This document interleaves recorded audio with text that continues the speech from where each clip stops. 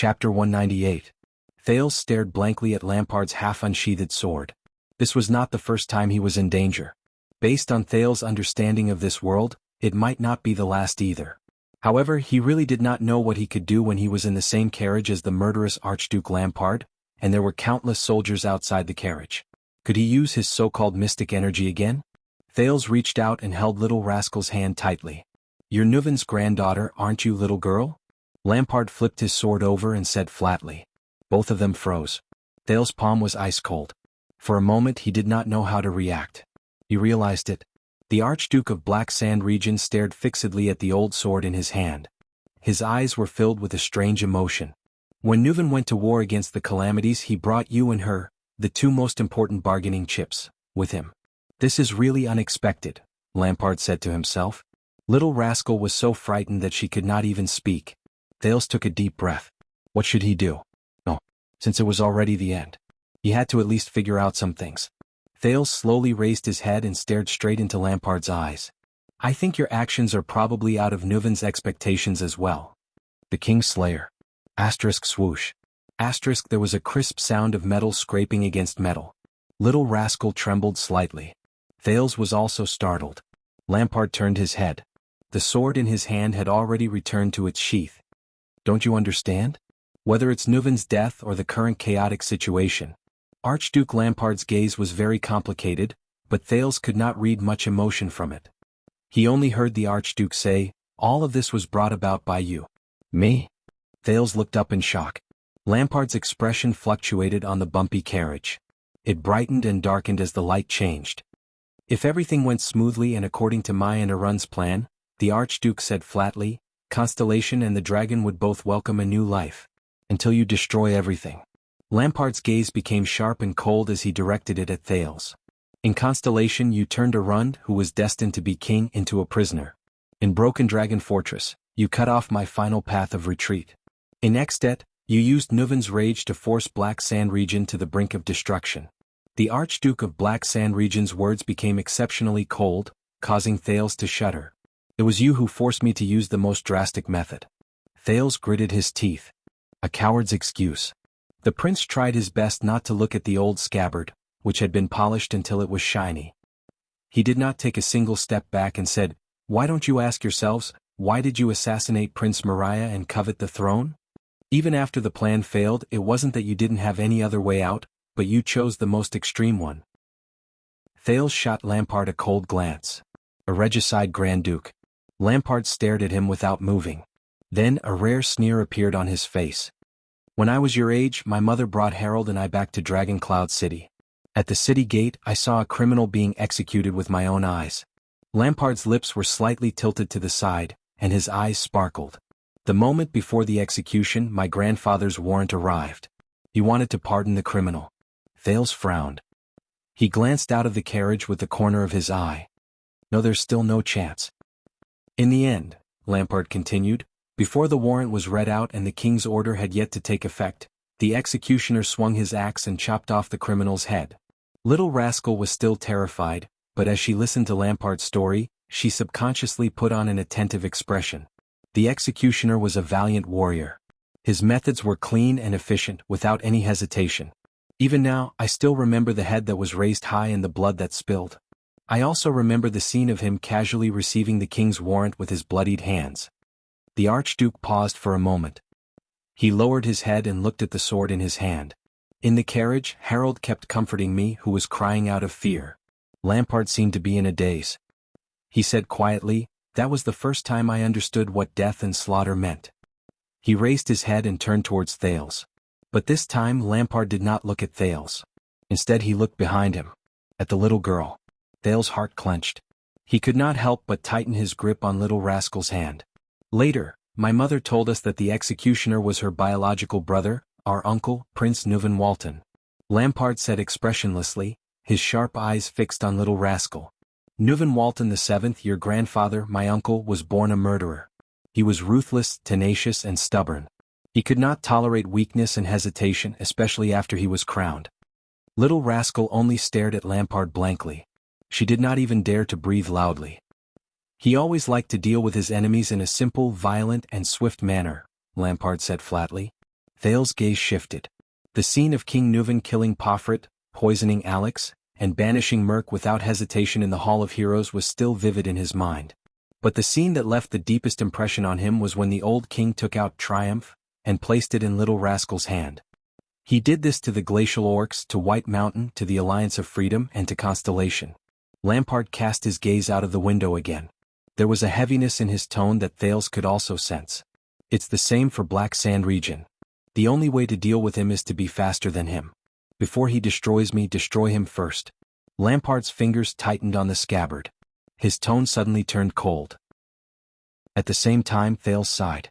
I understand, the prince suddenly said. His words were filled with exhaustion and emptiness. Start with the fortress. Lampard looked at him and raised his eyebrows slightly. What? Your plot. Thales leaned against the carriage, feeling a little down. It started when I was assassinated in front of the fortress and then entered your military camp, right? At that time, you knew very well that if you couldn't take down Broken Dragon Fortress, what awaited you would be King Nuvan's terrifying, storm-like vengeance. Thales raised his head and met Lampard's eyes. He said with certainty, from then on, you made up your mind to destroy Nuvan completely, before he destroyed you. Lampard's eyes narrowed slightly. He seemed a little surprised. Tell me about your plan. Thales raised his eyebrows and exhaled through his nose. You've schemed and schemed to complete an unprecedented feat, but you have no one to talk to. Must be very boring. Tell me, how did you accomplish all of this? Lampard's gaze was still fixed on him. He did not move. The carriage turned a corner. The inertia caused the prince and Little Rascal to lean slightly. Thales decided to take the initiative and let him lead the conversation. Just like the countless fieldwork and interviews in the dreams of his past life. So when you proposed to form an alliance with me in the tent, the prince said flatly, you actually had ill intentions? Perhaps it was to arrange something through me? For example, it would be more convenient to push the blame for King Nuvan's death onto him, just like what Lampard was doing now. Thales remembered the days in Black Sand military camp. An ally's sneak attack was always more effective than an enemy's face-to-face. He thought of Serena Corleone, the vicious beauty who taught him to be wary of his ally. Finally, Lampard snorted softly. No, at that time I really wanted to reconcile with you. I even thought of sharing my plan with you. The Archduke shook his head and his tone turned cold. Unfortunately, Thales' brain began to work. He had already determined the beginning of this plot. So, Pofrit. Thales' gaze flickered. When you were investigating your Mystic Gun unit and my assassination, you claimed that you found the disaster sword, but King Nuvan found out about it. Now, it seems that you deliberately leaked this information to King Nuvan, right? You knew that King Nuvan would first deal with this close enemy. Thales recalled the thrilling duel in Heroic Spirit Palace. Pofrit was actually betrayed by you to Dragon Cloud City. Lampard snorted coldly. Caslin, he said flatly as the carriage wheels scraped against the ground, my uncle used to be in the Tower of Eradication. He was very interested in the disaster sword, and at the same time he had a good relationship with Nuvan. So I leaked the information to him, and Nuvan would naturally find out from him. At the same time, he could also accomplish some other things. Caslin didn't know that you planned to kill the king, did he? Thales looked at him quietly, trying to find something from Lampard's gaze. I heard that he had a bad relationship with you. Lampard glanced at him thoughtfully. Thales could only avert his gaze. Lampard shook his head slowly. When you were assassinated, I knew that Pofrit was trying to set me up. That selfish and cowardly fellow was naive enough to think that we were just playing a game where he could take back his chips at any time and quit the game to cut his losses. Thales sighed. He paid the price. He betrayed his ally, and in the end he died because of his ally's betrayal. As you said, investigating this matter was only to leak this information to Nuvan. Of course, it was also to fill in the gaps in my troops. In fact, it was this investigation that gave me an unexpected discovery. Lampard's fingers gently stroked his sword. Thales raised his head. What discovery? Lampard gave him a mysterious look and shook his head. Thales looked at him quietly, but the other party had no intention of explaining at all. The prince could only sigh in his heart. So, you used Pofrit as a sacrificial pawn to attract King Nuvan's attention. Based on his experience in the interview, Thales chose to skip this point and continued the topic. And you were busy preparing your conspiracy. For example, you used my assassination as an excuse to brazenly send troops to the north to escort me.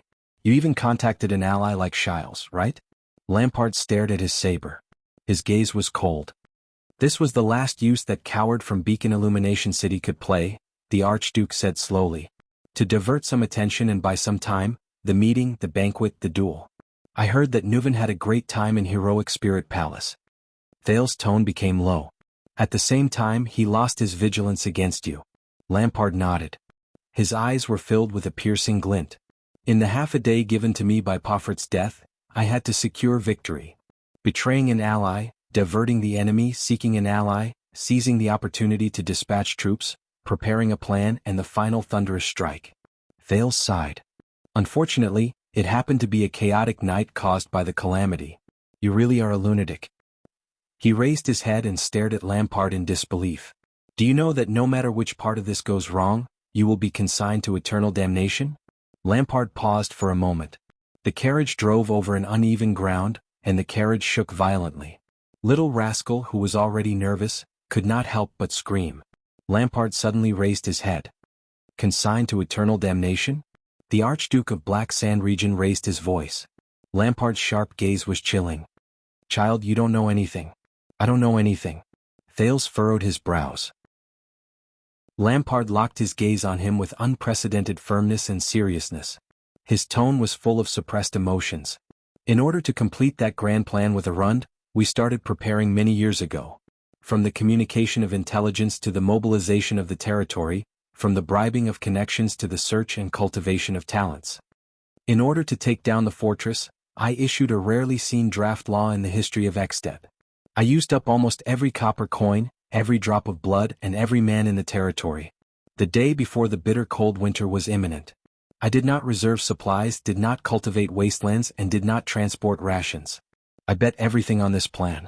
Thales was slightly stunned. Lampard continued, his tone becoming more and more urgent.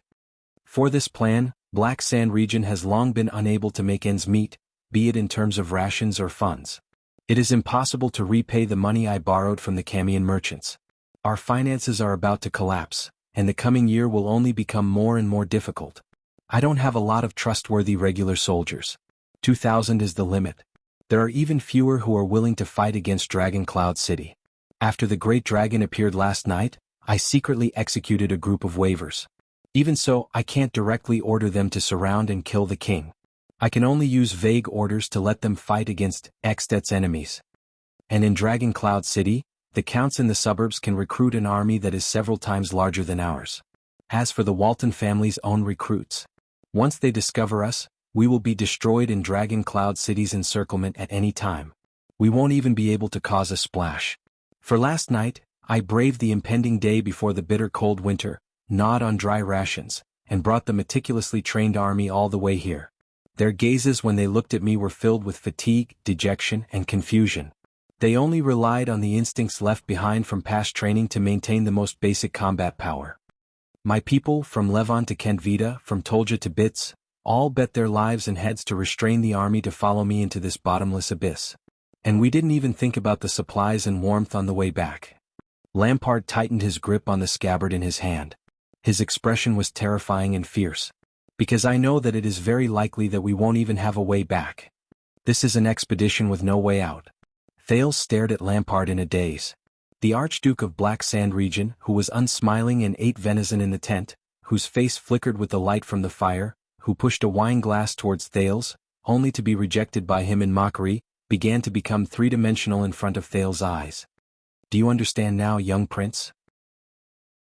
When you were sitting comfortably in Renaissance Palace receiving the royal family's name, and when your father was helping you eliminate enemies like a rund, the Archduke of Black Sand Region said slowly, Black Sand Region and I were already beyond redemption. What I did was to seize the last chance of survival in a hopeless situation that was already beyond redemption. I racked my brains to manipulate the situation and atmosphere, mobilized all possible and impossible manpower and connections, made countless promises from the Marquis of Good Flow City to the gang leaders, from Kemu Union's merchant group to the Armor District's information peddlers, from Shadow Shield to the Charlton family. I even asked Shiles to urge and intensify the conflict between you and Poffert at the fastest possible speed, and Lampard stopped talking. He took a deep breath and adjusted his emotions. Also that I could rush forward and deliver the final lightning-fast, fatal blow before Nuven realized it. The Archduke's eyes flashed. I can only sit here after experiencing all this. I have the future of our two kingdoms firmly in my hands. Thales stared at Lampard in a daze. It was as though he was getting to know him for the first time. The carriage drove through a street. The soldiers of Black Sand region cleared the way for them in a low-key but effective manner. Thales suddenly noticed that compared to the last time they met, Lampard's hair had turned much whiter, and he looked more haggard. His lips were pale and his eyes were sunken.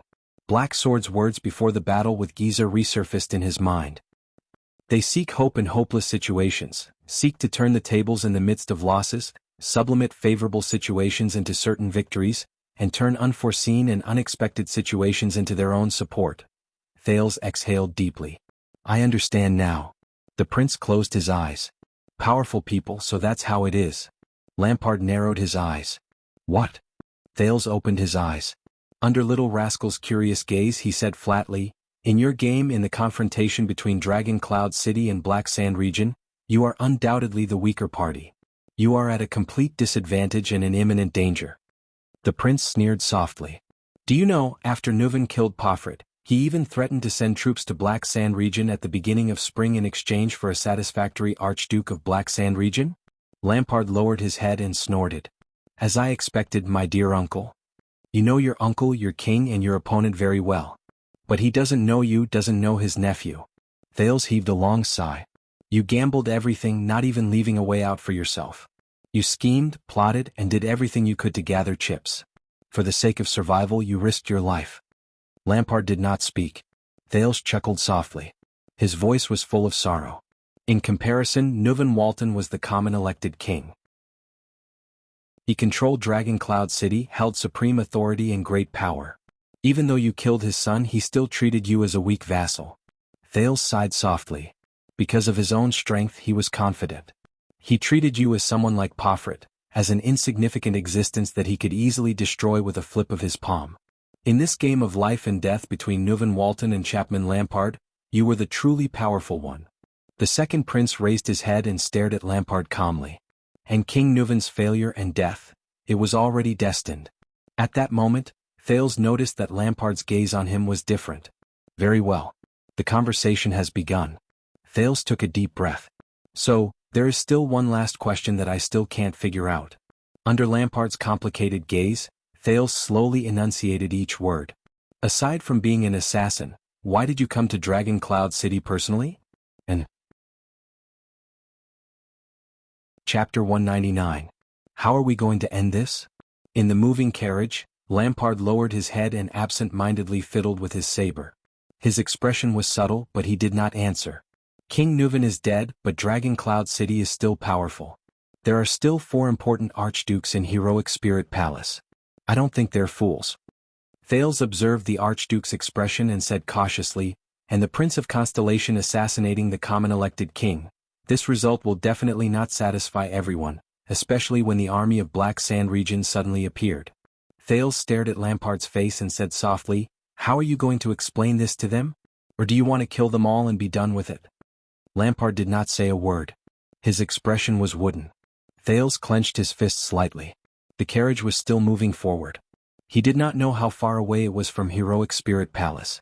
He also did not know how far away he was from the end of his life. There's no other way. I have to take a drastic measure. Thales took a deep breath and said flatly, if nothing goes wrong once the news of Nuven's death spreads, the King's Selection Congress will be held soon. Do you think you still have a chance? As expected, Lampard's gaze moved and he looked at him. Thales suppressed the nervousness in his heart and responded with the calmest expression. Not to mention that you're Nuven's enemy and have a terrible reputation for killing your brother, Thales said word by word. The archdukes will not let you become king. Lampard's gaze was fixed on his sword. King? The archduke raised his voice and uttered the word in a questioning tone. Then he snorted softly and repeated it sarcastically. King. You were born in the Jadestar royal family, a descendant of the emperor, the natural, legitimate, and legal ruling family of Constellation, Lampard said faintly. Of course you don't have such concerns, do you? Thales' heart skipped a beat. At that moment he seemed to have caught on to something. Concerns? He asked naturally. Lampard ignored him. His sharp gaze was still fixed on his old sword. Since Nuven's grandfather, they viewed Black Sand region as a thorn in their side. At that time, The Walton family had already monopolized the throne of Dragon Cloud City. Little rascal blinked. When it came to Nuven's father, the Walton family began to attempt to control Black Sand region, Lampard continued. His gaze was a little dazed. For example, recruiting the youngest son of the Archduke of Black Sand region into the White Blade Guards, or marrying his daughter, the noble princess of Extet, to her father, the heir of the Archduke of Black Sand region, in the name of the king. Thales furrowed his brows slightly. He seemed to have heard a similar story during the duel between King Nuven and Pofred. That's how my parents got married. Lampard sighed. Then a rare smile appeared on the Archduke of Black Sand region's face. Unexpectedly, this marriage, which was purely based on the king's will, turned out to be a good one. According to the old servants, my mother did everything she could to make my father fall in love with her. She gave birth to 2 sons and 3 daughters for him. This love lasted until my father became the Archduke. The carriage entered a narrow alley. It seemed to be taking a shortcut or taking a detour. Lampard continued to speak. Just like that, my father resisted the corruption of Dragon Cloud City with his own power, even though this corruption originated from the woman he loved the most by his side, his family and power. He hovered in this balance all his life. Thales and Little Rascal listened quietly. Such an Archduke of Black Sand region was rare. Since we were very young, Harold and I were brought back and forth between Dragon Cloud City and Black Sand region by our mother. Archduke Lampard exhaled. His eyes were filled with nostalgia. Until we came of age, until Harold took over the governance of Black Sand region. Harold? Thales' heart skipped a beat. The name seemed a little unfamiliar. He is? Lampard paused for a moment. Harold Lampard, my eldest brother. Gloom and mockery flashed in the Archduke's eyes. A ridiculous fool. There's no one more foolish than him in the world, he said faintly. Little Rascal seemed to recall something. She stared at Lampard with a slightly pale face. Thales sensed a different emotion in Lampard's tone. You don't have a brother, do you? Lampard's gaze was still fixed on the sword. A few seconds later he said desolately, how lucky. Thales raised his eyebrows. He remembered the 2 small stone jars in the Jadestar family tomb. His elder sister and brother in name. Lydia and Luther Jadestar. Lampard gently pulled out his saber. The Archduke's expression was complicated. His fingers gently stroked the sharp blade. Until 12 years ago. Lampard raised his head slightly and looked at Thales. His tone turned cold. Everything changed. His action sent a chill down the prince's spine. Wait a minute. Thales' brain began to work. 12 years ago. 12 years ago again? That means, an unprecedented civil strife broke out in Constellation. It was extremely chaotic. Lampard's voice rang in the carriage, narrating the history that Thales was all too familiar with. Since the Fourth Peninsular War, Extet has been waiting for a rare opportunity in 100 years, to unify Northland and completely eliminate the threat from Broken Dragon Fortress. Thales stared at the sword in Lampard's hand in a daze. Nuven is ready to send his troops south. He has contacted almost every Archduke. As a response, Harold, as the heir of Black Sand region, was sent to attend the meeting of all the Archdukes in Dragon Cloud City. Lampard inhaled a mouthful of cold air slowly and continued. An accident happened. Thales thought of something. One of Harold's followers suddenly went berserk and assassinated Nuven's eldest son. Lampard's rough voice was deep and dignified, as if there was a hidden power in it. He snorted coldly. Prince Soria, who thought himself infallible, was cruel and bloodthirsty, and was practically carved from the same mold as his father, died in Harold's group. At that moment, Thales' heart skipped a beat. The second prince digested Lampard's story without moving. Little Rascal's grip on his hand grew tighter and tighter. He had heard this story before. Last night. The news reached Black Sand region. Lampard pressed on the hilt of his sword. His expression was cold. Father was even prepared for Nuven to make a big fuss and start a war with Dragon Cloud City. Unexpectedly, Harold, who was supposed to be responsible for this, was not reprimanded at all, let alone imprisoned or detained. Nuven comforted him with soft words and personally exonerated him. He even allowed him to participate in the conference and sent him back to Black Sand region with great courtesy. Lampard sneered.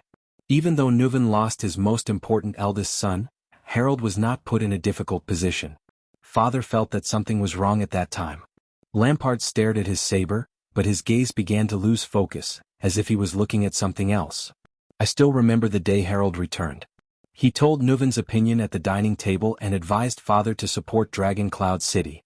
He even wanted to allow the king's officials to be stationed there in preparation for the war. Father and him had a heated argument. I had to stand between them so that they would not draw their swords against each other, the Archduke said slowly. It was also on that day that father suddenly realized that Harold Lampard, the eldest son and heir he had high hopes for, had become the strongest supporter and follower of Dragon Cloud City and the common elected king over the past 30 years, just like his youngest brother, Caslin. Thales frowned deeply.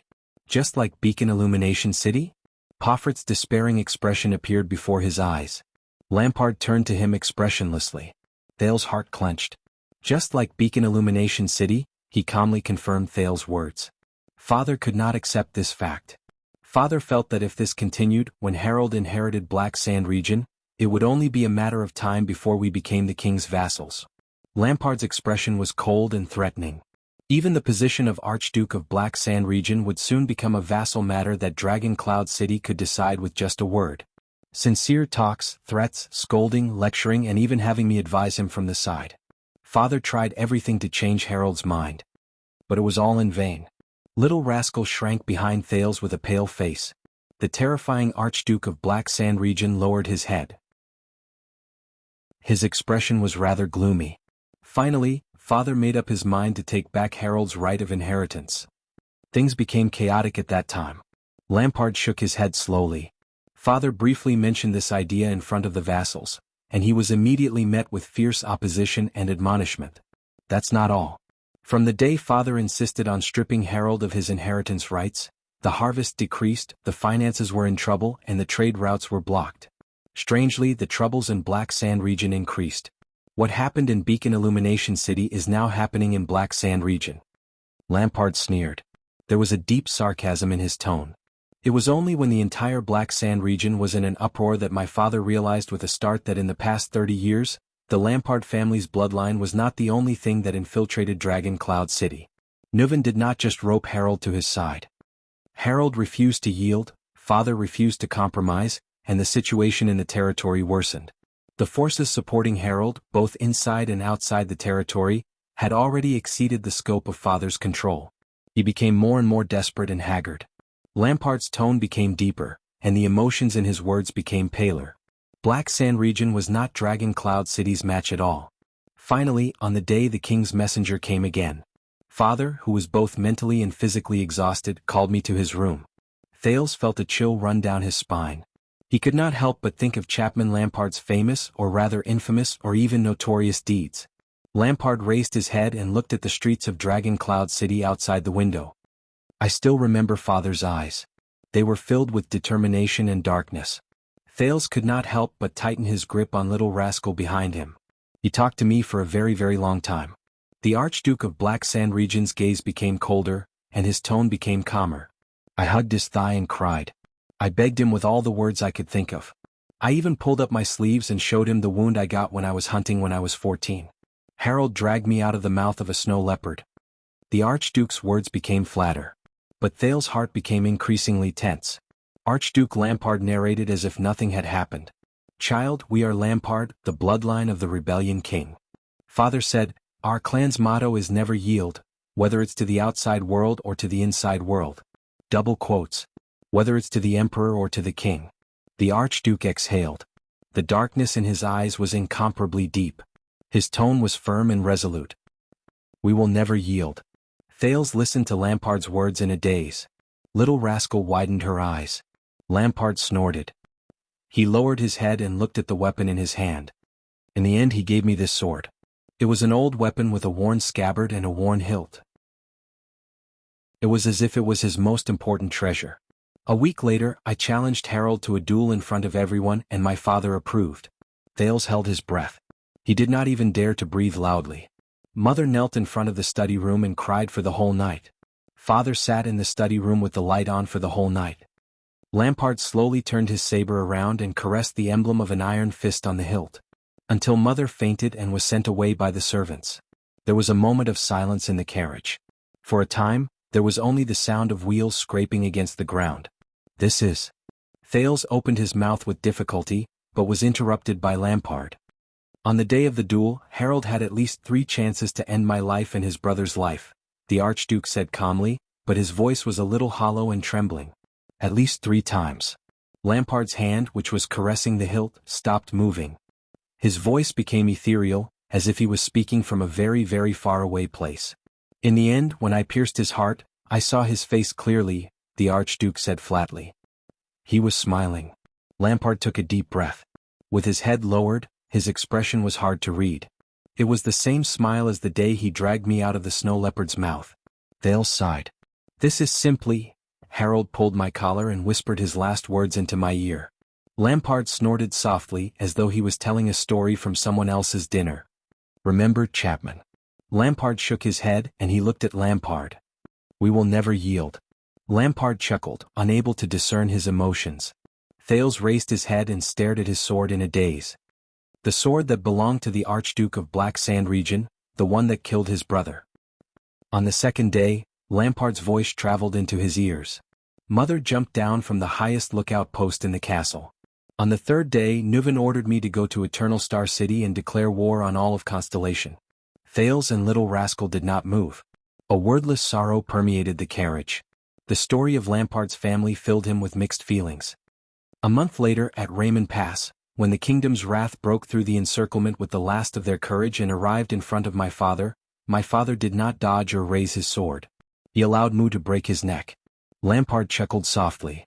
It was only later that I suddenly realized that my father was probably seeking death. Perhaps he could reunite with my mother and Harold under Hell's River. Lampard did not speak anymore. Thales exhaled slowly. So, everything you did was for revenge?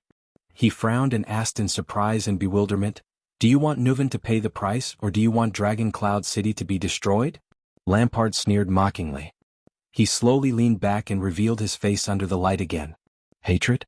That ridiculous thing. Don't compare me to a coward like Pofret. Thales furrowed his brows. Then why are you telling me this story? The prince asked, puzzled. Don't tell me that you just want to talk to a dying man. The Archduke of Black Sand region's gaze slowly darkened. Lampard looked at him condescendingly and shook his head slowly. His voice was low and cold and his words were chilling. You are indeed very special, child, but your vision is still stuck at the level of those mediocre people. As for what I really want, compared to self-preservation, revenge, the death of a king, and the destruction of a territory, Lampard inhaled slowly and said in a firm tone, I want a little more than that. Thales stared at Lampard's face seriously, quickly trying to figure out what he was thinking. Of course. Lampard snorted softly. You were born in the Jadestar royal family, and lived in the era after the virtuous king. You will not understand this kind of sorrow. The Archduke's words ended there. Lampard closed his saber and said no more. Thales was slightly stunned. The virtuous king. It was not the first time he heard this title from the Northlanders. The last time he heard it was from King Nuven. At that time Thales did not react. But this time Thales remembered. He subconsciously touched his chest. The virtuous king Mindy's Jadestar III. One of the 3 kings of Constellation. A king is not respected by his bloodline, but his bloodline is glorious because of the king. What? Why did King Nuven and Archduke Lampard mention this supreme king of Constellation from more than 100 years ago? What did he do? And what did Lampard want? Thales lowered his head deeply. I don't understand. Thales panted rapidly, trying to sort out everything that was confusing. I thought everything that happened last night was just a desperate counterattack that you had no choice but to do to protect yourself. It was a quick move that you made to fight back with your life on the line. If Black Sand region did not do this, then Dragon Cloud City would. Lampard turned his gaze and looked at him thoughtfully. Thales bit his lower lip. You roped in other forces like Shiles, mobilized so many troops into the city, replaced them right under the secret room's nose, and even bribed assassins to assassinate the king. The second prince raised his head and said anxiously, your plan was not thorough at all. If it was not a coincidence like the invasion of the Calamities, which caused the king to leave the protection of the White Blade Guards, you would not have succeeded at all. At this moment, Lampard snorted coldly and interrupted Thales' words. Coincidence? The Archduke of Black Sand region's gaze sharpened again. Indeed. Normally, my flawed plan would not have stood a chance at all, Lampard said calmly. The common elected king, heavily protected by the White Blade Guards, sits in the tallest building in the city, Heroic Spirit Palace, controls the indestructible Dragon Cloud City, controls the most abundant and valiant soldiers, enjoys the best supplies and weapons, and even has eyes and ears like the secret room. Even if all 2,000 of my men are supreme-class warriors, it is impossible to kill him under these circumstances. Thales was slightly stunned. So, you're right. If there were no accidents brought by the calamities, chaos in Dragon Cloud City, negligence in the city gates and gatehouse, the king's enlistment ban, the White Blade Guard's mistakes, the emptiness of Heroic Spirit Palace, and martial law in Shield District, Lampard said softly. Then it would have been impossible to accomplish this with just the cooperation between me, Shiles, Vlad, or other allies. Thales' gaze froze. He heard another hint in Lampard's words.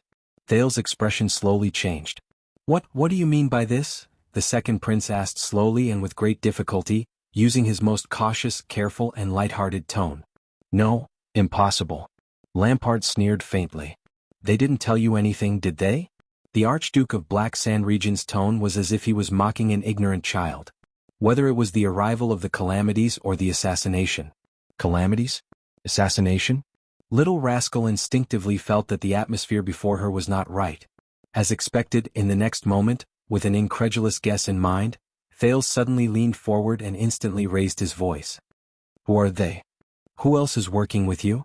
Lampard shook his head slowly. His eyes were full of disdain and sneer. Take a guess. The Archduke of Black Sand Region's voice was very calm, as if this was a very relaxing conversation.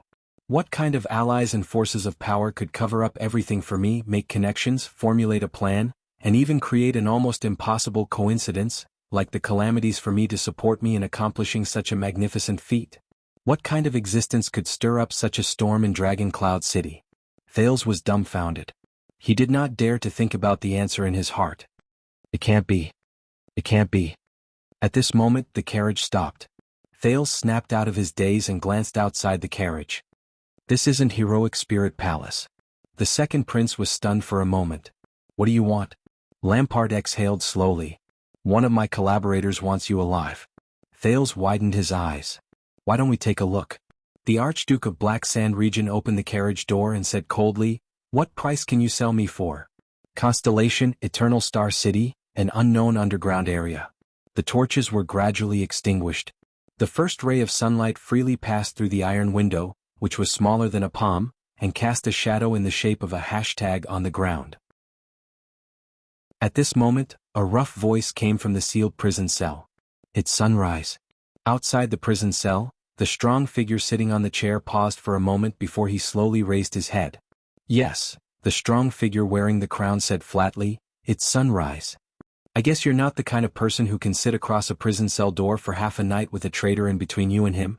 The Duke of Northern Territory in the cell asked in a mocking tone through the sluice on the cell door. What happened? The figure on the chair said in a heavy and imposing voice, You noticed. Whenever you have something on your mind, you sit alone in a daze. Valerun snorted softly. I still remember when you were sent to Western City Police Station for an internship because you caused a ruckus in Red Street Market. On your first day on duty, you came back with a bloody nose and a swollen face. That's how you look. The muscular figure trembled slightly. At that moment, his voice was mixed with a hint of liveliness and laughter. You know, Gines is very strong. The Duke of the Northern Region replied with a disdainful snort. Silence. After a while, the well-built figure rubbed the Jade Star badge on his hand. Wah, will you miss them? The prisoner behind the small gate seemed to be slightly stunned. Who? The Duke asked in a low voice. The muscular figure revealed a pair of tired blue eyes, which were filled with unknown emotions. Family, he said calmly. His voice was still deep. The people we are used to but only remember after we lose them. The person in the cell did not speak. Thus the muscular figure continued. For example, old Duke Arund, your brothers, Lohan, Kol Nurenor, your sister, your wife, your eldest son and second son. Boom. A loud hammering sound came from behind the cell. Enough. The Duke was panting heavily. He had been suppressing his anger for a long time. What's the point of saying all this now? There were a few seconds of silence. No, this is meaningful. The muscular figure slowly stood up. It's about time, he said faintly. The prisoner behind the cell did not answer. I came here to tell you, the visitor outside the cell slowly said, the culprit who caused the Northern Territory to turn into a river of blood 12 years ago, the King of Extet who gathered his army and invaded the south. The Duke of the Northern Territory behind the cell door paused for a moment. His face reappeared at the opening of the gate. His breathing became heavier. Over there he looked outside the prison cell at the Supreme King of Constellation, Kessel V. With his tall and sturdy posture, he spoke in the coldest and most terrifying tone in his deep voice.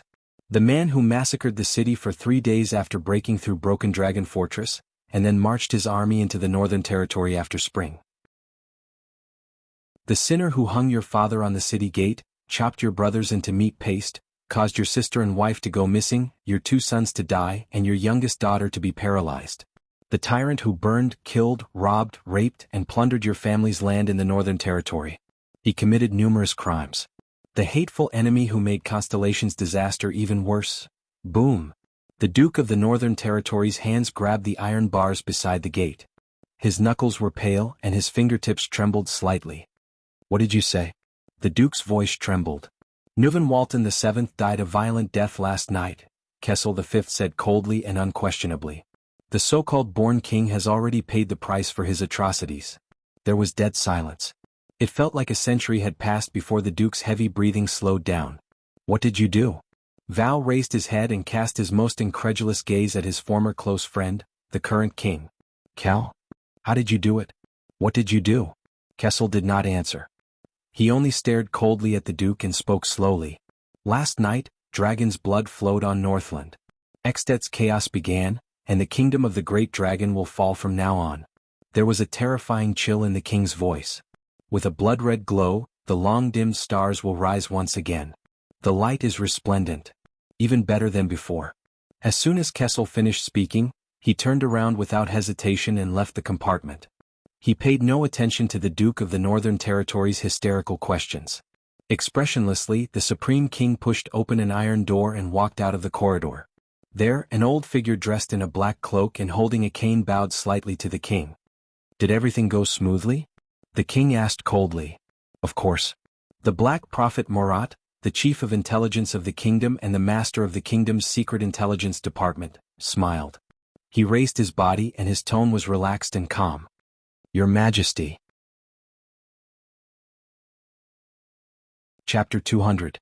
Lampard alighted from the carriage alone. The door of the carriage was shut tightly again. Clearly he had no intention of letting Thales go down with him. Still immersed in the information revealed by Lampard, Thales held onto the carriage and steadied himself in shock and bewilderment. Under Little Rascal's worried gaze, he pressed his face against the window of the carriage. Lampard said that someone wants me alive. Who is it? Who would want to keep me alive? Is it really what I think it is? Thales' thoughts were interrupted by the scene before him. It was not a big alley, and it had already been cleared out by Black Sand Region soldiers dressed in patrol uniforms. They had cleared out a slightly bigger empty space. Archduke Lampard regained his stern expression. Holding onto his saber, he took steady steps towards the center of the alley. There, a fair-skinned man in a thick cotton-padded jacket waited for the Archduke's arrival with a relaxed expression. Thales' eyebrows twitched slightly. He did not know this man, who was almost no different from an ordinary Northlander. The man smiled and pressed his hand against his chest. He bowed at Lampard, his lips moving slightly. Lampard nodded slightly and said something as well. Who is that? Little Rascal moved her head closer to Thales. I don't know. Thales frowned. Lampard and Little Rascal did not speak loudly. He could not hear them sitting in the carriage. But this concerned his survival. Thales told himself that he had to hear it. He had to. Thales clenched his fists and closed his eyes gently. He recalled the unique feeling of being on the brink of death over and over again. According to Black Sword, he repeatedly hinted to himself, as if there was another person residing in his body. This is for survival. Help me. 1 second, 2 seconds, 3 seconds. Finally, the familiar fluctuation struck him again.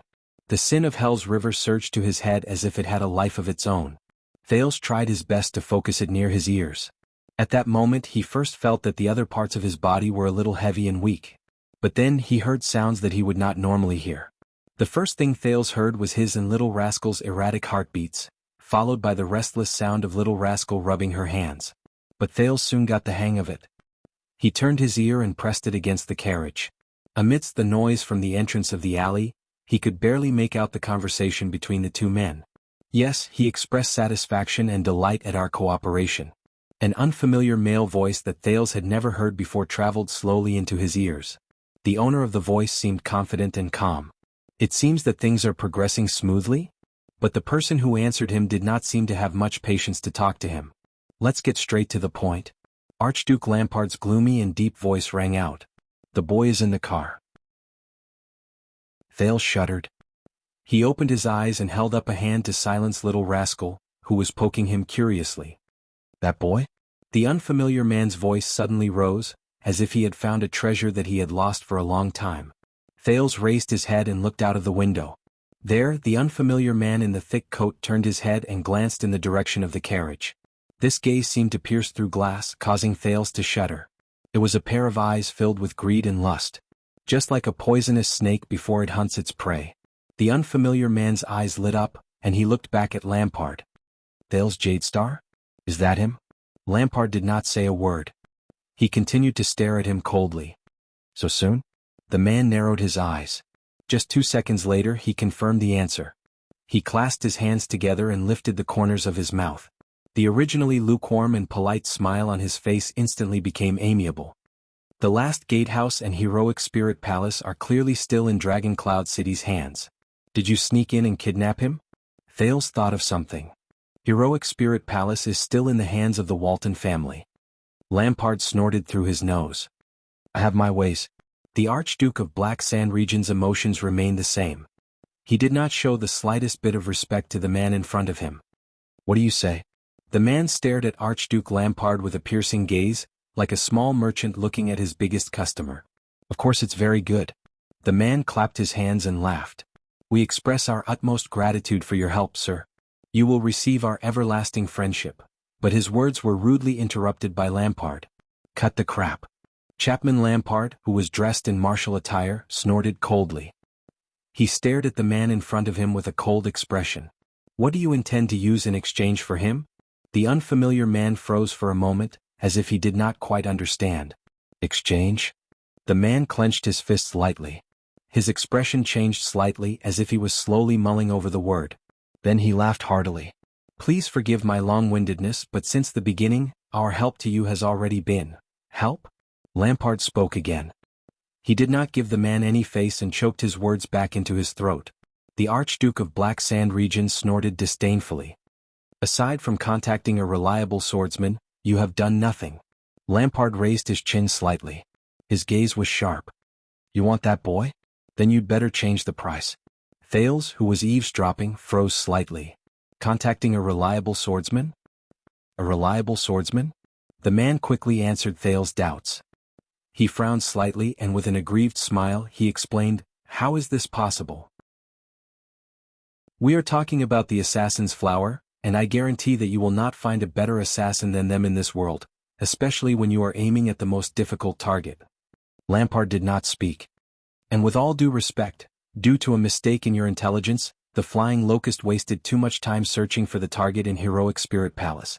The man shook his head and sighed. If it were not for our men discovering the target's whereabouts in time, the Flying Locust would not have been able to complete the mission, and you would not have been able to. The man stopped himself. He frowned and saw Lampard shaking his head slowly. As far as I know, Bennett Charlton is not one of you. He relies on his own sword to make a living, so I will discuss the reward with him alone. Lampard's voice was not loud, but there was an unquestionable tone to it. As for you, don't bargain with other people's bargaining chips if you still want to take that boy, that prince. In the carriage, Thales listened to the two conversations in which he was the main character. Suddenly he figured out something in his mind. Bennett Charlton descended from the cliff of the sky and assassinated King Nuvan in Shield District. But according to that man, in other words, the reason why Lampard appeared in front of me with an army, the man did not speak again. He just looked at Lampard quietly, and there was a complicated look in his eyes. Lampard continued to stare back at him expressionlessly. In the end, the man was defeated by Lampard's gaze. He sighed. You are really greedy. We are not talking, Lampard shook his head and said coldly. He then turned around and left. The man's expression changed. What a stingy and petty archduke, he said impatiently in his heart. All right, your grace. He called out to Lampard, feeling a little vexed. The unfamiliar man shrugged as if there was nothing he could do, but there was a strange light in his eyes. As long as you are willing to hand over that boy to us, the man exhaled slowly, and his expression returned to the strange smile from before. We have a wide range of resources and manpower, from Anlenzo Dukedom to Valir Gang, from Crystal Jade City to the Three Devil Islands, and even in Extet. The man chuckled. I bet that the new Extet will need us in many areas. After all, not everyone will serve a fierce suzerain who is suspected of regicide. We can help you to pacify the situation in the country. If there is any blind vassal who is difficult for you to deal with, resources, manpower, difficult to deal with, Thale's heart skipped a beat. At that moment he suddenly knew the identity of the man in front of him. However, Lampard's reply was only two cold words, not enough. The man was slightly stunned. He frowned as if he was thinking carefully. After a while, he unfurrowed his brows and said cautiously, which was rare for him, if this does not satisfy you, we still have a lot of information, be it political scandals or national secrets. With some operations or even adjustments, it will be enough to cause a huge uproar in some small countries. The man's tone was no longer as relaxed as before. In Thale's ears he was speaking faster and faster. As far as I know, Extet has always been paying close attention to the situation in the west and the front line of the Golden Passage. We can make the Alliance of Freedom fall into internal strife for a few years, and we can also make White Mountain suffer. If your ambition is more than that, Thales clenched his fists and gulped softly. Not good. This sounds, not enough. Out of Thales' expectations, Lampard's reply was still only two cold words. This time, the man's expression finally stiffened like never before. He scrutinized Archduke Lampard for a few seconds. The man closed his eyes and exhaled a breath of hot air through his nose. When he opened his eyes again, apart from the seriousness in them, there was also a murderous coldness in them. Then what do you want? There was already a hint of impatience in the man's words. His tone began to calm down. Power? We can be your eyes, ears and feet. We can use swords, shields and horses to serve your ambition. Well, although our inventory can't compare to that of a country, some rare treasures are rare even for the royal families of various countries. Beauty? We can. No, I believe that you are not such a low-class person. So, Your Grace, what is the price you have in mind? The man took a deep breath. The smile on his face had already disappeared without a trace. As long as you say it, we can discuss it. Lampard fixed his gaze on him. At some point in time, a mocking smile had already appeared on the corners of his lips. My price. The Archduke of Black Sand Region snorted coldly. This caused a hint of displeasure to flash across the man's eyes. As the organization's signature assassins, and even the intelligence secrets that you rely on for a living, just for that boy, you are willing to pay such a price without hesitation. Lampard suddenly took a step forward and slowly approached the unfamiliar man. His gaze was like a ferocious beast that had been lying dormant for a long time. This only proves one thing. The man's heart trembled.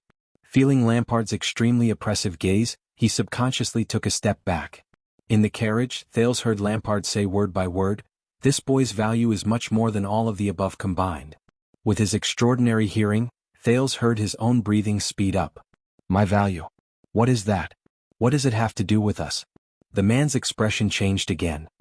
He widened his eyes and watched as Lampard slowly placed his hand on the saber at his waist. The Archduke's military uniform let out a scraping sound. There must be some secret on him that I don't know about, Lampard said in a low voice. His gaze lingered on the man's fluctuating expression. My request is very simple. I want that secret. The reason why you have schemed so hard to get him. Once Lampard's voice faded away, both of them stopped talking. The negotiation returned to silence. For a moment, only the faint sounds of people coming from outside the alley could be heard. The atmosphere of the conversation became strange. Both of them remained motionless as they confronted each other. Even the anxious Thales could not help but want to get down from the carriage to urge him. Your Honorable Archduke, you haven't even taken down Dragon Cloud City and Extet yet, and you're already thinking about other things? Finally, the unfamiliar man spoke slowly. There was a calmness and callousness in his voice that made people feel uneasy. You have such a bright future ahead of you. Why are you so ambitious? Thales could not help but purse his lips. I've already stated my price. Lampard did not have the slightest interest in talking to the other party. He looked at the man coldly. Tell me, why is he so important to you?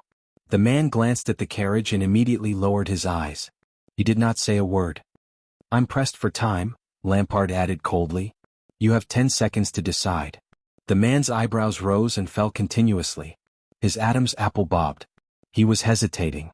At that moment even Thales held his breath. You know he's a prince. The man exhaled and slowly said, naturally a prince is very precious. Lampard snorted disdainfully. Don't tell me you're going to exchange him for ransom with Constellation. Why not? The man flashed a smile that he had not shown for a long time, but his eyes were filled with gloom. Everyone knows the Jade Star royal family's wealth. Then why don't I kidnap him and exchange him for ransom myself? Lampard quickly retorted with a dignified voice. Why should I make a deal with you? The man clenched his teeth lightly. Your Grace, I thought we came here today, the man replied with an unpleasant expression. But Lampard interrupted him again, disregarding his feelings. Actually, I've guessed a little. The Archduke raised his head slightly. The saber in his hand rang softly. Previously, when you arranged for the spies in my army to assassinate him, you did not hesitate. But today you said that you want him alive. Thales gritted his teeth lightly. That's right. Lampard was talking about the assassination attempt with the mystic gun under Broken Dragon Fortress. If I connect this with Poffert's last words? Previously, you thought that it would be fine as long as he was dead. Now, you want to have the prince alive in your hands, Lampard said in a low voice. Your scheme is related to the ownership of the throne of Constellation, isn't it? The man narrowed his eyes slightly. From afar he looked like a venomous snake sticking out its tongue. But Lampard's next words made the man's expression change abruptly. What you did in Constellation 12 years ago was also related to this? The man was not the only one whose expression changed drastically. There was also Thales in the carriage. The bloody ear. He did not expect to come into contact with the secret that had troubled him for a long time under such circumstances. And the reason why you changed your mind and no longer wanted him dead. Lampard had completely taken control of the rhythm of the conversation. He tilted his head. His eyes seemed to contain the ice and snow of the entire winter. It was a big shot in your organization who came and overturned all the expectations of you small fries, right? The man's expression became more and more unpleasant. Lampard said flatly, was it him? Thales raised his head slightly. A question arose in his heart. The man opened his mouth. He first took a deep breath before he looked up. You don't have to worry about this. The man's expression was filled with coldness and rejection. In short, we need that boy. Of course. Lampard raised his left hand slightly in the direction of the carriage and said softly, but the premise is that you tell me exactly why you want this boy. The man stared at Lampard quietly, as if trying to find something from this face that was full of vicissitudes of life. Yes, that's right, the unfamiliar man said slowly. If we control this boy, we control the throne of Constellation, don't we? When the time comes, it will also be of great help to you. Lampard did not let him continue. I'm tired of your nonsense, errand boy. The Archduke of Black Sand Region's words were calm. There was a hint of indifference in his tone. Where's that big shot of yours? Where's the one who keeps his word? The man's expression changed again. Lampard stared at him expressionlessly. Your Grace, you are an ally that we value and cherish very much. He let out a long sigh as if he had made up his mind about something. For the sake of more, deeper and more important cooperation in the future, why can't we show some sincerity and goodwill to each other and leave some leeway for each other? The man said quietly. Lampard looked at the man and also let out a long breath. The principle of cooperation is fairness. The Archduke's expression did not change. He said flatly, you haven't done anything, and you want to take away such an important bargaining chip from me? The man raised his eyelids slightly. His pupils reflected a different kind of coldness. Haven't done anything? The unfamiliar man sneered softly. Believe me, Your Grace, if it comes to the point where we really want to do something, you won't want to see that day. A strange look flashed in Lampard's eyes. What do you mean by this? The Archduke of Black Sand Region said softly and slowly, enunciating each word clearly. It was as if he was afraid to wake up the people who were sleeping soundly in the morning. Thales instinctively felt that something was wrong. However, the man seemed to be oblivious to the Archduke's expression and tone. The corners of his lips curled up slightly. What I mean is, no matter how confident a person is, if they want to make an enemy out of us, they better think twice. The unfamiliar man raised his hand and tidied his robe. There was a deep chill in his words. Why don't you take a look at Constellation's 82nd? The man snorted coldly. And his terrifying eldest son, look at where they are now. Thales slowly furrowed his brows. Lampard stared at him without moving an inch. His expression did not change at all, but there was an indescribable color dancing in his eyes. The man put down his hands and raised his head to look straight at Archduke Lampard. His tone was filled with a strange emotion. "Are their examples not enough to attract your attention?" Lampard did not answer the man before him. He responded with the most direct action. Chapter 201. Thought. Before the man's astonished expression could show on his face, he was lifted into the air by the burly Lampard. Watching everything outside the window, Thales and Little Rascal were both shocked. Why did he? Little Rascal shrank back in fear. Quiet, continue watching. Thales observed the situation calmly and stopped Little Rascal from speaking. The strange man was suddenly in danger. He reacted quickly and extended both his hands. A dagger and an awl appeared in his hands in an instant, and he thrust them towards Lampard. However, his arms were only extended halfway before they were firmly clamped by another person from behind. One of the 5 war generals of Extet who had escorted Thales all the way to Dragon Cloud City, Black Sand Region's Fire Knight, Lord Tolja, appeared behind the strange man. With a cold expression, he held the man's struggling arms. Lampard continued to choke him, his face expressionless. The man, who was having difficulty breathing, widened his eyes. He wanted to say something but he could not. In the next second, Tolja twisted his hands. Crack. The sound of muscles dislocating was heard. The man shuddered violently, closed his eyes and moaned in pain. Tolja loosened his grip. The man's arms hung limply behind him, and the dagger and awl fell to the ground simultaneously. Clang. I gave you a chance, Lampard said coldly. What? The man broke out in a cold sweat and uttered with difficulty. Have you ever heard of this saying? Lampard said coldly, if you treat others like fools, you must be prepared to be treated like fools. The man mumbled desperately. Lampard loosened his grip slightly. Traitor. Getting a hard-won breath of air, the man gritted his teeth and said with a ferocious expression, We've arranged so much for you but before he could continue, Lampard tightened his grip on his neck again. I've had enough. The Archduke of Black Sand Region's expression was as cold as ice that had been frozen for 10,000 years, but his eyes were filled with murderous intent. Charlton was the one who made the move, Khemu Union was the one who pulled the strings, the gangs contributed their strength, Black Sand Region was the one who gambled everything, and my troops were the ones who controlled the situation. The top secret information and cover, including the most crucial calamity, were all thanks to those people from the south. Other than moving your lips, you bastards haven't done anything at all. Calamity. The group of people in the south. When he heard the key words, Thales sucked in a breath in a daze. Outside the carriage, everything was still going on. Lampard strangled the man's neck while Lord Tolja stood behind the man, watching with cold eyes. You're clearly unwilling to pay anything, but you're fanning the flames and adding fuel to the fire, yet you still want to sit back and enjoy the fruits of others' labor. Lampard's voice contained a chilling, murderous intent. And you still dare to threaten me? The Grand Duke raised his eyes slightly, his tone suddenly rising. What gives you such confidence? Those hidden arrows in the sewers?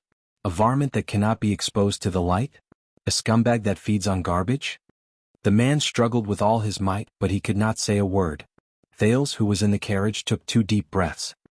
He threw his messy thoughts aside, raised his head, and continued to look outside. Lampard's expression began to change gradually. He gritted his teeth and his eyebrows furrowed. You think you're very smart? With your pervasive intelligence infiltration, despicable and sinister conspiracies, you happily toyed with the high and mighty nobles, and arrogantly toyed with the country's long-established political power. You even boast of yourself and enjoy the fun of playing chess behind the scenes? But you're neither the secret intelligence department nor the secret room. Lampard raised the man higher, his eyes filled with hatred. You're just a rat's nest that has been fleeing from place to place for hundreds of years. You're worse than calamities. You think I'm like that idiot Pomfret? That I'm at your mercy? The Archduke of Black Sand Region's tone changed from an unceremonious coldness to a furious interrogation. However, his tone was strangely calm and indifferent. Do you really think I'm so magnanimous that I'll tolerate you sticking your hands into my army and planting spies in my territory? Lampard narrowed his eyes slightly. Controlling my mystic gun unit and toying with my officers in the palm of your hands is very fun, isn't it? The man widened his eyes in bewilderment and fear. His arms hung limply by his side. The Archduke of Black Sand region continued to speak in a terrifyingly calm tone, saying fiercely, "When I found you, contacted you and negotiated with you, didn't I want to tear you into 1,000 pieces and destroy you all at every moment?" Tolja seemed to have sensed Thale's gaze. He turned his head abruptly and looked at the prince. Little rascal could not stand his gaze. Frightened, she shrank back into her seat. Thales was slightly startled, but he still gritted his teeth. Under the Fire Knight's extremely oppressive gaze, he observed the scene outside the carriage. "And don't think that I don't know. You may be saying nice things, but you're still secretly infiltrating my forces," the Archduke said coldly. "You're just a bunch of trash who only know how to eat trash in the gutter. Constellation chased all of you out of the country because Kessel was too merciful." Lampard gritted his teeth. The wrinkles on his face formed a frightening outline. "If it were me, I would dig out every filthy rat like you from the darkest pit, regardless of the cost, regardless of the price, and regardless of the sacrifice." The man seemed to have forgotten to breathe. He stared at Lampard in a daze. Even his struggles had lessened. The Archduke continued to speak. Even Thales, who was in the distance, could not help but feel a chill in his heart. "I will send a noose to every noble who secretly contacted or had illicit dealings with you. I will tear every despicable person who has an affair with you into pieces. Wherever my flag goes, I will make sure that none of you can hide, escape, or live. I will drain the air you breathe, empty the nutrients you absorb, and crush the nests you live in. I will bury all of you, the rats in the gutter, in Northland until everything about you is eradicated. No pest can survive on my land." Lampard gently loosened his grip on the man's throat. His eyes shone with a light that was both dignified and murderous. "Whether you believe it or not, I will find each and every one of you inch by inch, family by family. Then, from top to bottom, I will exterminate every single one of you." The Archduke closed his mouth gently. His gaze was still piercingly cold. The man's lips trembled and he uttered a sentence. "The Master of Shadows. The Master of Shadows will not let you go." When Lampard heard that, the corners of his lips curled up slightly, revealing a fierce and profound smile. "Do you think that I will let him go? He's in Dragon Cloud City in Spear District, isn't he?" The man was stunned. Thales adjusted his breathing and memorized everything he saw and heard just now. Assassination. Charlton. Calamity. The group of people in the south. Poffert Mystic Gun. And the Master of Shadows. Lampard suddenly let go of the man who was lifted in midair. The man fell to the ground, panting non-stop. "And you?" The Archduke slowly squatted down. Under the man's wary gaze, he revealed a smile that was almost non-existent. "Hey, do it, we all have our wills." The man closed his eyes as if he had resigned himself to his fate, revealing an expression that showed that he was unafraid of death. "Shadow does not die, forever follows the form." When he heard this strange sentence, Thales exhaled softly and confirmed his thoughts. But in the next second, there was a dramatic change in the scene. Lampard suddenly stretched out his hand and grabbed the man's dislocated left arm. Then he pressed the man's shoulder firmly. Asterisk crack. Asterisk as the man screamed, Lampard let out a low chuckle. Thales widened his eyes. 1 second. 2 seconds. The man, who was drenched in cold sweat, opened his eyes. He realized that he was still alive. He was stunned. The man breathed in a daze. He exercised his left arm, which had just been reattached. Then he looked stunned. "Don't be too nervous, Stake." The Archduke patted the man's shoulder and said softly in a calm and flat voice, "I was just joking with you just now. After all, we are partners, aren't we?" The man named Stake widened his eyes in disbelief. He turned around and glanced at Lord Tolja behind him. However, the latter was still expressionless. "You should look at your face." Lampard laughed. "You'll laugh at yourself." Stake turned his head abruptly and stared at Lampard in disbelief. You, just now why?" He gasped in surprise. "It's okay. Report all this to your master." Archduke Lampard patted his face again. His face was filled with a chilling smile. "Then he will understand my attitude." The man stared at Lampard in a daze as if he no longer recognized this suzerain. "Be a good boy and reattach your right arm." Archduke Lampard stood up and looked down at him. "I'll be taking the boy with me. When your master comes around." The man did not move. He seemed to be stunned. "Also, don't hold a grudge against me." Lampard turned around and said calmly, "You know, I joke too much." Lampard turned around and lowered his head slightly. His eyes shone with a strange light. "There will always be a time when I take it seriously. The man clenched his teeth and lowered his head. In the next second, Lampard strode away without looking back. Tolja followed him without a word. The man panted slightly behind him. It was as if the dangerous conversation just now had never happened. Thales watched the scene in shock and bewilderment. He watched Lampard and Tolja walk towards the carriage. The conversation between the Archduke and his subordinate traveled into his ears again. With the help from that side, we successfully took down the last gatehouse in front of Heroic Spirit Palace. The Fire Knight's voice was steady and simple. Heroic Spirit Palace has been isolated by us. Lampard nodded faintly. Our rumors are very effective. The garrison officer and the people from the Public Order Office have already sent troops into Shield District. Prime Minister Leespan has also begun to work hard to control the spread of the news. This will help us a lot before we are exposed, Tolja said faintly. According to your plan, we still have 3 hours. Very good. The Archduke's expression did not change. He quietly expressed his approval. But your expression is not right. Is there anything else I need to know? There was an accident. Lord Tolja nodded slightly and said in a low voice, we took down Gleeward, but Nicholas escaped. Lampard furrowed his brows. When he heard the news, Thales was also stunned. The star killer Nicholas. He's still alive. I remember that you brought the Rising Sun saber? The Archduke asked in a low voice without stopping. Yes, but someone accidentally broke into the battlefield. Tolja's voice did not change, as if he was not troubled by the failure of the mission. Although we tried our best to kill him and left him a lot of souvenirs, the intruder still broke out of the encirclement with Nicholas. Years of tacit understanding made Lampard stop asking questions. He only asked one simple word. Oh. Tolja's answer stunned Thales once again. An ordinary-looking man with great skills, the Fire Knight said softly, with a strange black sword. Thales' gaze froze on the carriage door. The sin of Hell's river flowed away like a receding tide. While it took away his extraordinary hearing, it also left him exhausted. The next moment, Archduke Lampard opened the carriage door and boarded the carriage under Little Rascal's fearful gaze. Thales rubbed his aching head to ease the aftereffects of the sin of Hell's river. He adjusted his thoughts, which had become increasingly chaotic due to the information he had just eavesdropped on. He exhaled and whispered to Lampard, who was sitting in the carriage with a cold expression on his face. I thought you wanted to sell me. Lampard turned his head and looked straight at Thales. You're more valuable than I thought, the Archduke said calmly. The buyer has to go back and discuss the price. Thales sneered in a mocking manner. Those who brought disaster to you, the second prince asked deliberately, do they know how you plan to deal with me?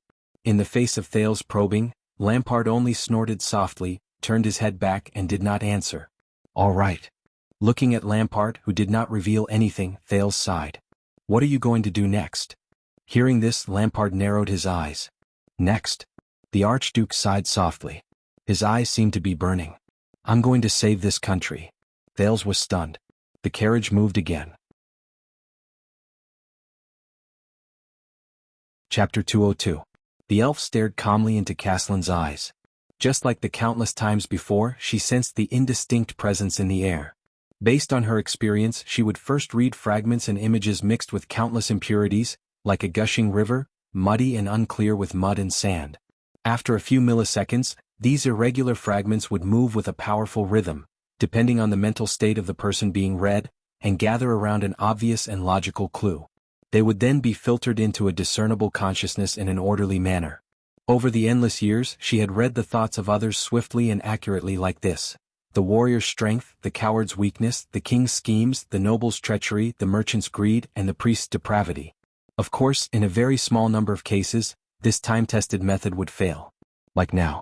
Ida watched as Caslin brandished his spear and frowned slightly. The only thing she felt was murderous intent. Boundless and deep murderous intent. Caslin's eyes were filled with an indecipherable expression. His spear shook in the air, and the tip of the spear turned into an afterimage in an instant. Asterisk whoosh. Asterisk, the spear was before her eyes. What came from the air was still pure murderous intent. Ida spread her arms like a flying bird. She lowered her knees, bent her back, and tilted her head backwards in an unbelievable manner. The pitch-black tip of the Soul Slayer pike sliced through the air and brushed past Aida's chin.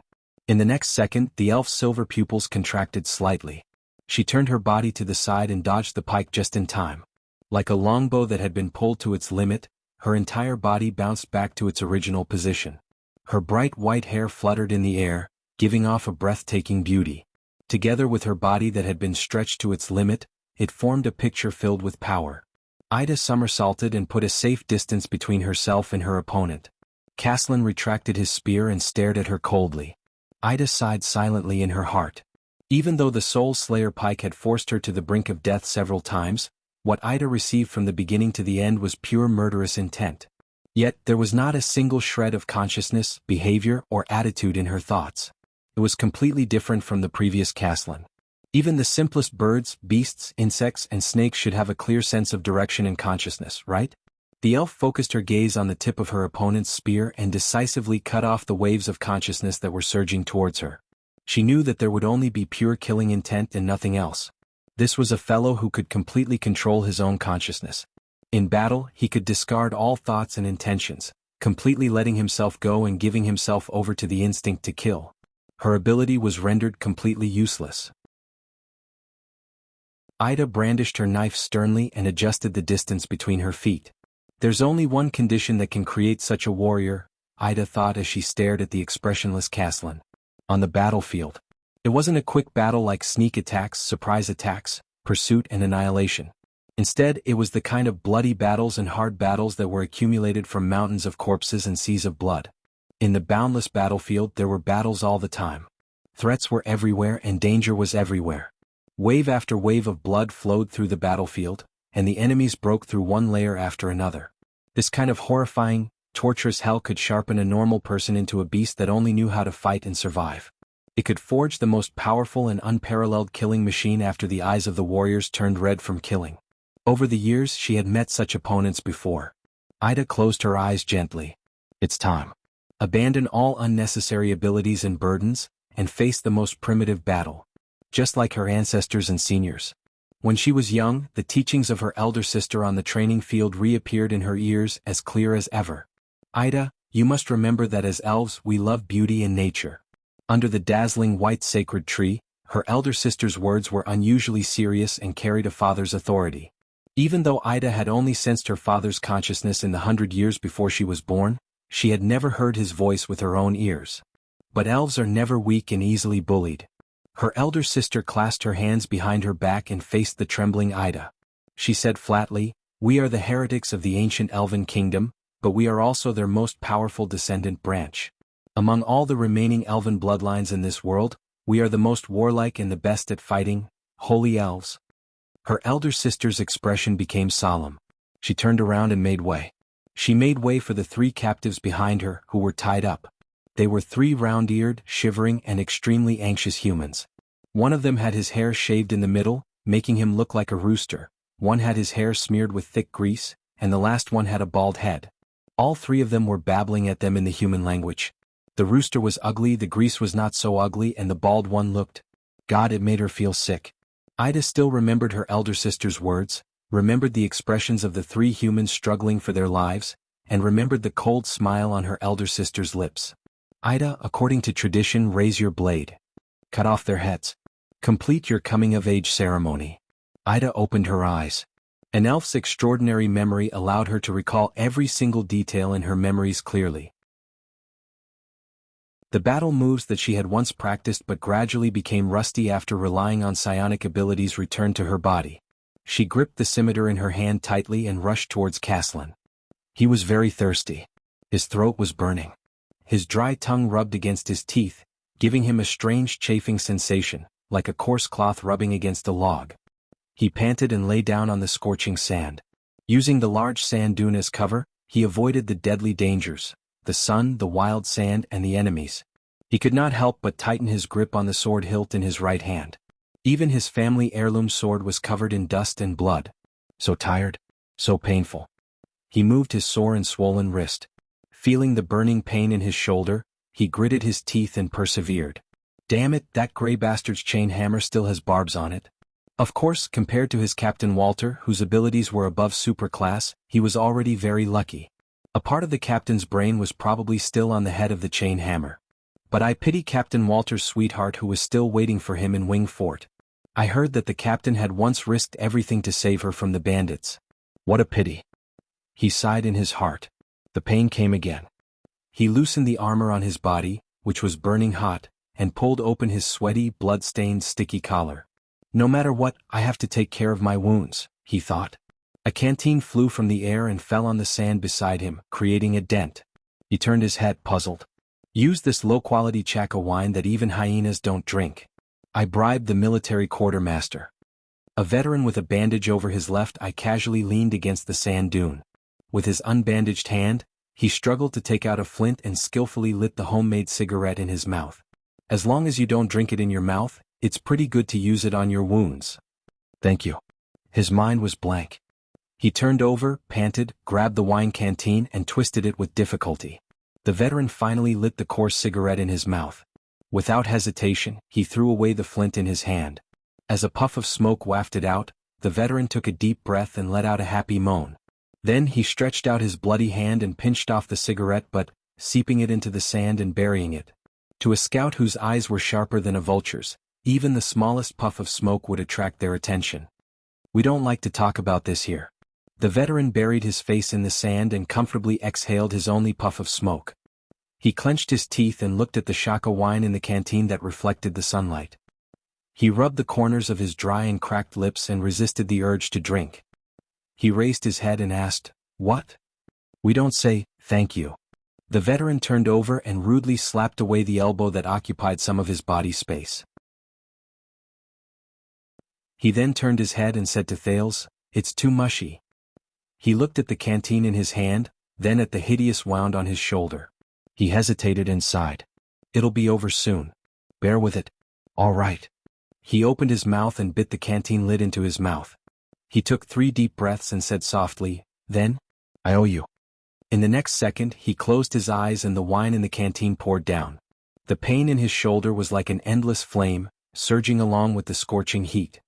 He trembled, heard himself let out a low moan, and felt the canteen lid in his mouth slowly deform. Finally the pain was over. He spat out the canteen lid while sweating profusely. With trembling hands, he tore off his clothes and bandaged himself using the method the captain taught him. The veteran who watched by the side sneered. "Ha, I didn't expect to be so lucky to die together with a young master of a great noble family." The veteran laughed in a mocking tone. He ignored the veteran's words. From the first day he arrived in Western Desert and Blade Fang's camp, he had to endure mockery and ridicule, whether intentional or unintentional, intentional or malicious. "I'm used to it." "Is that so?" he said faintly and tightened his grip for the last time. "No wonder you were assigned to such a good guard the moment you arrived." The veteran exercised his hand and sighed. "In another year or two you might become a commander or at least a captain." He snorted softly. "Unfortunately you're unlucky, recruit." The veteran shook his head. He felt a little annoyed even though he was grateful for the help the veteran gave him just now. "We're all unlucky." He decided to end the topic, so he raised his head and looked at the dozen soldiers who were resting under the sand dune. Most of them were covered in wounds and looked distressed. He frowned and said, "Are these the ones who survived?" "Of course not." The veteran's expression was a little unpleasant. "Some of them were captured and their fates were worse than death. I heard that the mixed breeds lack food and the barren breeds lack men." "Food?" He remembered the human skulls that were skewered in the abandoned camp and forced down the nausea in his stomach. "Lack men?" "The tribes of the barren race are lacking in manpower, but don't misunderstand." The veteran sneered. "They will give you a kind of medicine that will keep your penis hard until they run out of it or until you die. Under normal circumstances, you'll be dead before they run out of it." He looked at the veteran's meaningful gaze, sighed, and stopped thinking about the problem. "Why are you so stubborn?" The veteran's voice traveled into his ears again. "Coming here to die from a comfortable manor and castle? God. So annoying." He thought irritatedly. But the other party just gave him that pot of wine. Feeling his shoulders, which felt much better, his gaze became gloomy. "Yes, why am I stubborn?" At that moment he suddenly missed his home in Walla Hill very much. That ancient castle full of forbidden doors and locks. That lifeless manor. Those 2 naggy sisters whom he wished he could throw away, one in each hand, and that old-fashioned old man. He smiled bitterly. At least. He sighed and leaned the back of his head against the hot sand. "Here I can freely choose how I die." The veteran looked at him quietly and suddenly sneered. "You should stay in those comfortable manners." The veteran shook his head. "Everything here is too unfair for you, young master." A wave of indignation rose in his heart. He turned his head and sighed. Unfair? What about you? Why did you come to Western Desert? To this hell? The veteran was slightly startled. Me? Ah. The veteran narrowed his eyes as if he was thinking of the distant past. His voice was tired and full of vicissitudes. For someone like me who should have died a long time ago, exchanging my life with those gray mixed breeds, there's nothing fairer than this. He listened to the veteran's words and did not speak. After a long time he sighed. Hey, new recruit, the veteran looked at the sky and said faintly, remember? There is no glory on the battlefield. The veteran slowly exhaled. There is only life and death. Glory does not belong to chess pieces. He saw the nostalgia in the veteran's eyes and listened to him murmur. It belongs only to chess players. He tightened his grip on the saber in his hand. That was the glory that belonged to Caribbean. At least it was once the glory. It was already past 3 o'clock. But the reinforcements had not arrived. So, when will the next wave of pursuit be? He looked at the sky and could not help but feel despair. Soon, the veteran said nonchalantly. The heat can't stop those gray mixed breeds. We will all die here. In the next moment, a dark shadow appeared on the horizon in the distance. It was a huge figure dressed in ugly armor. It carried a chain hammer that he was very familiar with and swung it angrily. He could only watch as the chain hammer flew towards his head. He saw that the captain's brains were still on it. It was about to smash his skull into pieces. He subconsciously struggled to get up. He saw stars and instinctively opened his mouth. There was a sharp pain in his right arm. Enemy. He sucked in a breath of cold air and shouted incoherently, enemy attack. Cohen Caribbean roared in the darkness and pain as he sat up. He subconsciously shouted with all his might, the gray mixed breeds are here. But this time, there were no coarse shouts or unpleasant curses in response. There was only the sound of cold chains rubbing against each other and his own echoes. There was also the incessant pain in his right arm. Cohen, who had woken up from his nightmare, smelled the thick smell of lamp oil instead of the dry smell that was unique to the desert. He then realized that he was not at the dangerous front line of the Western Desert. The police officer shook his heavy head with all his might. He panted a few times and pulled his consciousness back to his body. Wake up, Cohen. Be careful of your right arm. It was Miranda's voice. It sounded weak and feeble. Enduring the pain, Cohen, who was drenched in cold sweat, was shocked to find that his upper body was tightly bound by a circle of chains. Even his fingers were bound tightly. He could not move. Where are we? Cohen turned his head and was not surprised to see Miranda, who was also chained up in the dark cell opposite him. He exclaimed, Where's Caslin? I don't know. The swordswoman revealed half of her haggard and disheveled face. I think we're very close to Heroic Spirit Palace. Shut up, citizen of the Empire. Outside the cell, a soldier who looked like a patrol turned his head and said coldly to Cohen, If you say another word, I'll dislocate your jaw as well. Cohen and Miranda exchanged glances. The latter shook her head slightly at him. In the cell alone there were at least 6 people guarding it. The police officer moved his ankle, which was also chained up, and came to the conclusion that he had no chance. Cohen heaved a sigh and fell back to the ground. At this moment, a thick iron door in the distance was opened. Light leaked in through the open door. Cohen raised his head and squinted his eyes to adapt to the sudden change in light. Another group of soldiers escorted 2 small figures into the cell. Keep an eye on them. The leader was a tall armored knight. He coldly ordered the soldiers in the cell, This is one of the Archduke's most important captives. Cohen furrowed his brows. Most important captive? At this moment, a young voice came from the cell next to Cohen's. It's you?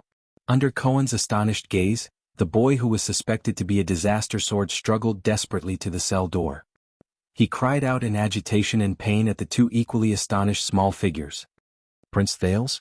Under Cohen's almost lifeless gaze, the second prince of Constellation, Thales Jadestar, whom he met once in the Hall of Stars, had his hands tied behind his back.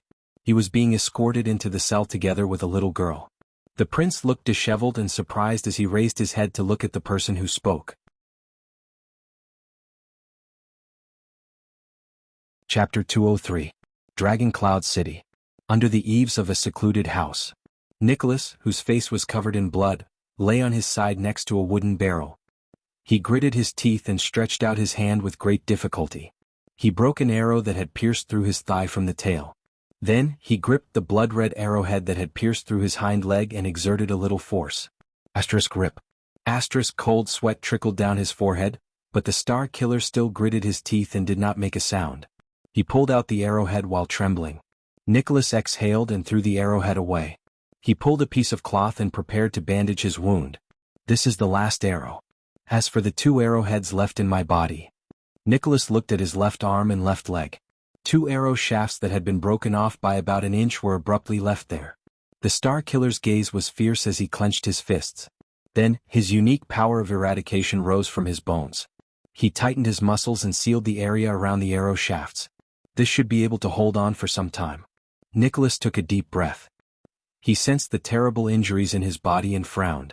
The Star Killer raised his head slowly and looked at the man who was also lying on the ground in front of him. He was covered in wounds. You're the person Gleeward mentioned. But the man did not respond. You're quite skilled. The way you blocked the arrow was very ingenious. Nicholas nodded slowly. Truth be told? Nicholas gasped and told himself, this is a ruthless character. The man with the strange black sword snorted coldly and bandaged the last larger wound on his body. You're not bad yourself, he said faintly and looked at the badly damaged arm shield on Nicholas' left arm. Nicholas narrowed his eyes. You're the one who sealed the calamity? The Star Killer dragged his body up laboriously and leaned against the wall. You have those weapons? You can say that. Black Sword nodded with an indifferent expression. That cripple left behind a spear, didn't he? Nicholas endured the pain in his arm and calf and sized up the man with the strange sword. His gaze swept over the other sword at his waist, and suspicion flashed in his eyes. You know us? Who are you? The leader of the White Blade Guards naturally placed his hand next to the Severing Soul's blade and said softly, You know about mystics and the legendary anti-mystic. But he was interrupted. The ordinary-looking man shook his head slightly. Are you sure you want to waste time here? Nicholas frowned a little. You heard what the commoners said. Black Sword lowered his head and wiped his long sword. Your king? He shrugged. The Star Killer was silent for a while. Yes. Nicholas picked up the arrowhead of an arrow. His expression was unpleasant and his gaze was gloomy. I have a feeling that the worst has happened. The shame of White Blade. Perhaps. Nicholas' gaze became colder and colder. He slowly clenched his fists. Black Sword, who was wiping his weapon, glanced at Nicholas and observed his expression. You don't plan to do anything? Shouldn't you at least send a message? Nicholas' gaze was focused on the arrow in his hand. He clenched his left fist tightly and trembled slightly. No matter who started this rebellion, Black Sand Region or whoever it was, they've been plotting this for a long time, and their plan is meticulous. The Star Killer gritted his teeth and uttered these words. The contrast between his pale face and bloodstains was especially strong. Now, aside from my sworn brothers, I can't trust anyone else. Black Sword snorted softly and hung his weapon back at his waist. He struggled to stand up while holding onto the wall. Then I wish you good luck. Nicholas raised his head and looked at the man who was about to leave. Hey. The Star Killer stopped the strange man and tapped his chin at him. You're not a Northlander. Why did you save me? Black Sword turned around and cast a meaningful glance at Nicholas. At that moment, Nicholas felt a strange emotion flow through the man's eyes. I can't stand despicable people who use crossbows to fight against others with numbers, Black Sword said flatly. He continued to turn around. Nicholas, who was resting with his back against the wall, sneered in disdain when he heard that. Come on.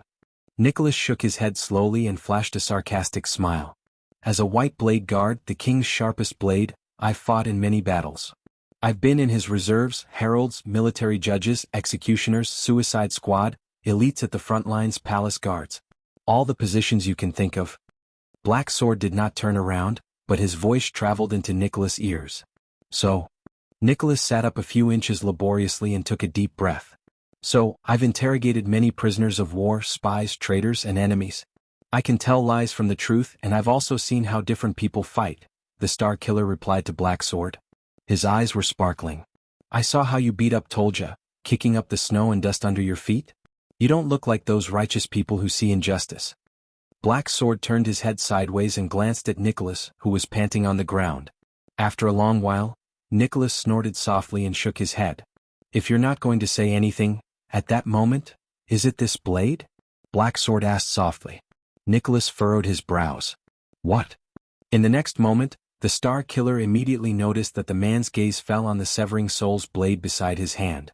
Nicholas' breathing began to quicken, slightly aggravating the injuries on his body. He subconsciously touched the hilt of the blade. Fortunately, Black Sword only asked in his deep voice, "This is the blade that killed Horus Jadestar?" Nicholas' eyes widened slightly. What? The two men stared at each other for 2 seconds under the eaves. Yes, the severing soul's blade. Nicholas' gaze did not leave Black Sword's eyes. He nodded slowly and raised his guard to the highest. He adjusted his body to a position where he could attack or defend himself in time. Only then did he calmly say, 12 years ago, the Sword of Reversing Light died under this blade. Black Sword breathed slowly. His eyes flashed with an indescribable emotion. Horus, he said slowly, was he in pain before he died? Nicholas sucked in a deep cold breath. Holding onto the wooden barrel, he stood up shakily and gripped the severing soul's blade tightly in his right hand. Now I know why you saved me. The Star Killer clenched his teeth. His gaze became fiercer. But Black Sword only stared at him quietly without saying a word. If you want to avenge the Sword of Reversing Light, now is a good time. Nicholas panted in pain. He widened the distance between his legs and quickly calculated the time to attack. His power of eradication slowly gathered in his bones. His words were laced with deep hostility. Of course, don't expect me to not retaliate. However, the man before him only glanced at the severing soul's blade before he turned and left.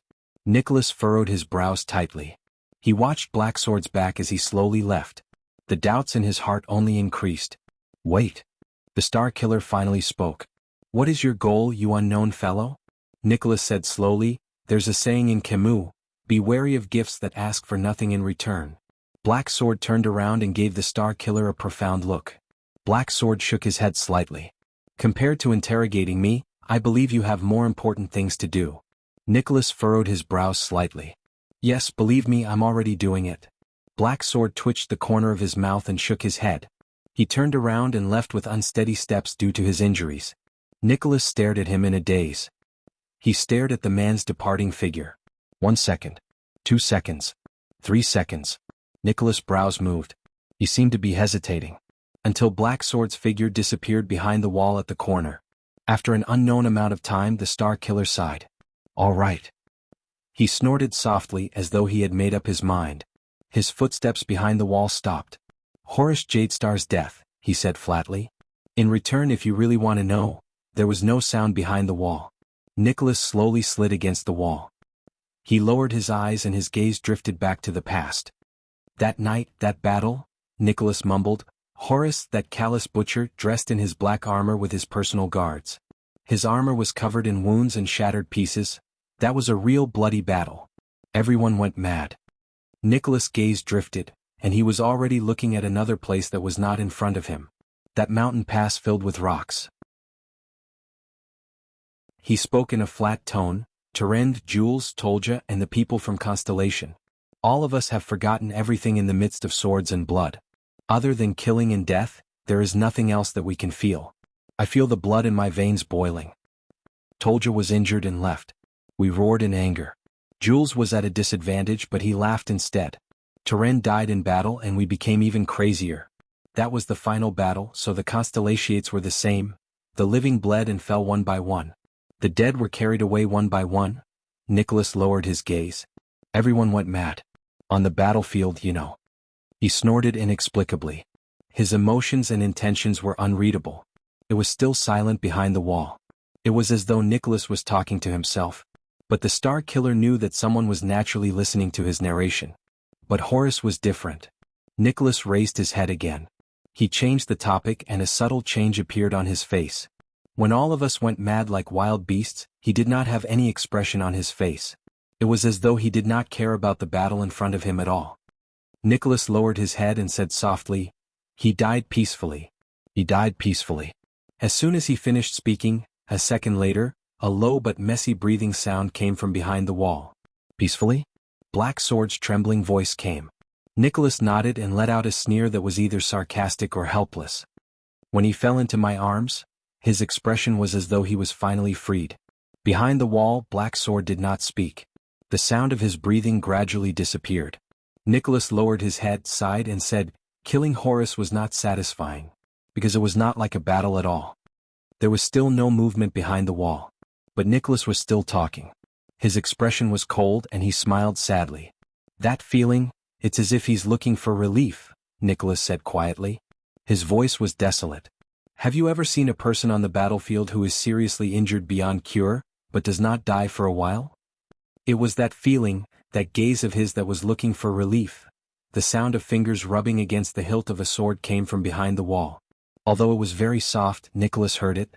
That breathing sound became coarse again. Relief. Black Sword's voice came. His voice trembled slightly and he seemed to be struggling to speak. Why? The Star Killer sighed. I don't know. And I don't want to know either. Nicholas shook his head. His gaze was absent-minded. I guess before people die they will have this or that kind of thought that they don't usually have. The prince is no exception. Perhaps. Especially the prince. When he thought of King Nuvan and Prince Soria, Nicholas' gaze darkened. He took a deep breath and braced himself. The breathing sound behind the wall disappeared again. Nicholas' gaze drifted into the distance. In his absent-minded state he chuckled softly. His words were filled with ridicule. Star Killer. Star Killer. Ah! Under the eaves the two men on both sides of the corner did not move. They were speechless. After a long while, thank you. Black Sword's voice came from the other side of the wall. Nicholas snapped out of his daze. He shook his head and snorted coldly. It's just to repay you for saving me. There's no need to thank me, but he was interrupted. No, it's not for me, the man behind the wall said flatly. It's for Horace. Nicholas was slightly taken aback. What? He really wanted to ask. But a few seconds later, Nicholas shut his mouth. He seemed to have understood something. He nodded as if he understood something. There was no sound behind the wall. The Star Killer leaned against the wall behind him. His gaze was still. All right. I wish you good luck, Nicholas said in a low voice. The man who uses Black Sword. On the other side of the wall, Black Sword did not reply. The desolate-looking man raised his head and cast a profound glance at the northland sky.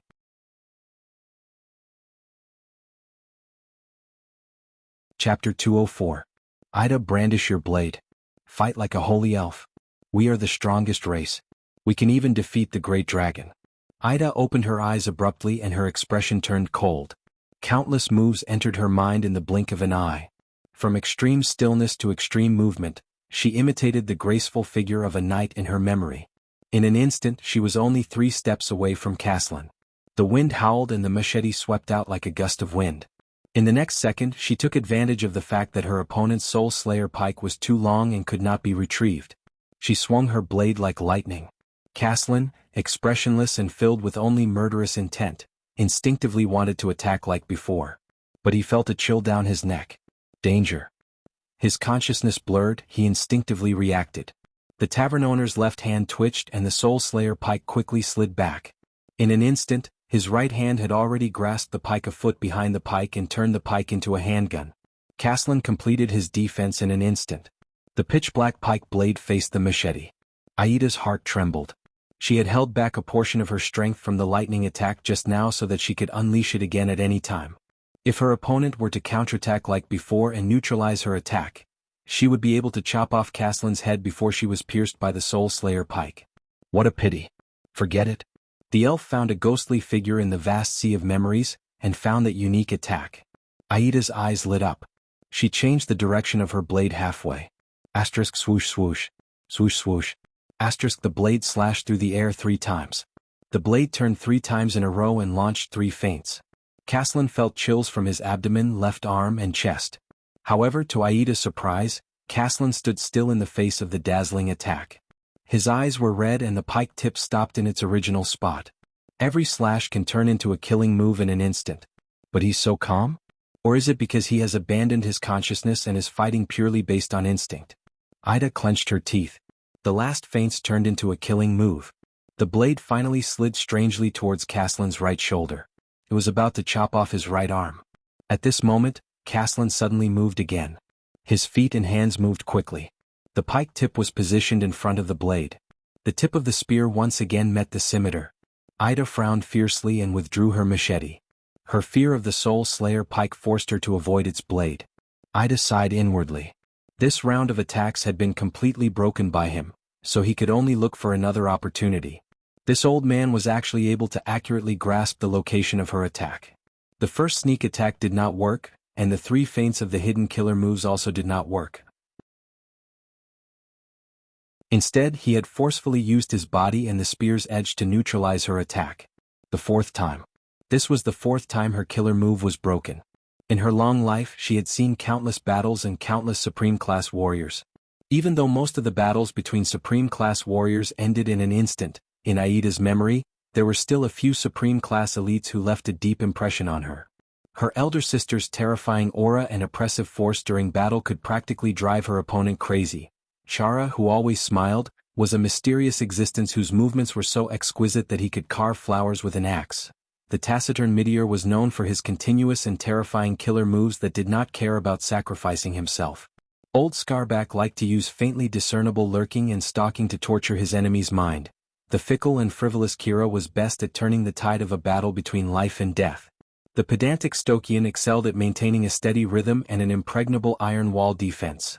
The ill-intentioned Knight Lorson excelled at the explosive assault that was like a thunderbolt descending from the heavens.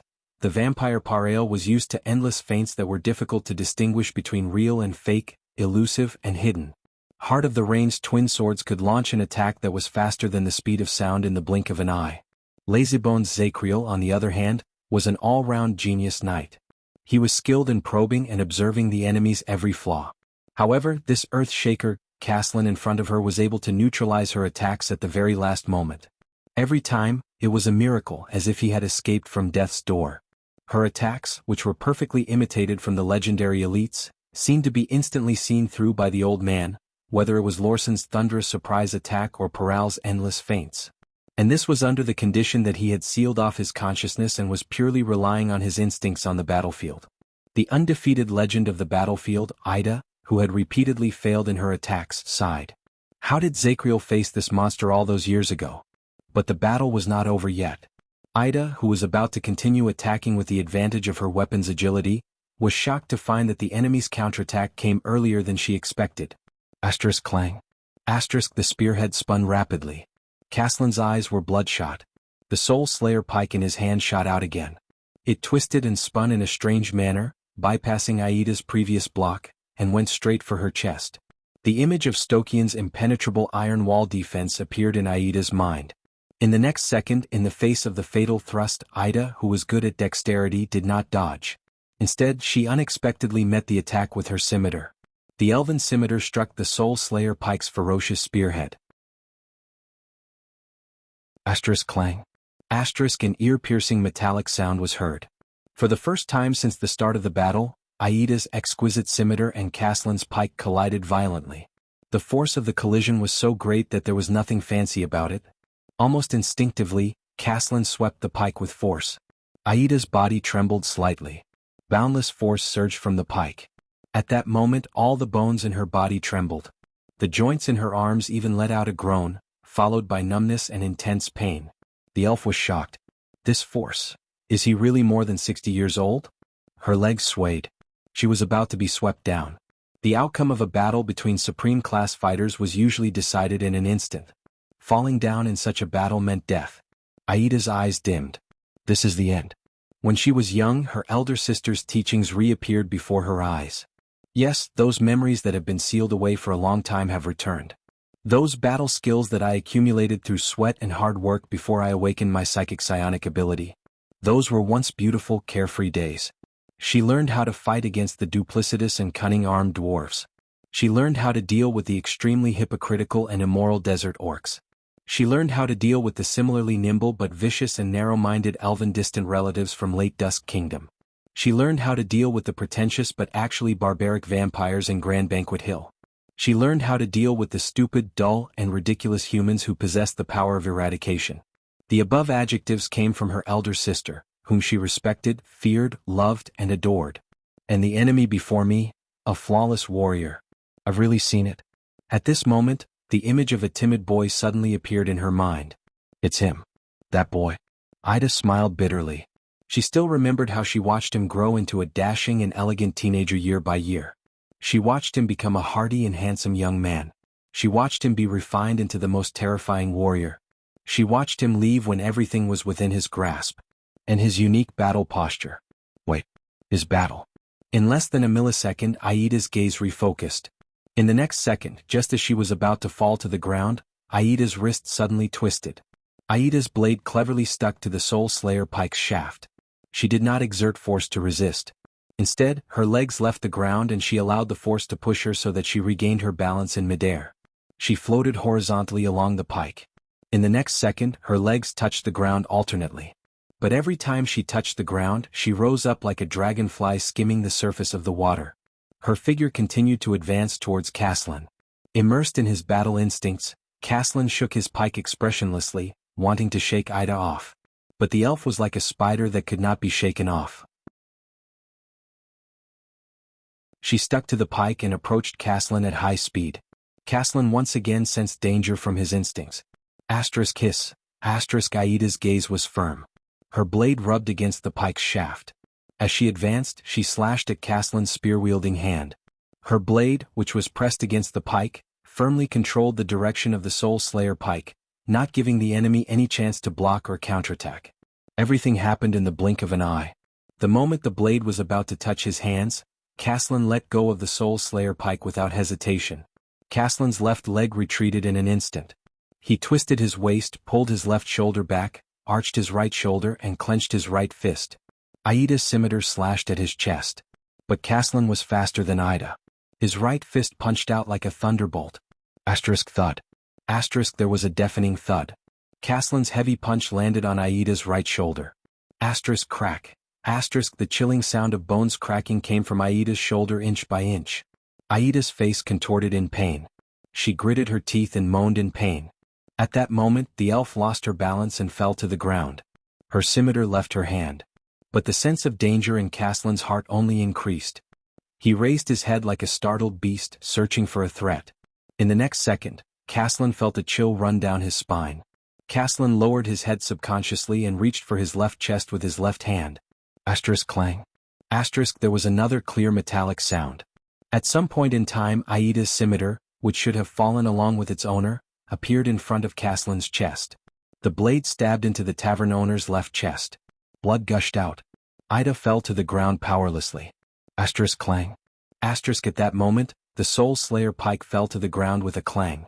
Aida also fell heavily. Her right hand lay limp on the ground as if she was paralyzed. Her left hand was still trembling in the air, maintaining the posture of throwing the scimitar. The blade trembled in front of Caslin's chest. Caslin finally snapped out of his daze. He withdrew from the instinctive state that only knew how to fight. A cold wind blew past. The battle between the Lemeters had ended without any warning. Aida lay on the ground. The bones in her right shoulder were completely shattered. Her face was contorted and she could not stop trembling. On the other hand, Caslin panted in pain, but his tall body still stood tall and firm. The victor had been decided. The legendary Earth Shaker, Caslin Lampard's left hand was dripping with blood in front of his chest. It was tightly gripping Aida's scimitar. It was not allowed to advance even an inch. Aida, who was suffering from the serious injury in her shoulder, was stunned. Drenched in cold sweat, she looked at the scimitar in front of her opponent's chest in shock. Then she looked at Caslin, who was gripping the blade. How could this be? She mumbled as if she could not believe what was happening in front of her. Just now, the moment Caslin launched his fatal punch, Aida's right hand trembled. She let go of the scimitar in the air and switched the hilt to her left hand. It was also at the moment when Caslin shattered her right shoulder with his punch and she could not defend herself, Aida sent out the scimitar in her left hand. It went straight for Caslin's heart. That was the final blow that decided the victor. It was also the final blow that decided life and death. A shocked expression lingered on Aida's face. She should have pierced Caslin's heart at the last moment, at the cost of her own life. But Aida looked at the blade stuck in front of her opponent's chest. She shook her head in disbelief. Impossible. Impossible. Clearly, Caslin saw the situation before him clearly. He panted in pain. Enduring the pain, he pulled out the scimitar that was an inch out of his chest and threw it to his side. Blood flowed out of his chest. The scimitar fell to the ground, letting out a metallic clang. But Caslin's heart was clear. He did not manage to grab the scimitar that was aimed at his heart in time. There was another reason why he was still alive. Amid the intense pain in her right shoulder and the numbness in her right arm, Ida, who had fallen to the ground, shuddered. Then her limp left hand drooped miserably. She lost. Impossible. The elf, who could no longer fight back, mumbled in shock. You weren't wearing armor and you didn't block. Aida's face was gloomy. She lay weakly on the ground, enduring the intense pain in her right shoulder. With great difficulty she said, I should have pierced your heart before you reached out, but... Caslin's gaze froze slightly. Under Aida's glare he slowly sighed. What? Aida's face was covered in cold sweat. She stared at Caslin, who could not stop panting. Struggling, she hissed, Why can't I kill you? Caslin fell to the ground on his butt. He was panting, but he revealed a relieved smile. The sun shone on the street. The north wind whistled and blew past the two opponents, one lying on the ground and the other sitting. Instructor Ida. Cough cough. You. Caslin coughed violently and said with difficulty, I'm sorry.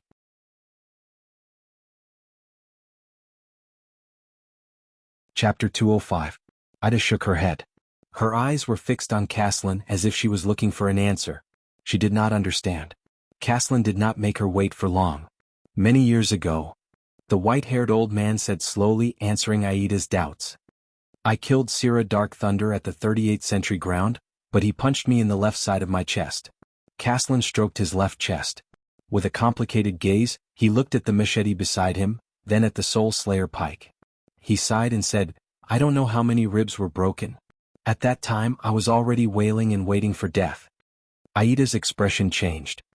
At that time, a mad military doctor named Ramon and a dwarf craftsman with a very long name, with a little luck, some tricks, and some creativity that I don't know whether it was from a genius or a lunatic, they snatched me back from the hands of the ferryman in Hell's River. Caslin laughed bitterly and knocked his chest. Asterisk clang. Clang. Asterisk a strange sound came from his chest. It did not sound like a human tissue. The sound, Ida was stunned. Her eyes slowly widened. Caslin sighed and told the truth. Those two guys used specially made metal to replace and straighten my poor ribs. God, that pain tormented me for a whole year. There was a moment of silence between the two. Then, after Ida recovered from her shock, she found her long-forgotten breath. The elf's astonishment was written on her face. Her pupils slowly narrowed. Metal ribs? How did they do it? Impossible. The human body is fragile. It's impossible for it to withstand the pain, be it controlling bleeding or dealing with broken bones. Caslin inhaled in pain. His lungs were like broken bellows, emitting terrifying gusts of wind. I don't know. Cough cough. Caslin coughed violently and spat out a mouthful of blood. I heard from the mad military doctor that they used some forbidden methods. Anyway, after that, they were taken away by the people from the secret room and disappeared without a trace. Ida closed her eyes and frowned fiercely. So. She shook her head regretfully in cold sweat. My machete had clearly cut into your chest, but it was stuck in those metals. That's why I couldn't kill you just now. Caslin let out a desolate laugh. Yes. If you had used a narrower dagger, you would only need to pierce my blood vessels and I would be dead. But you just had to use such an exaggerated curved machete. The old man shook his head, his eyes filled with subtle emotions. Ida did not say a word. She lay on the ground, unable to move. She only exhaled helplessly. It was also because of that accident that my lungs were severely injured. It's still torturing my breathing to this day. I don't know how much longer I can live. Caslin breathed painfully and coughed up blood. I won't be able to hold on for much longer if I fight for a few more minutes. Aida's expression changed again. Her mouth formed an O shape. What? She endured the pain and tried to straighten her body. She widened her eyes in an exaggerated manner. If I had known, Caslin gave her a wry smile and nodded. Ida did not seem to have any self-awareness as a loser. She exhaled regretfully and fell back to the ground with a thud. She looked aggrieved. Mom. Yes. If he had known earlier, he would have continued to drag it out. Why did he have to put all his eggs in one basket? And your psionic ability really broadened my horizons. Caslin patted his chest.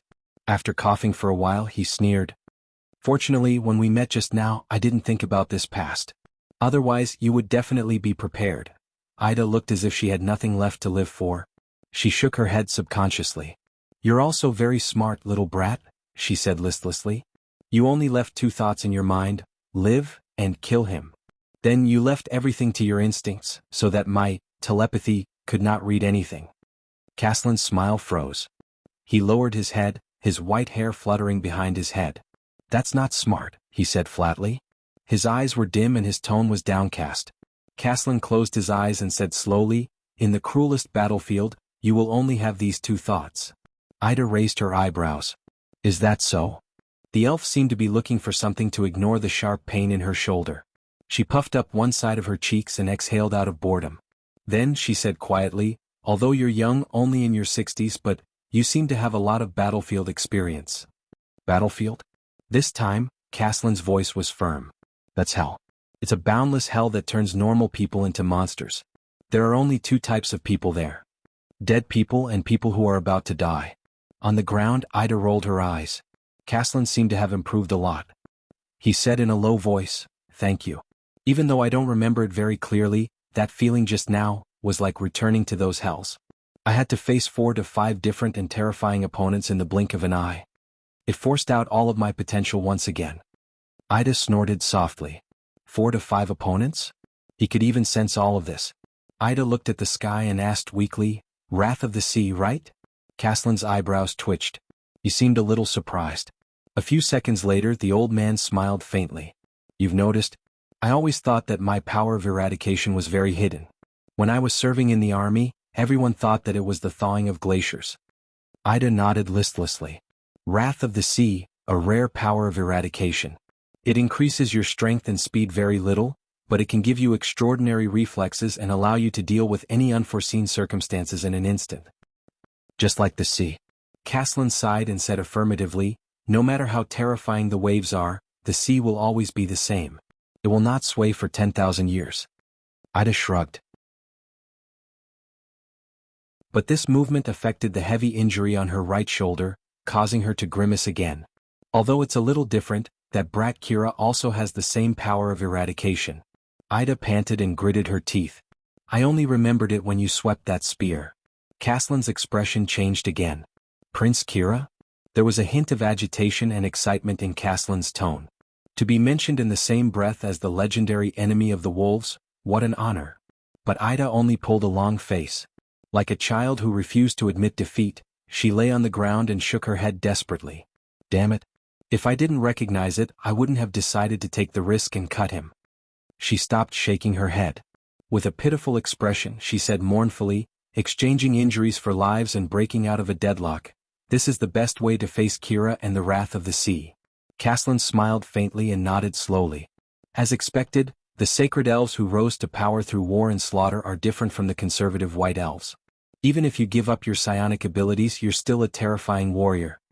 Caslin glanced at Ida and sighed. After all, you're not a bunch of people who only know how to shoot arrows.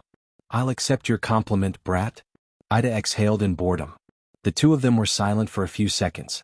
And you actually know the enemy of the wolves from 100 years ago.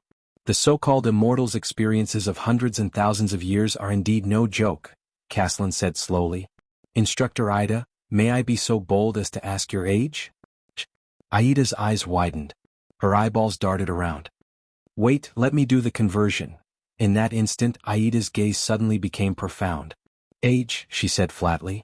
I was born in the 9th century after the War of Dragon Slaying, the 4th century after the Battle of Survival, the day before the Tree of Eternal Life withered. Aida's tone became very deep, but there was a sense of steadiness in it. The same age as the Empire. There was something else in her gaze and it quietly settled down. Caslin was stunned. In that instant, the elf gave him the feeling of an innocent child suddenly becoming a mature adult. The War of Dragon Slaying? Caslin asked tentatively. The last large-scale war between the elves and the dragons, Ida said flatly. Humans also participated in the war as the servants of the elves. And at the end of the war, the part where all of you fought against the ancient orcs was called the Holiness Exorcism Campaign. Caslin was suddenly shocked. The Holiness Exorcism Campaign, then isn't that? But in the next second, Ida shook her head. But I came of age very late. Her tone immediately softened, returning to her previous nonchalance. It took me a total of 1,800 years, and I only came of age on the eve of the Third Peninsular War. Ida wailed in her heart and sighed. Unlike my elder sister, that freak who came of age 3 hours after she was born. I can't let her know about this unspoken criticism. Forget, quickly forget. Caslin furrowed his brows. The same age as the ancient empire? So, an elf over 2,000 years old? Even counting from the time of adulthood, she's already more than 300 years old. Caslin quietly stared at the elf lying on the ground and sighed. The supreme class of the elves, a monster built with time and experience. A loss is a loss. Ida snorted indifferently. Besides, among those humans who lack experience and can only rely on reflexes and wits to make up for their disadvantages, you're considered very outstanding. You're just unlucky, that's all. Caslin smiled amiably and tapped his chest. Yes, my luck was really bad. First, I met a warrior who could seal his consciousness and thoughts, which restrained my greatest advantage. Ida spread her hands and said with a helpless expression, then he actually had a steel rib. Caslin laughed out loud. His laughter aggravated the old injury in his lungs, and the old man immediately coughed violently. Fighting with you, cough cough, is the honor of my later years. Caslin's expression was pained. Amidst his heart-wrenching coughs, he grabbed his Soul Slayer pike and said forcefully, after retiring, being able to fight with Instructor Zakriel is simply unimaginable. Ida twitched the corner of her mouth. In the next second her expression changed. Caslin reached out and picked up the Soul Slayer pike. Aida's heart sank. The old man let out a long sigh and turned the famous legendary anti-mystic weapon in his hand. The pike's tip slowly aimed at the elf on the ground. Looking at the black and ferocious pike blade, Aida's heart skipped a beat. The elf bared her 8 beautiful teeth and let out an ugly smile. I say, can we talk this over? It was unknown whether it was out of pain or frustration, but Ida was seen crying as she whispered to the owner of the Soul Slayer pike, legendary anti-mystic weapons should not be abused, right? But in the next moment, Caslin's action stunned her. The old man smiled faintly, propped the pike on the ground and slowly stood up. Leaning on the pike for support, Caslin turned around and stepped past Ida. I'm leaving, Instructor Ida. He limped away, turned around and said with a smile, take care. Aida's expression froze. Huh? Ida held her right shoulder, and a puzzled look appeared on her pained expression. You're not going to kill me? Nor are you going to capture me? Caslin exhaled and shook his head with a smile. I've already achieved my goal of getting rid of that supreme class elite, the tavern owner said with a sigh. And you've already lost your ability to fight and can't affect the situation. That's enough. Aida's eyes widened, then she heaved a sigh of relief. She pursed her lips and rolled her eyes. The next moment the elf grinned. Is that so? Then will your boss agree? Hearing that, Caslin could not help but be slightly stunned. What? He immediately smiled and said helplessly, that's true. Since you've said so, it's not easy to explain. Caslin pulled out the Soul Slayer pike that was propped on the ground. Then I'll do as you say. Aida's expression changed instantly. Hey, I was just saying. Aida's face changed into a mournful expression in a second. Look at me, Caslin laughed out loud. But after a few seconds, Caslin's smile faded. His expression slowly darkened, and his eyebrows were twisted in pain. What I'm doing is unforgivable. Caslin lowered his head and looked at the machete on the ground. His eyes were filled with complicated and profound emotions. His tone was heavy and his words were desolate. Aida's gaze froze slightly. But I can no longer turn back. Caslin's gaze was dazed. He subconsciously whispered, at least at the last moment, I'll do some insignificant things to make up for it and comfort myself. Ida stared at him in a daze. Caslin raised his head, supported himself on the Soul Slayer pike, and left the messy street. A few seconds later, Ida struggled to sit up. Her face was pale from the pain in her right shoulder, and she was drenched in cold sweat. Hey brat. Looking at Caslin's back, Ida hesitated for a moment, but she still panted and spat out a few words. We'll meet again someday. Caslin's back paused slightly. With his back facing Ida, he suddenly laughed. His laughter was long and desolate. No. Caslin said flatly without turning his head. Instructor Ida, I have a hunch. The old man raised his head and looked at Heroic Spirit Palace in the distance. His white hair fluttered in the wind, looking extremely messy. I'm afraid that Caslin sighed and shook his head.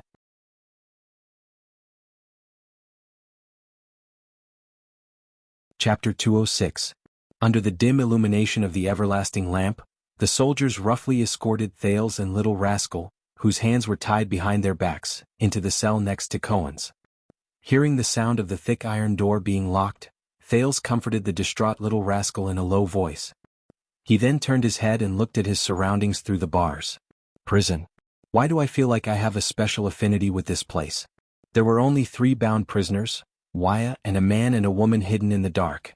All of them stared at Thales in disbelief. However, there were 6 guards. They stared fixedly at the prisoners in the cell, their expressions fierce and vigilant. Thales clenched his fists behind his back. He felt dejected. His dagger had been taken away. He gave the only dry corner in the cell to little rascal. He leaned against the wall and sat on the damp, dirty floor. Why are you here, Wuxia? Thales looked cautiously at the young man in the cell opposite him and asked solemnly, where are Putre, Ralph and the rest of the diplomat group? Could they all be? Wuxia's face darkened. The mute, Lady Ida, and some soldiers were sent to search for you, your highness. The prince's attendant's face was covered in scratches and bruises. His clothes were also torn. As for Mr. Putre, he should still be waiting for our news in Heroic Spirit Palace. Thales frowned and began to think. No talking. A tall guard who seemed to be the leader walked to their cell with his hand on his saber. His tone was unpleasant. Do you want me to teach you how to shut up? Wuxia looked at him resentfully and clenched his teeth. Thales ignored him. The second prince raised his head and continued to ask, then how were you captured? Wuxia was about to answer, but he was interrupted. Asterisk clang. Asterisk amidst the piercing sound of metal scraping against metal, the guard had already unceremoniously pulled out a section of his sword. He held the hilt at his waist and coldly interrupted Thales. Brat, I warned you, no talking. Little rascal was so frightened that her face turned pale. She moved behind Thales and pushed the prince's back with her shoulder, signaling him to stop talking. Thales sighed. He slowly stood up from the wall and looked straight at the guard. Extension? The tall guard was slightly stunned. What? Thales looked at the guard who seemed to be the leader with a calm expression, as if he wanted to see through the guard's thoughts from his eyes. I am asking you, the second prince said flatly, are you an extension, soldier? The guard in the patrol uniform frowned. You were sent to guard me. Thales shook his head slowly. He looked around at the soldiers around him. So, you are insiders? Including trekking all the way from Black Sand region without leaving any way out, regardless of the sacrifices, and regardless of the cost, to follow Lampard to kill your king? When the other 5 guards heard this, they couldn't help but turn their heads over with different expressions on their faces. The expression of the guard who seemed to be the leader of the group immediately turned ugly. Kill the king? The prisoner in the cell next door, a blond young man, gaped in shock. So what Croce said was true? Shut up, Cohen, a young girl in the opposite cell interrupted coldly. Thales heard a familiar female voice. His heart skipped a beat and he looked at the young girl. She is... The atmosphere in the cell became solemn. You. The leader of the guards had a gloomy expression. His eyes were filled with complicated emotions and his eyebrows twitched. You know nothing, brat. But you know it yourself. Thales stared straight into his eyes without flinching. When you picked up your weapons and walked into Dragon Cloud City, when you saw the king's body, did you feel at ease and without any obstacles? Thales stared straight into his eyes without flinching. The 2 guards looked displeased. They turned their heads one after another and no longer looked at Thales. Enough, conceded Prince. The leader of the guards noticed his subordinate's actions. His expression changed and he looked like he was struggling. If you think that by doing this I am not asking anything of you. Thales shook his head slightly and sighed. Perhaps all of you were forced to obey orders, but you are, after all, Northlanders. And Northland shouldn't be like this. The guard's expression froze and complicated emotions flashed past his eyes. Thales raised his head again. He looked at the leader of the guards with clear eyes. I only ask for one thing.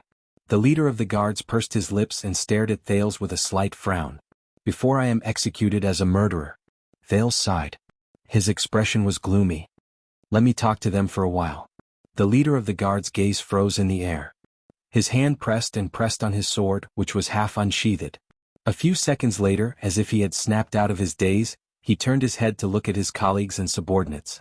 But the others had already turned their heads away. Their expressions were different. Finally, the leader of the guards snorted coldly. Asterisk clang. Asterisk he sheathed his sword, closed his eyes and turned around.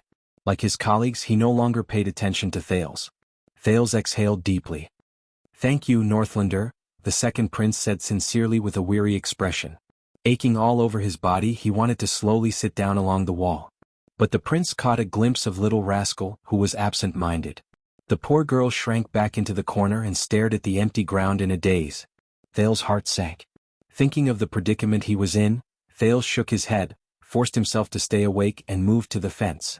It's not over yet. I can't rest. What is this place?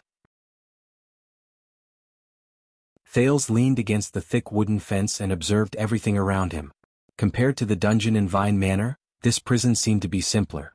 There were only 2 everlasting lamps burning with a small amount of eternal oil. Strange. I'm not sure, Your Highness. Waya's face appeared behind the opposite prison cell. His face was full of anxiety and anger. We were ambushed and our heads were covered. Thales frowned slightly. You mean? Before Thales could continue, in the cell next door, a handsome young man who was bound tightly by iron chains had already struggled to move his head over. Your Highness. The poor prisoner seemed to be enduring intense pain. He panted and said, Your Highness, I am Cohen Caribbean. You may not know me, but I am the capital's. I mean, Eternal Star City's police officer and patrol captain. Thales looked at his face, and a scene from the past appeared in his mind. Caribbean. It's him. But how could he? I recognize you. You're a member of the Sword family of Twin Towers. Thales stared at Cohen thoughtfully. His gaze swept past Cohen's golden hair. I still remember that you almost fought with your father in the Hall of Stars. Cohen's expression froze. He even forgot about the intense pain in his right arm. That's the first impression I gave to the heir of the kingdom? It's an honor to meet you again and your attendant, the Honorable Second Prince, Your Highness.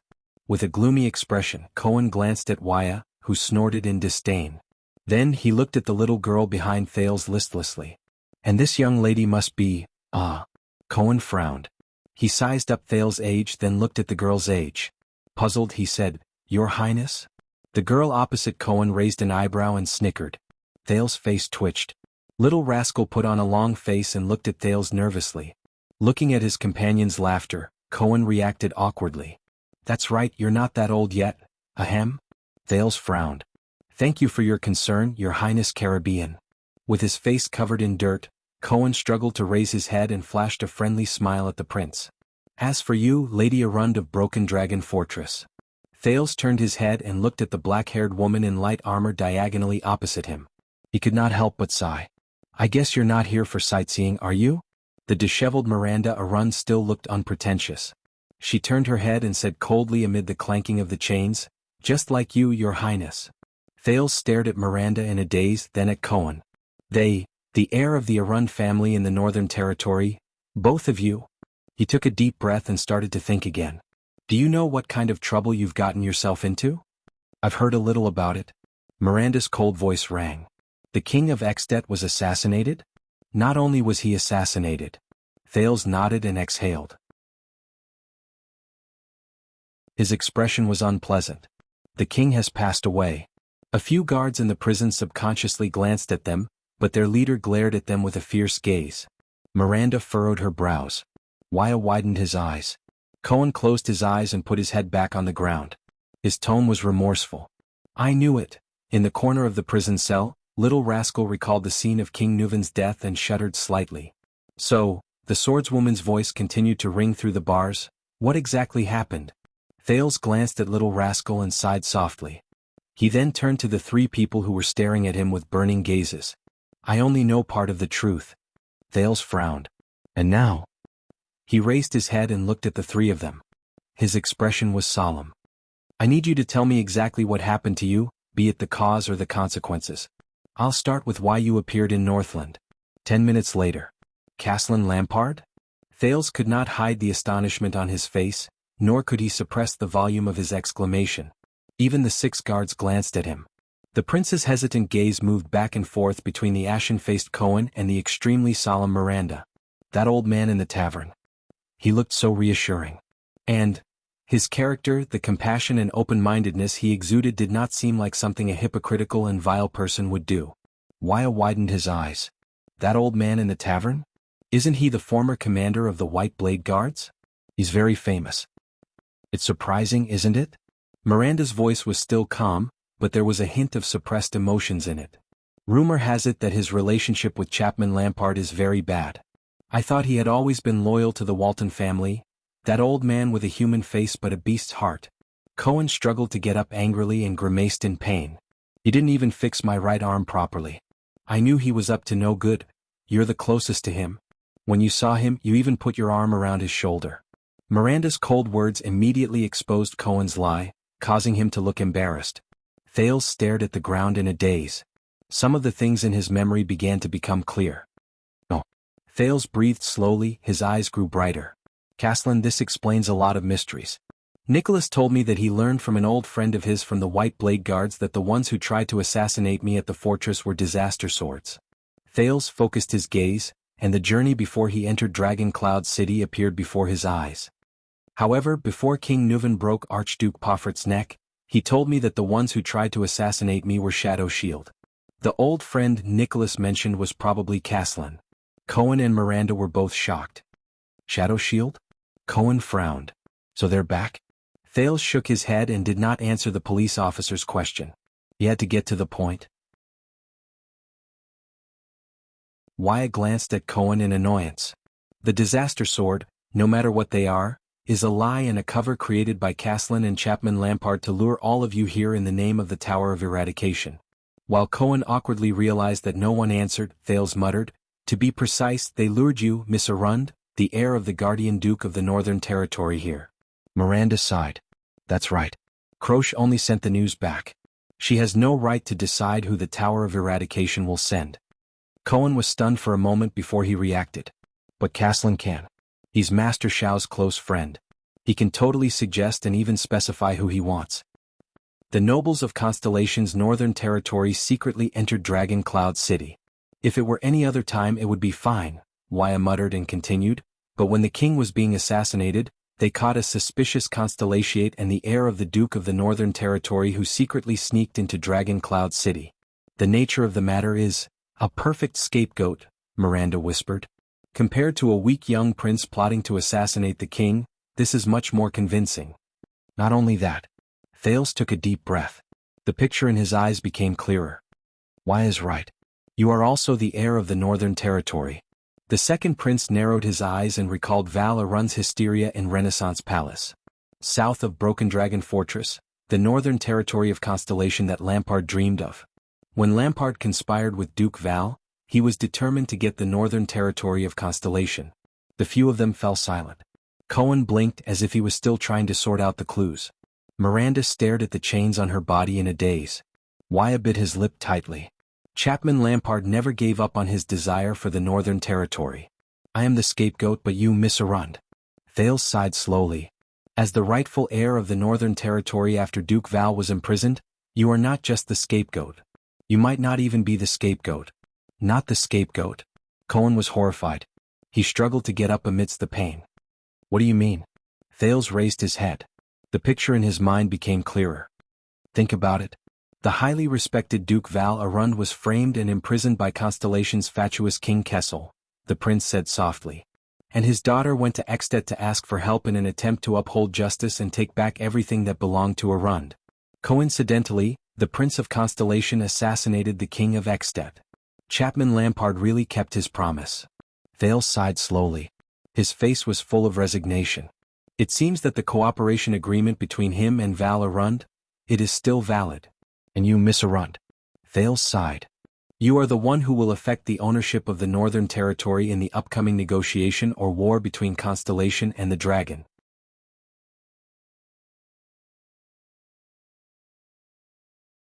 Chapter 207.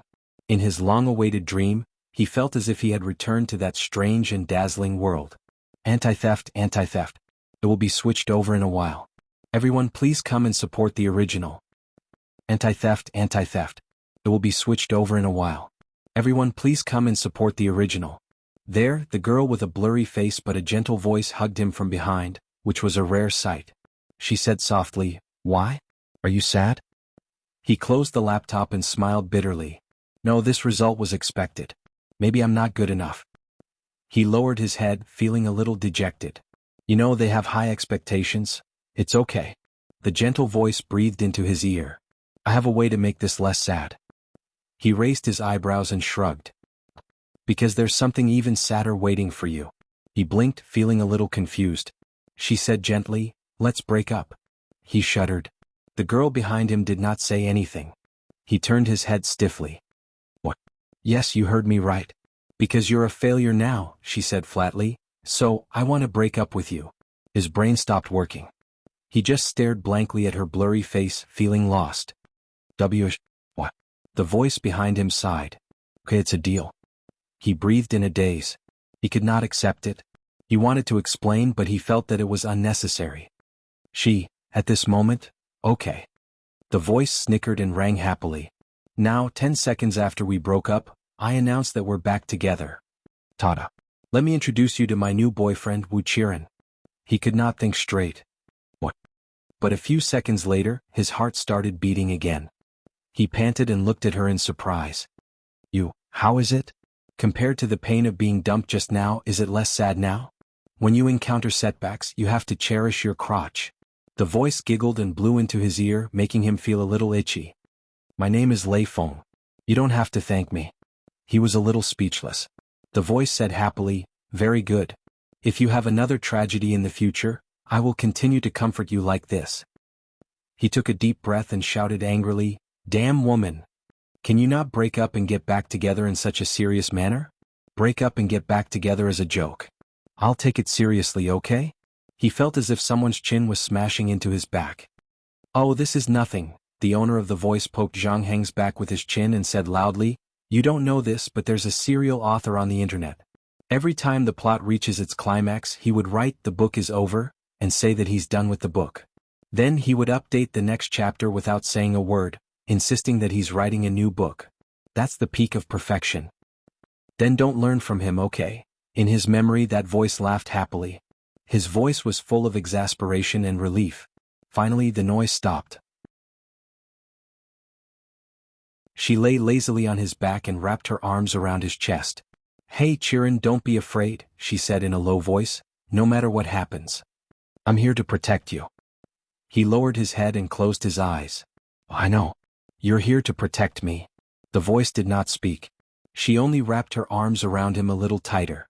But in the next second, everything in the dream was like a reflection on the surface of the water, shattered by a sudden wave. The girl disappeared before his eyes. While he was puzzled, he heard a cold and displeased female voice. The tone was low and contained an inexplicable emotion, making his hair stand on end. I'm watching you. I warned you. In the next moment, Thales woke up with a start. He gasped for air. That voice. That voice. At this moment, a hand was placed on his shoulder. Thales turned his head, still in a state of shock. It was Gu, the man who had just shaken him up from his sleep. The Far Easterner squatted beside him and looked at him with a displeased expression. Little Rascal stood beside him with a sleepy face. Wake up, Prince of Constellation, the butcher said flatly. The person you're looking for is here. So soon? Thales forced himself to stay awake, temporarily suppressing the scenes in his dream. He rubbed his eyes and got up from the cold ground. He has a lot of connections, so it didn't take long. Gu stood up and shook his head. Besides, he's here to pick you up. Thales was stunned. He shook his head and woke up from his sleepiness. He's here to pick me up? Thales and Little Rascal followed Gu out of the butcher's shop after he gestured. A two-wheeled carriage with a carriage was parked on the empty street. The carriage was made of cheap transparent glass. The coachman on the carriage bowed his head respectfully. Beside the carriage stood a middle-aged noble with a golden ponytail. The latter exhaled. Your Highness, thank God. Thank you for your help. Thales nodded. Time is of the essence. Please get on the carriage immediately. The middle-aged noble was obviously relieved when he saw Thales. He took off his hat and bowed to Thales. After we entered Armor District, we were interrogated by a patrol team. Although they acted very well, I can swear that they were definitely not from the city. They were not even locals. Thales nodded with a solemn expression. Of course they are from Black Sand region. Lampard has been planning this for a long time. While the middle-aged noble was stunned, Thales looked at the carriage. It's too conspicuous. Thales frowned. A carriage? Transparent glass? Can we get out? And we have to return to Heroic Spirit Palace. The middle-aged noble digested Thales' information and raised his head to answer the prince's question. I used the name of Good Flow City's merchant group to urgently unload important goods from Armor District. Plus, His Majesty gave me a special permit. The nobleman raised his cane and knocked on the wheel of the carriage. And I happen to know a disciplinary officer who takes bribes. I got some connections. He'll turn a blind eye if you leave through the blockade line he's in charge of. No news will get out. As for the glass, please don't worry. This is a specially made carriage. You can only see me from the glass outside. You can't see the back. If necessary, you can hide in the dark compartment. Thales stared at the carriage and exhaled. Then let's go. He raised his head and looked at the blonde noble from Kemu Union. Marquis Shiles Bamra. Shiles nodded. He opened the carriage door and his gaze lingered on little rascal who was hiding behind Thales. This is. He narrowed his eyes. Little rascal shrank a little in fear. My maid. She saved my life on the way. I can't leave her behind, Thales said calmly. Very well, then let's talk on the way. Shiles did not ask any more questions. I also need to hear your explanation of what happened. Thales and little rascal boarded Shiles' carriage. Shiles sat in front while they hid in the space behind him. They could not be seen from outside the carriage at all. Just as the carriage door closed, Thales poked his head out. No matter what, thank you, Mr. Gu. The Far Eastern man tilted his head and looked at him with a strange expression. He flashed an inexplicable smile. No need to thank me. Gu rubbed his hands and smiled mysteriously. Go and thank Caslin. Thank him for the 6.5 loaves of bread he gave me back then. That's enough. Gu turned around and walked to his butcher shop. 6.5 loaves. I see. Thales smiled. The carriage door closed and started moving. Shiles watched Gu's figure disappear behind the door. He frowned and said, How did you get involved with the famous intelligence peddler in Dragon Cloud City? An accident. Thales said briefly, a lucky accident. Now it was time to get down to business. The carriage drove through the streets. He raised his head and looked at Marquis Shiles in front of him. Please tell me, are Heroic Spirit Palace and the other districts still in Dragon Cloud City, still under the control of the Walton family? Marquis Shiles frowned. Before I entered Armor District, everything was normal, from the White Blade Guards, the palace guards to the patrols and even the officials. Of course, when the king left the palace with his team, the calamities wreaking havoc and the great dragon descending again, some of the guests, including the archdukes, became emotionally unstable. But Prime Minister Leespan tried his best to calm them down. But, he changed the topic and said in a low voice, my informants in the disciplinary hall and the channels of my peers told me that His Majesty has not shown up, nor has he given any orders. Only a few White Blade Guards have appeared after resisting the calamities, but they have found nothing. Everyone from the chief garrison officer to the disciplinary hall is anxious. Not long ago, the Prime Minister was still discussing whether they should ignore the king's ban and send a large number of patrols into Shield District. Thales breathed a sigh of relief. So, Heroic Spirit Palace and Dragon Cloud City are generally safe? Safe? After we met the patrols who interrogated us, I was skeptical about this. Shiles shook his head and said worriedly, First of all, you have to tell me what happened to Shield District after the calamities wreaked havoc. What about His Majesty? And how did you appear here? Thales took a deep breath. He looked at Marquis Shiles, who had turned his head around, and enunciated each word clearly. King Nuvan was assassinated. He died. Shiles froze on the spot. His expression changed subtly, rising and falling along with the bumpy carriage. The murderer is a man with the surname Charlton, and the person who hired him is Lampard. Thales finished his sentence quietly. Little rascal looked at them timidly. So, it seems that this is true. After a while, Shiles came back to his senses. He stroked his gloves and cane and said subconsciously, The king is dead. Extet is going to be in chaos. The crystal drop mine contract. Marquis Shiles stared at his cane in a daze, as if he was urgently calculating the gains and losses. Thales remained silent and did not speak. Soon, the carriage drove out of the boundaries of Armor District. In the winding streets of Dragon Cloud City, they entered a roadblock formed by soldiers from the patrols and barricades. They had arrived at the cordon of martial law. Thales watched nervously as the coachman conversed with the disciplinary officer who was the leader. The coachman stuffed a letter and a bag of money into the disciplinary officer's hand. The disciplinary officer glanced at the window of the carriage. Marquis Shiles waved at him in a friendly manner. The carriage was let through without a hitch. Thales, who had been lying flat on the ground with Little Rascal, heaved a sigh of relief. Don't worry. Shiles smiled stiffly. The merchants have many connections and they are very useful. It's not a problem to deal with these people at the bottom of the hierarchy. The people around the carriage began to increase. Everywhere were the citizens of the capital who were whispering to each other. They were either disheveled or dressed in rags as they stayed on the streets. Quite a number of kind-hearted people brought out food supplies and gave them to these pitiful people who lived on the streets. These are the evacuated citizens. They have been homeless for a few hours, at least not before the king's ban expires. Marquis Shiles looked outside the window and shook his head. Of course, I heard that compared to the people in Shield District. But at this moment, a loud noise suddenly came from outside the window. A man ran over from the street with an anxious look on his face. As he ran, he shouted loudly. Thales and Shiles frowned and looked at each other in surprise and bewilderment. The crowd began to gather in one spot and followed the man's figure forward. The discussions around them became louder and louder. Soon it became a clamor that filled the air. Immediately, the crowd's emotions began to go out of control. Some of them roared in grief and indignation, some were hysterical, and some were cursing angrily. Their carriage had no choice but to slow down. Soon the man disappeared into the crowd. But the people did not disperse. They still gathered in circles and discussed enthusiastically in twos and threes with their loud voices. There was no lack of people who were so excited that they even started fighting. The Northlanders' personalities could be seen clearly. What's wrong? An ominous feeling rose in Thales' heart. I don't know, Marquis Shiles answered solemnly.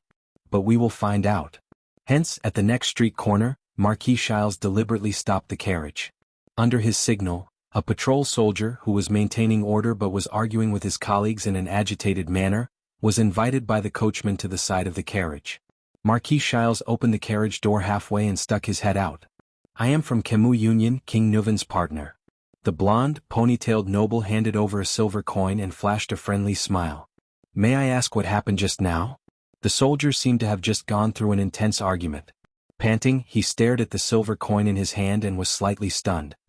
He raised his head again and saw the golden wheat tassel and the dagger symbol on the carriage. Sir, it's such an important matter.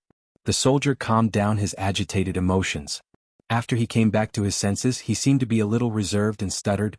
You still don't know? Marquis Shiles took out another silver coin and said gently, so I need you to clear up my doubts. Just choose what you know and tell me. The soldier looked at the silver coin in his hand again and subconsciously put it into his pocket. It's like this. The soldier straightened his armor, shook his head and exhaled.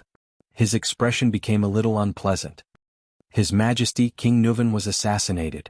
Shiles' expression changed at the same time. What happened? How did you know? On the other hand, Thales hid behind the marquis. He gritted his teeth and listened quietly. I heard it from someone. The soldier looked at the marquis' reaction and seemed to have received encouragement. His words began to flow smoothly. The whole of Dragon Cloud City is saying that the murderer. Thales was shocked. Marquis Shiles frowned. Who is the murderer? It's those people from the Empire. The soldier raised his head and shouted angrily, they want to cause civil strife in Ekstedt. The soldier's words became more and more indignant. His tone was filled with anger and hatred. Those damned remnants of the Empire, that prince of Constellation from the south. They colluded with the Calamities and even secretly ambushed people and assassins. They murdered the great-born king in Shield District. Those Constellation stars. Under Little Rascal's terrified gaze, Thales leaned against the carriage in a daze. His heart was cold. Those Constellation stars. Under Little Rascal's terrified gaze, Thales leaned against the carriage in a daze.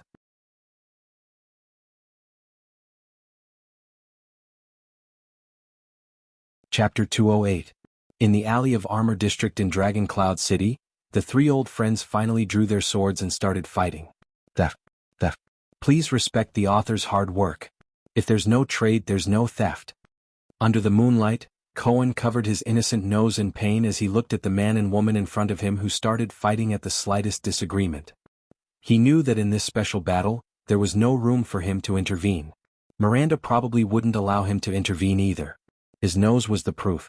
Fortunately, compared to before, Miranda's hands were now able to control their strength. Cohen turned his attention back to the battlefield and saw that Miranda was the first to swing her sword. The tip of her sword was aimed at Raphael's chest. Raphael's thin sword instantly appeared in his left hand. Using offense as defense, he slashed at Miranda's throat with a speed that was faster than his opponent's. However, it was as if Miranda had predicted her opponent's next move.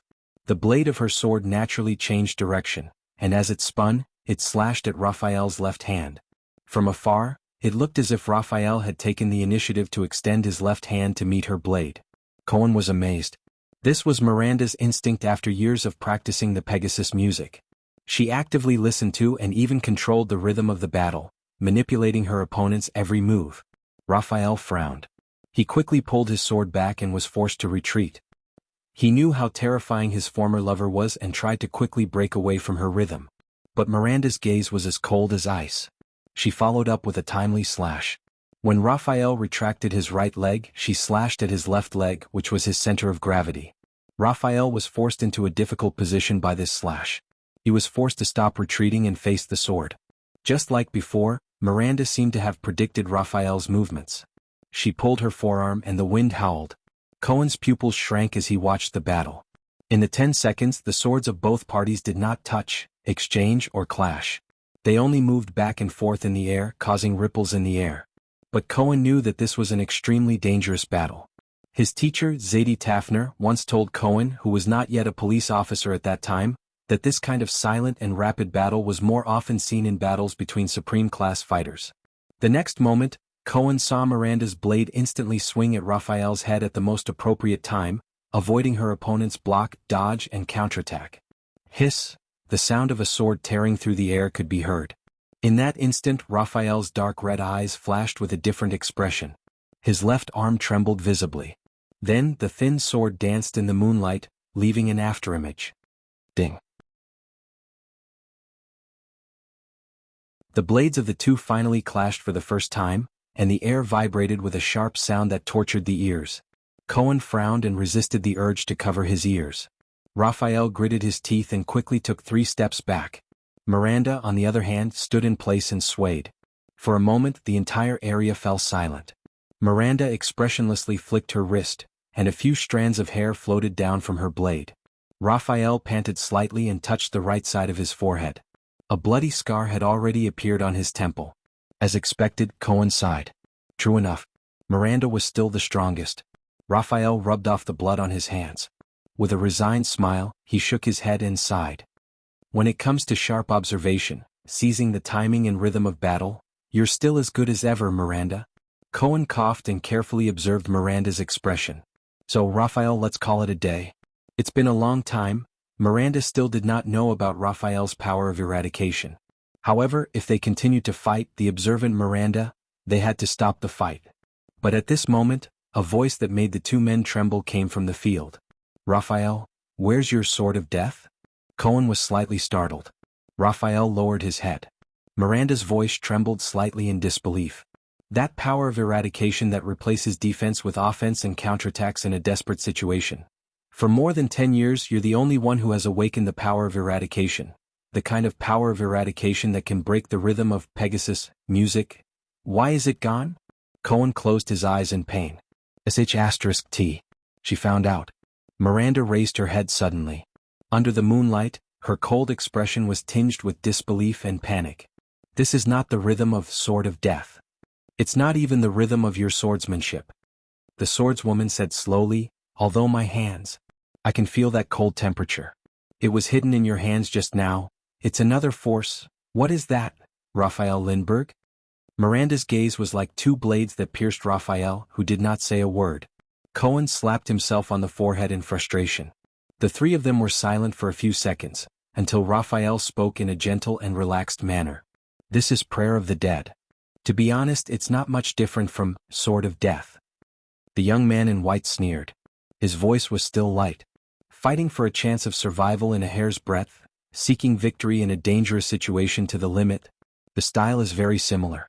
I thought that you would not be able to feel it with your hands. Just like how Touch of Greed is the Disaster Sword's version of Glory of the Stars. Miranda furrowed her brows tightly. With a hint of anxiety, she keenly asked, is the so-called Prayer of the Dead also another version of Sword of Death? Her gaze was filled with indescribably complicated emotions. She fixed her gaze on Raphael. The disaster sword's ruthless power of eradication? Cohen was truly stunned. It seems that Miranda has already gathered a lot of information about the disaster sword in a short period of time. As for me, Cohen thought of the young man who ran away and he immediately blushed. It seems that Klein has told you too much. Raphael narrowed his eyes as if he was deep in thought. Even if it's an unrestricted inheritance from outside the tower, he is still a swordsman who is close to supreme class. Why would he talk so much? To their surprise, Miranda suddenly smiled. Cohen was stunned while Raphael furrowed his brows. Is this why you hid it from me, Cohen? As she laughed, Miranda used her slightly hoarse voice to speak to Cohen without turning her head. The seed of the Tower of Eradication who is chosen once every 5 years, one of the candidates to inherit supreme class. Raphael Lindbergh. You actually sided with the disaster sword? Cohen, who was questioned, shut his eyes tightly. Raphael, on the other hand, was silent. The police opened his mouth to speak, but when the words were at the tip of his tongue, he hesitated. He opened and closed his mouth. In the end, he still lowered his head and turned his words into a sigh. In the next second, Miranda's figure flashed, and her sword struck out once again in a graceful manner. This time, her sword was not aimed at Raphael's vital points. Instead, it went straight for the blade in Raphael's left hand. Cohen revealed a puzzled expression. Attacking the enemy's weapon was not a normal battle strategy. But what surprised him even more was that Raphael, who had been smiling all this while, actually had a drastic change in expression because of this seemingly harmless strike. Asterisk clang. Asterisk the two swords collided for the second time, but there was no follow-up. Miranda's sword retreated upon contact. Miranda stared straight at Raphael, as if she had forgotten everything around her. Raphael, on the other hand, stared at Miranda with a pale face, as if he had been struck in his most vital spot. Only Cohen scratched his head and looked at the scene in confusion. Strange, this strike didn't cause any damage, right? Why are the two of them reacting so strangely? Then Miranda's voice came leisurely. The reason why the Sword of Death disappeared is because of this? Arun's daughter's voice trembled unexpectedly. 3 years? 3 years? It's him? That's the reason? Him? The young man in white, Raphael, stared blankly at Miranda. His expression was complicated. Mir. She still found out. Their first meeting after 3 years. She found out. He lowered his eyes. In the next second, the swordswoman raised her head abruptly and yelled agitatedly, Raphael, you arrogant idiot. Raphael didn't say anything. He just looked at her calmly. Cohen stared in shock at Miranda, who seemed to have lost control of her emotions. What's wrong? Wasn't she a strong and independent strong woman just a moment ago? How did she become a grief-stricken ex-girlfriend? In the next moment, the swordswoman turned around and stabbed her sword into the wall beside her. Swoosh! Raphael let out a long sigh. With a gloomy expression, Miranda loosened her grip, letting the hilt of her sword tremble in the air. I curse him. Miranda turned her head and gritted her teeth. Her expression was filled with grief and indignation as she sneered angrily. He deserves it. He deserves it. The swordswoman roared. Raphael gently sheathed his sword. Don't be like this, Mira. The young man in white shook his head and said softly, It's not worth it. Cohen's mouth fell open. He was about to go crazy from the situation in front of him. What's going on with these two? After a round of fighting they stopped? Start crying and talking in riddles? Sword of Death? Arrogant idiot? Deserves it? Not worth it? He was Cohen Caribbean, a Level 2 police officer of Eternal Star City's Western Police Station and the captain of the City Defense Patrol Team. I can't understand it at all. I say, Cohen scratched his head in pain. As he walked closer to the two, he interrupted, Can someone explain to me what's going on? Miranda, even though Raphael has the disaster sword on him, you don't have to be so agitated. In the next moment, Miranda and Raphael raised their heads at the same time and shouted angrily. Shut up, Cohen. Miranda's face was filled with rage. Not now, Cohen. Raphael's face was as cold as ice. Cohen, who was interrupted by the two at the same time, paused in midair with his mouth wide open. He stared at them innocently and at a loss. He raised his hands, smiled apologetically and took a step back. All right, you guys talk. The police officer, who was completely unaware of the situation, silently cursed in his heart. People like me who aren't smart enough shouldn't participate. Damn couples. After Cohen's interruption, the three of them were silent for a while. Two of them were immersed in complicated and subtle emotions, while the third sighed in boredom. So, Miranda adjusted her emotions, lowered her head and sneered, "The death of the sword cleansing can't come back, right? Just like you?" Raphael understood what she meant. He sighed softly and his gaze was complicated. The death of the sword cleansing originated from the chaotic period of war during the era of multiple kings. The young man in white shook his head emotionally. A brave and loyal great knight was betrayed by the king he served, and his reputation was ruined. The great knight's son escaped from the siege. He washed the blood on his father's sword by the river, and swore to take revenge, Raphael said flatly. Many years later he joined the enemy kingdom and became a knight. After many years of cruel battles where blood flowed like rivers and corpses were strewn everywhere, the new knight finally led the new king's army into the tyrant's castle and killed the enemy with his own hands. But this did not bring him satisfaction. The path of vengeance burned with only emptiness and sorrow. When he saw the fear and hatred in the eyes of a princess left behind by his enemy, the knight's heart softened, and he suddenly came to a realization. Raphael lowered his head with a gloomy gaze and continued in a low voice, "What's the point of this?" he said. Old vengeance was avenged, new hatred was born. The grudges between the kings were endless.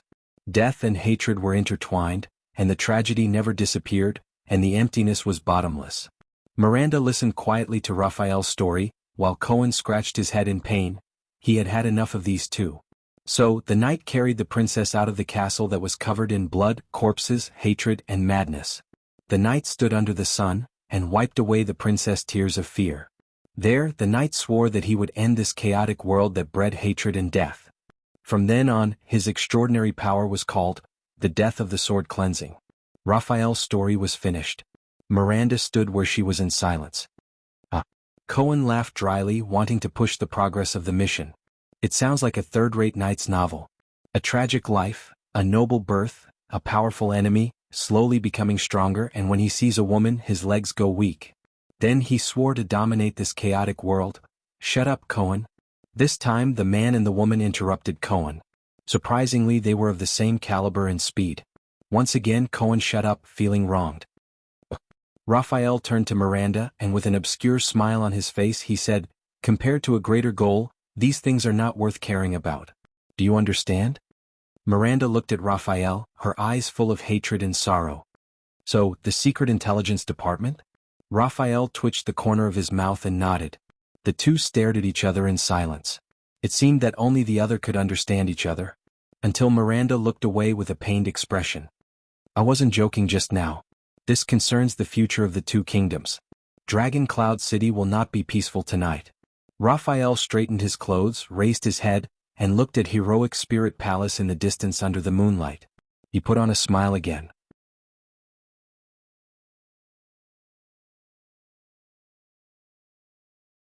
Chapter 209. Somewhere in Eternal Star City. Was in pain. This is an anti-theft stamp. I'll change it back later. PC readers can just refresh the page. Mobile readers can just long press on the table of contents to download again. Pirated readers can just open the Cheatian or Genesis book page and start subscribing. I don't know how many people will listen. The air here was cold and moist. Its skin was wrinkled, its 6 limbs were weak, its abdomen was shriveled, its lips trembled and its teeth were blunt. Only the darkness around it made it feel at ease. It raised its right hand and wanted to change its position, but it accidentally hit the metal cage. A sharp pain came from the surface of its skin that had just touched the metal. It opened its mouth and let out a meaningless howl of pain. This damned cage. The magic seal on it was rigorous, meticulous, comprehensive, perfect, and flawless. It was the standard product of the Alchemy Tower. It did not know if it was the work of the Confinement Research Institute or the Spell Laboratory. It was probably the former. In the extinct Alchemy Tower, this kind of magic cage with a single function was only studied by this faction that had been in decline for a long time. For example, the cage that was currently trapping him here. It had endured such days for an unknown period of time, and even its sense of time had become numb. It even suspected that if it continued like this, then one day, it would even completely forget its own name. It was fed once a month, given a fixed electric shock every month, and had to complete work all the time. Under such circumstances, it began to miss its main body. It still remembered the pain when it was cut off from the main body, and the heart-wrenching wails and screams that came from the main body's mind. Even many days and nights after that, even when it was its turn to be cut off, the pain was not comparable to the excruciating pain of being separated from the main body. It really wanted to return to its main body. If it remembered correctly, the main body should be locked up in the city of Triumph, the damn capital of the human empire. The country had obviously been torn apart, leaving only a small piece of territory. It was so weak, but that group of humans still shamelessly called themselves an empire. Did the weak not deserve to die? Thinking of this, its mind that was a little muddled because it did not know how long it had been locked up suddenly moved. By the way, has the main body not sent anything from the city of Triumph for some time? Whether it was letters or items, there was nothing. The mental connection between the main body and the main body seemed to have been broken for some time. Humans no longer used it? Impossible. It did not believe that those evil humans would let it or its host take a break. They would only endlessly squeeze out its value without knowing the bottom line. Did something happen to the main body? This thought flashed through its mind. No. Although the main body was also imprisoned, at least it was intact in the city of Triumph. The empire knew its value, and the imperial prince had even tried to communicate with the main body, but how could the prideful main body respond to a lowly human's request for a trade? So they were still using itself to communicate. Although the empire wasn't as powerful as it was in the past, the humans would definitely protect the main body.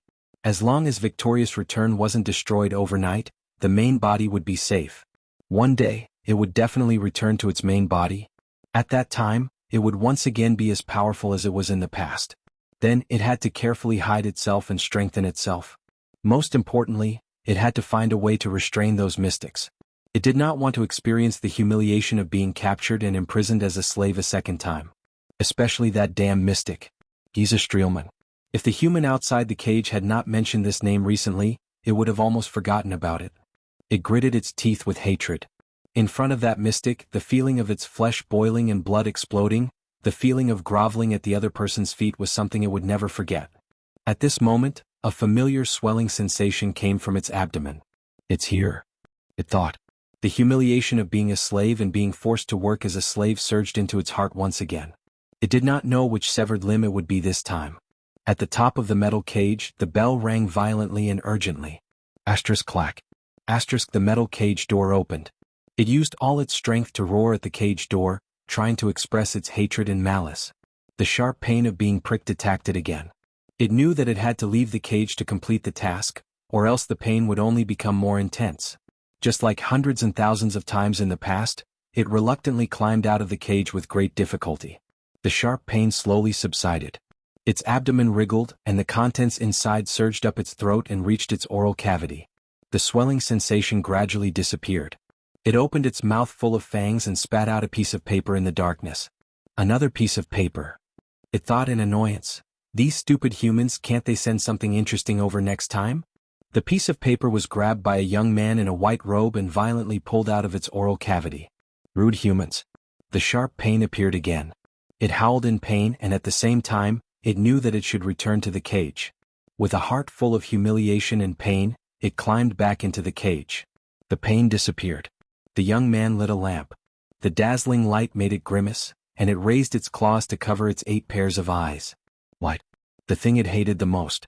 Fortunately, after the young man saw the piece of paper clearly, he immediately extinguished the lamp.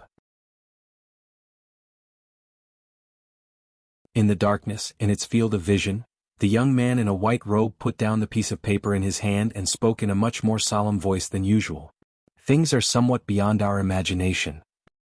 An old and hoarse voice rang. I remembered this voice.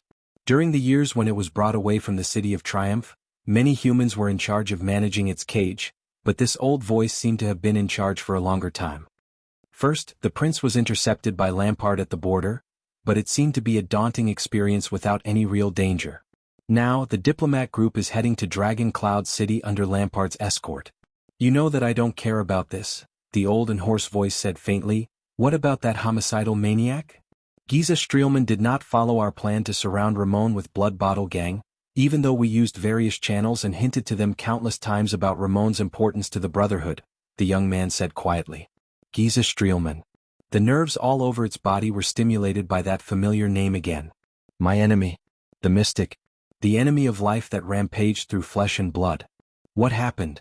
The old and hoarse voice rang again. It made its public appearance. According to our informants in Broken Dragon Fortress, Giza seemed to have endangered Prince Thales's safety on the way, the young man said. The sound of a cane hitting the ground rang in the darkness. The old voice sounded doubtful. According to the previous report, wasn't the Night Queen the one who intercepted His Highness? Is that why she requested help from Broken Dragon Fortress? Yes, but the information has been updated. It seems that things have become a little more complicated. The young man raised his head and revealed a smile that no one could see clearly in the darkness. The blood mystic appeared for the dark night black coffin in the hands of the blood clansman. It opened its eyes abruptly. During the years when it was separated from its main body, it had experienced too much numbness and chaos, but its memories with its main body were still preserved in its mind. Dark night? What a familiar term. Where did I hear it before? There was silence. The old and hoarse voice did not reply. I remember that thing is on the list of legendary anti-mystic equipment, but judging from your reaction, it is indeed an extraordinary item, right? The young man in white raised his eyebrows. You know, if we send a message and arrange for manpower now, we might be able to intercept the Night Queen. The air in the darkness seemed to have frozen in an instant. Don't ask. That coffin is not something we can touch. After a while, the hoarse voice slowly rose. Be it the coffin itself or the item in the coffin. The young man frowned and revealed a puzzled expression. But in the end he still nodded. After Giza was forced to retreat by the fortress flower with the supreme shield, she did not appear again, and Ramon was lured to Extet by us according to the original plan. The old figure slowly stood up. Very well. If Blood Bottle Gang still cannot find Ramon, we will remind them again. No matter what, we must lure the blood mystic over. In fact, this is the next thing I wanted to say, the young voice interrupted him. Your last test seems to have worked. The owner of the old voice, the Black Prophet Murat Hansen, slowly raised his head in the darkness. Although the Brotherhood's headquarters did not make any moves under our surveillance, Black Sword appeared at the border between the two countries. The young man curled his lips. I think he went to save Ramon. It seems that there is indeed something wrong with that Ramon, and his value to the Brotherhood is probably far beyond our imagination. There was another strange silence. Then Murat's sinister laughter rang out slowly. Hee. The Black Prophet laughed softly. I was almost fooled by my own student and that old woman. There was a moment when I really wanted to dispel my suspicions about Ramon's identity and remove him from the blacklist. However, no matter how meticulous his disguise is, it is no match for your suspicion, which is even stronger than that of Broken Dragon Fortress, teacher. The young man in the white robe, Raphael Lindbergh, raised his head in the darkness and chuckled sarcastically. Release the news. Murat did not care about Raphael's mockery. He stopped smiling and said in a low voice, the prince should have already entered Extet, right? Raphael nodded. They are on the last stretch of the road in Black Sand region. Let Cora come back. The Black Prophet nodded and took a deep breath. Since he has completed his mission and successfully lured Ramon to the prince's diplomat group. Raphael crushed the paper in his hand and gently sprinkled it on a strange pattern on the ground. After the shredded paper came into contact with the pattern, they burned and disappeared in a bizarre manner. Do you want to proceed to the next step? The young man asked flatly. Yes, it is time to send a big gift to the secret room in the Brotherhood. The Black Prophet tapped his cane. Get ready to depart. This is your first big test before you take over as the head of the Secret Intelligence Department. Make sure that Black Sword and Giza enter Dragon Cloud City at the same time and discover Ramon. Raphael flashed a bright smile. Black Sword against the Blood Mystic. It will definitely be a big scene. Murat took a deep breath and sat down again. What an exciting scene. So you are in charge of luring away the two legendary anti-mystic equipment in Dragon Cloud City? Raphael curled up the corner of his mouth. A fearless mystic in the capital of a country. It is secondary whether the scene is big or not, but it will definitely be ugly. Are you sure you want to do this? Especially, to all the intelligence agencies, he is a notorious homicidal maniac. Raphael smiled, but he said in his heart. Treat it as Constellation's return gift to Extet. Avenge the losses that His Majesty and I have suffered over the past few months. The Black Prophet sighed emotionally. After all, this is also to more efficiently deal with the threat of the Blood Mystic. I really want to see how that old woman in Dragon Cloud City is going to deal with such a situation. Also, with the tacit approval of the kingdom's secret intelligence department, Blackstreet Brotherhood has been in the limelight for too many years, Morat thought. Since Blood Bottle Gang has been dealt a heavy blow, Asda and Giza have been forced to appear. It is time for the Brotherhood and the hand behind it to pay the price. Everything is for the stability of Constellation, is it not? Raphael flashed a bright smile. Black sword against the Blood Mystic. It will definitely be a big scene. Morat took a deep breath and sat down again. What an exciting scene. So you are in charge of luring away the two legendary anti-mystic equipment in Dragon Cloud City? Raphael curled up the corner of his mouth. A fearless mystic in the capital of a country. It is secondary whether the scene is big or not, but it will definitely be ugly. Are you sure you want to do this? Especially, to all the intelligence agencies, he is a notorious homicidal maniac. Raphael smiled, but he said in his heart. Treat it as Constellation's return gift to Extet. Avenge the losses that His Majesty and I have suffered over the past few months. The Black Prophet sighed emotionally. After all, this is also to more efficiently deal with the threat of the Blood Mystic. I really want to see how that old woman in Dragon Cloud City is going to deal with such a situation. Also, with the tacit approval of the kingdom's secret intelligence department, Blackstreet Brotherhood has been in the limelight for too many years, Morat thought. Since Blood Bottle Gang has been dealt a heavy blow, Asda and Giza have been forced to appear. It is time for the Brotherhood and the hand behind it to pay the price. Everything is for the stability of Constellation, is it not? Raphael flashed a bright smile. Black sword against the Blood Mystic. It will definitely be a big scene. Morat took a deep breath and sat down again. What an exciting scene. So you are in charge of luring away the two legendary anti-mystic equipment in Dragon Cloud City? Raphael curled up the corner of his mouth. A fearless mystic in the capital of a country. The scene is secondary, but it will definitely be ugly. Are you sure you want to do this? Especially, to all the intelligence agencies, he is a notorious homicidal maniac. Raphael smiled, but he said in his heart. Treat it as Constellation's return gift to Extet. Avenge the losses that His Majesty and I have suffered over the past few months. The Black Prophet sighed. After all, this is also to more efficiently deal with the threat of the Blood Mystic. I really want to see how that old woman in Dragon Cloud City is going to deal with such a situation. Also, with the tacit approval of the kingdom's secret intelligence department, Blackstreet Brotherhood has been in the limelight for too many years, Morat thought. Since Blood Bottle Gang has been dealt a heavy blow, Asda and Giza have been forced to appear. It is time for the Brotherhood and the hand behind it to pay the price. Everything is for the stability of Constellation, is it not? Raphael flashed a bright smile. Black sword against the Blood Mystic. It will definitely be a big scene. Morat took a deep breath and sat down again. What an exciting scene. So you are responsible for luring away the two legendary anti-mystic equipment in Dragon Cloud City? Raphael curled up the corner of his mouth. A fearless mystic in the capital of a country. The scene is secondary, but it will definitely be ugly. Are you sure you want to do this? Especially, to all the intelligence agencies, he is a notorious homicidal maniac. Raphael smiled, but he said in his heart. Treat it as Constellation's return gift to Extet. Avenge the losses that His Majesty and I have suffered over the past few months. The Black Prophet sighed. After all, this is also to more efficiently deal with the threat of the Blood Mystic. I really want to see how that old woman in Dragon Cloud City is going to deal with such a situation. Also, with the tacit approval of the kingdom's secret intelligence department, Blackstreet Brotherhood has been in the limelight for too many years, Morat thought. Since Blood Bottle Gang has been dealt a heavy blow, Asda and Giza have been forced to show up. It's time for the Brotherhood and the hand behind it to pay the price. Everything is for the stability of Constellation, is it not?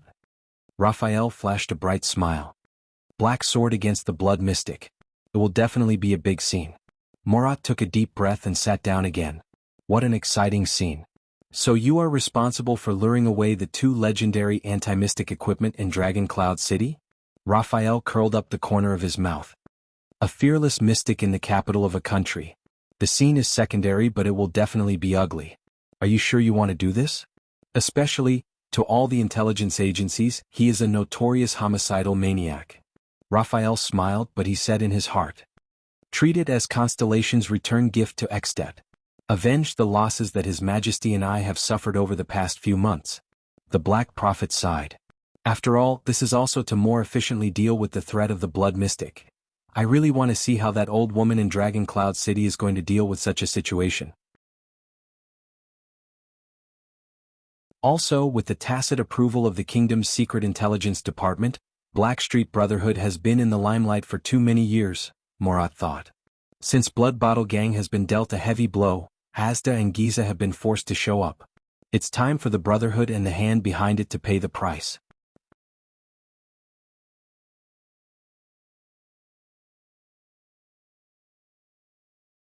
Chapter 210. Somewhere in Eternal Star City. Was in pain. Guard against theft. No rush. I'll change it back when I wake up. The air here was cold and moist. Its skin was wrinkled, its limbs were weak, its abdomen was shriveled, its lips trembled and its teeth were blunt. Only the darkness around it made it feel at ease. It raised its right hand, wanting to change its position, but inadvertently hit the metal cage. A sharp pain came from the surface of its skin that had just touched the metal.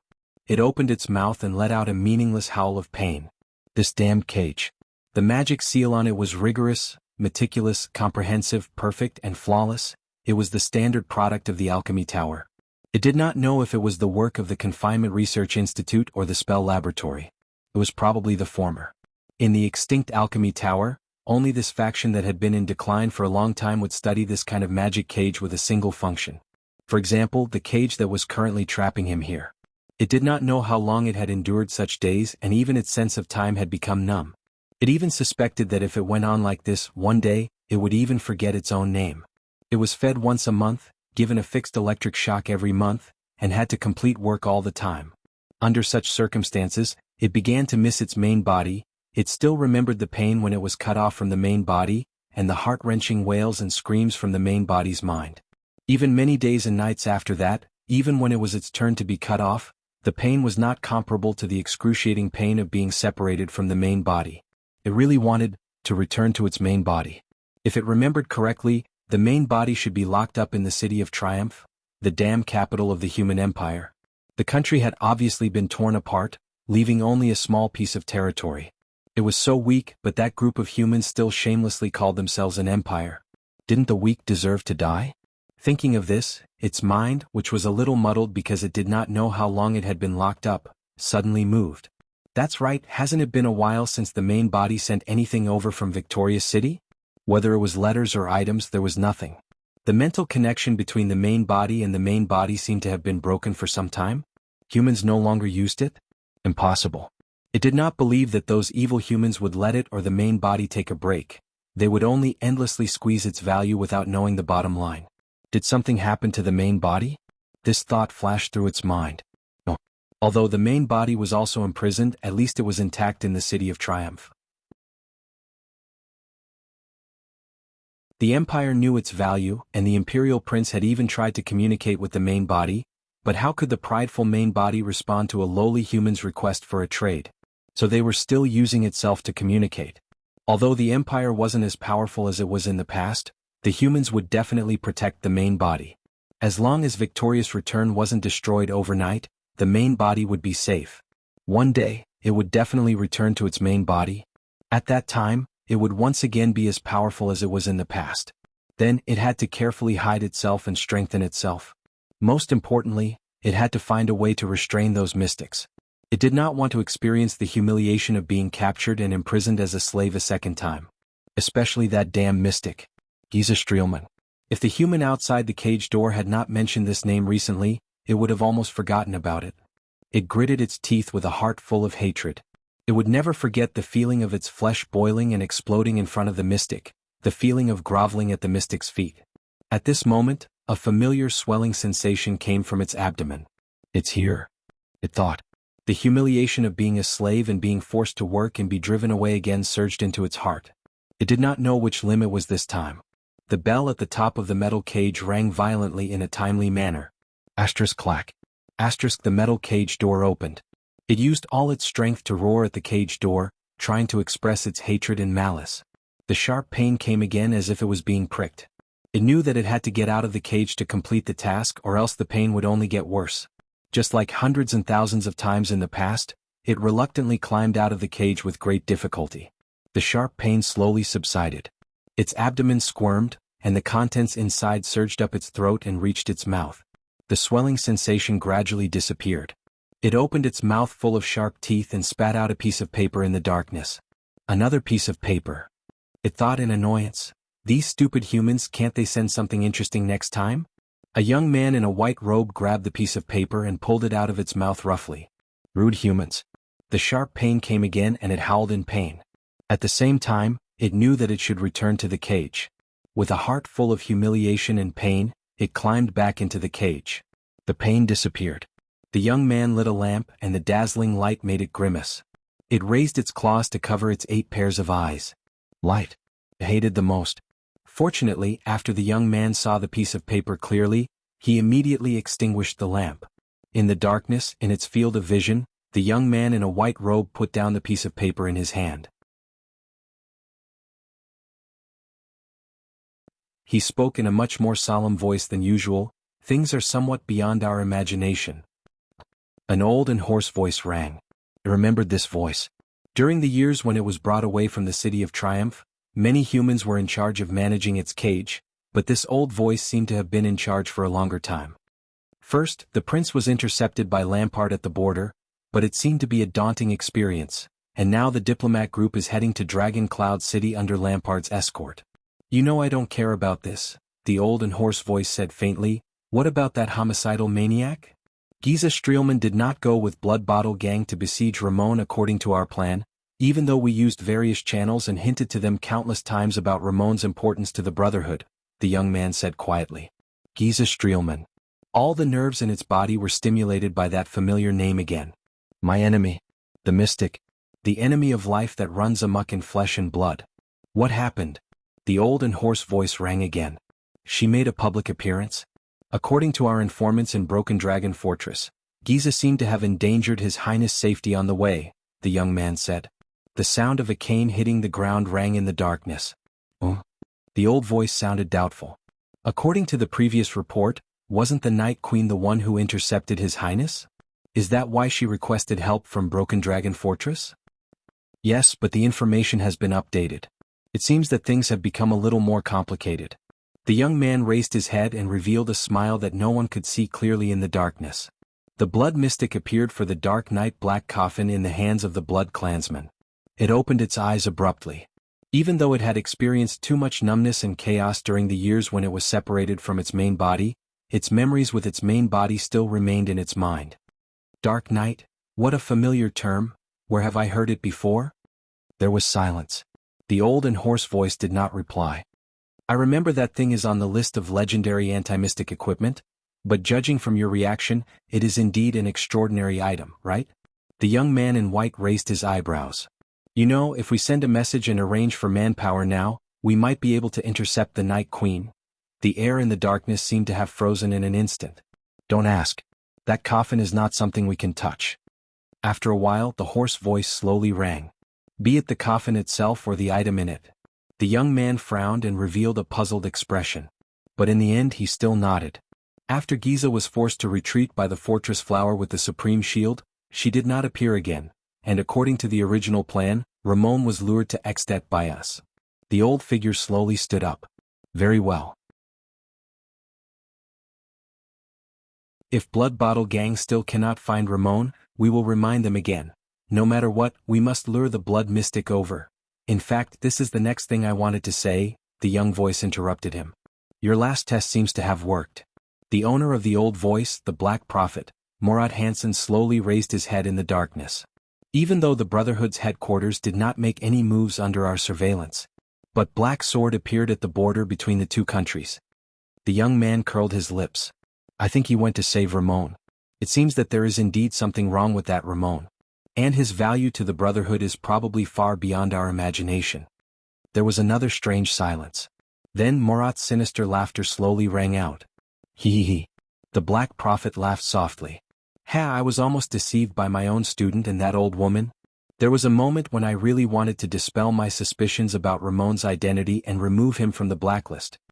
But no matter how meticulous the disguise is, it is no match for your suspicions that are stronger than those of Broken Dragon Fortress, teacher. The young man in the white robe, Raphael Lindbergh, raised his head in the darkness and chuckled sarcastically. Let the news out. Murat did not care about Raphael's mockery. He stopped smiling and said in a low voice, "The prince should have already entered Ekstedt, right?" Raphael nodded. "They are on the last stretch of the road in Black Sand region. Let Cora come back." The Black Prophet nodded and took a deep breath. Since he has completed his mission and successfully lured Ramon to the prince's diplomat group. Raphael crushed the paper in his hand and gently sprinkled it on a strange pattern on the ground. After the shredded paper came into contact with the pattern, they burned and disappeared in a bizarre manner. "Do you want to proceed to the next step?" the young man asked flatly. "Yes, it is time to send a big gift to the secret room in the Brotherhood." The Black Prophet tapped his cane. "Get ready to depart.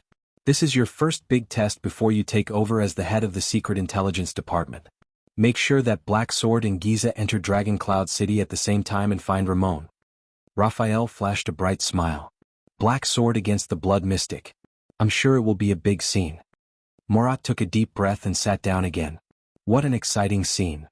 So you are in charge of luring away the two legendary anti-mystic equipment in Dragon Cloud City?" Raphael's lips curled up. "A fearless mystic in the capital of a country. It is secondary whether the scene is big or not, but it will definitely be ugly. Are you sure you want to do this?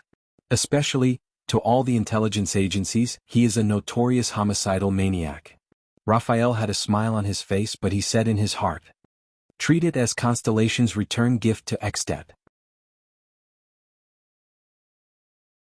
Avenge the losses that His Majesty and I have suffered over the past few months." The Black Prophet sighed emotionally. "After all, this is also to more efficiently deal with the threat of the Blood Mystic. I really want to see how that old woman in Dragon Cloud City is going to deal with such a situation." Also, Murat thought, with the tacit approval of the kingdom's secret intelligence department, the Blackstreet Brotherhood has been in the limelight for too many years. Since the Blood Bottle Gang has been dealt a heavy blow, Asda and Giza have been forced to appear. It is time for the Brotherhood and the hand behind it to pay the price. Everything is for the stability of Constellation, isn't it? Somewhere in Eternal Star City was in pain. The air here was cold and moist. Its skin was wrinkled, its 6 limbs were weak, its abdomen was shriveled, its lips trembled and its teeth were blunt. Only the darkness around it made it feel at ease. It raised its right hand, wanting to change its lying position, but inadvertently bumped into the metal cage. A sharp pain came from the surface of its skin that had just come into contact with the metal. It opened its mouth and let out a meaningless howl of pain. This damned cage. The magical seal on it was rigorous, meticulous, comprehensive, perfect, and flawless. It was the standard product of the Alchemy Tower. It was not known whether it was the work of the Confinement Research Institute or the Spell Laboratory. It was probably the former. In the extinct Alchemy Tower, only this faction, which had been on the decline for a long time, would study this kind of single-function magical cage. For example, the cage that was currently trapping it here. It did not know how long it had endured such days. Even its sense of time had become numb. It even suspected that if it went on like this, one day, it would even forget its own name. It was fed food once a month, given a fixed electric shock every month, and had to complete work all the time. Under such circumstances, it began to miss its main body. Even now, it still remembered the pain when it was cut from its main body, and the heart-wrenching wails and screams that came from the main body's thoughts. Even for many days and nights after that, even when it was its turn to be cut, the pain was not comparable to the excruciating pain when it was first separated from its main body. It really wanted to return to its main body. If I remember correctly, the main body should be locked up in the City of Triumph, the damned capital of the human empire. The country had obviously been torn apart, leaving only a small piece of territory. It was so weak, but that group of humans still shamelessly called themselves the Empire. Don't the weak deserve to die? When it thought of this, its mind, which was a little muddled because it did not know how long it had been locked up, suddenly had a thought. That's right, has the main body not sent anything from the City of Triumph for some time? There was nothing, whether it was letters or items. The connection between its thoughts and the main body seemed to have been broken for some time. Humans no longer use it? Impossible. It did not believe that those evil humans would let it or the main body take a break. They would only endlessly, without knowing the bottom line, squeeze its value dry. Did something happen to the main body? This thought flashed through its mind. No. Although the main body is also in prison, at least it is intact in the City of Triumph. The Empire knows its value. The Prince of the Empire even tried to communicate with the main body. But how could the proud main body respond to the lowly human's request for a trade? So, they are still using itself to communicate. Although the Empire is not as strong as it used to be, those humans will definitely protect the main body. As long as the City of Triumph is not destroyed overnight, the main body will be safe. One day, it will definitely return to the main body. At that time it will be strong again just like in the past. After that, it had to carefully hide itself and strengthen itself.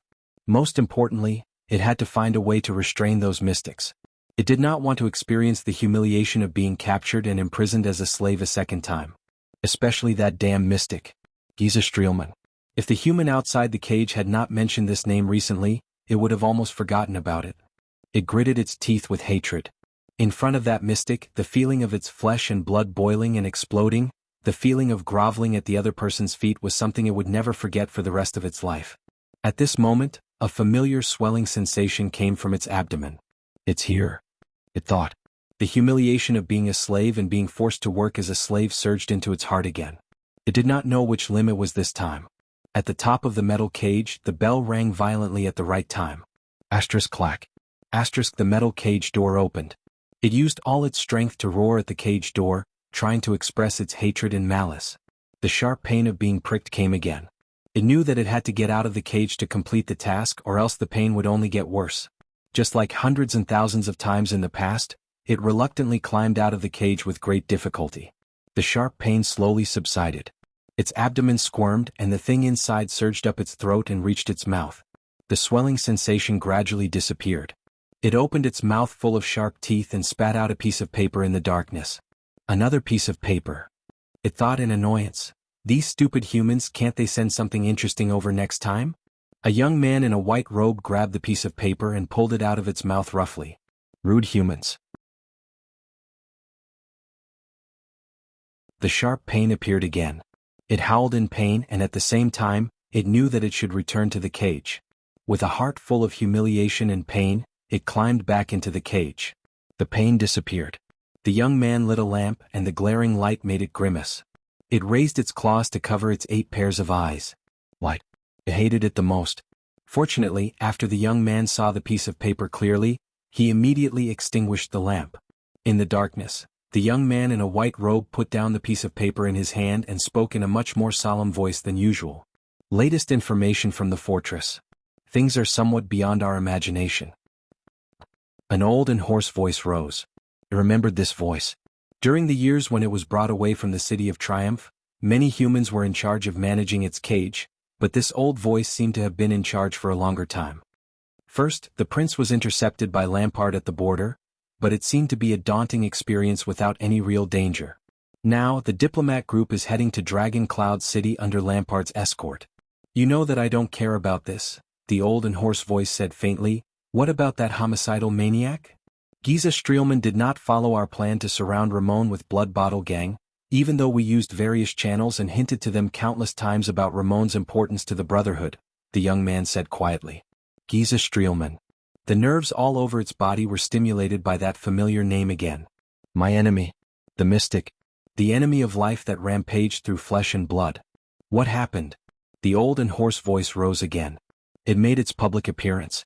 According to our informants in Broken Dragon Fortress, Giza seemed to have endangered Prince Thal's safety on the way, the young man said. The sound of a staff hitting the ground rose in the darkness. The old voice asked doubtfully, according to the previous report, wasn't the Night Queen the one who intercepted His Highness? Is that why she asked for help from Broken Dragon Fortress? Yes, but the information has been updated. It seems that things have become a little more complicated. The young man raised his head and revealed a smile that no one could see clearly in the darkness. The Blood Mystic appeared for the Dark Knight Black Coffin in the hands of the Blood Clan. It opened its eyes suddenly. Although it had experienced too much numbness and chaos during the years when it was separated from its main body, its memories with its main body were still preserved in its mind. Dark Knight? What a familiar term. Where did I hear it before? There was silence. The old and hoarse voice did not reply. I remember that thing is on the list of legendary anti-mystic equipment, but judging from your reaction, it is indeed an extraordinary item, right? The young man in white raised his eyebrows. You know, if we send a message and arrange for manpower now, we might be able to intercept the Night Queen. The air in the darkness seemed to freeze in an instant.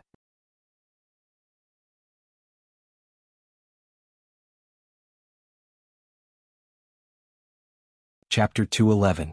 The others stared blankly at the terrifying black hole on Raphael's arm and listened to the Black Prophet's voice that sounded as if it was right next to their ears. They could not react at all.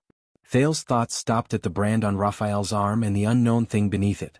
Little rascal held on tightly to his arm, trembling slightly. She did not even dare to look at the black hole. Waya stood in front of Thales with an unpleasant expression. He subconsciously pressed down on the single-edged sword at his waist. Ralph's expression was hidden under the half-mask, but his twitching eyebrows explained everything. Cohen widened his eyes in shock at his old friend's strange behavior. Miranda stared fixedly at Raphael's arm, her breathing erratic. Communication type, flying squirrel. Raphael seemed very weak. He straightened his body with a pale face and used his eyes to signal for the others to calm down. At the same time, he spoke to the strange black hole on his arm in a language that no one else could understand. The white glove is stained with blood.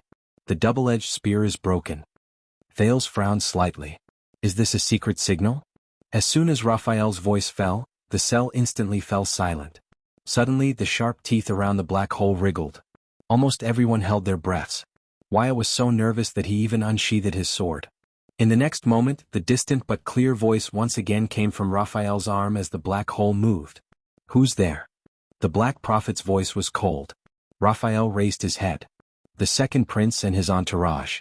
Raphael's red eyes glanced at the prince and the people behind him. Then he glanced at Cohen and Miranda. His gaze was complicated. And the two people I mentioned earlier. The black hole fell silent again. His Highness. Raphael's breathing calmed down. The weakness he felt when he opened the black hole on his arm seemed to have disappeared without a trace. He wants to know dragon's blood. Thales suppressed the nausea he felt at the sight of the disgusting black hole with sharp teeth. Ever since he got to know the blood mystic, his resistance to nausea had greatly increased. The prince panted, frowned and raised his head. What exactly is this? He could not see anything inside the black hole.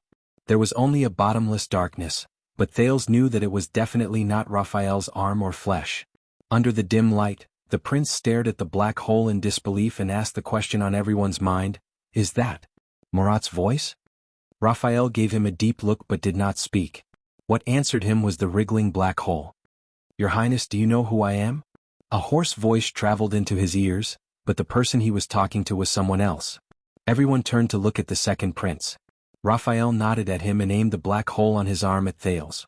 Thales did not look at the black hole. Instead, he closed his eyes and inhaled deeply. He cleared his mind of all distracting thoughts and forgot about the unpleasant encounter in Mindy's hall. Of course, Lord Hanson. Thales opened his eyes and calmly said to the black hole, it left a deep impression on me.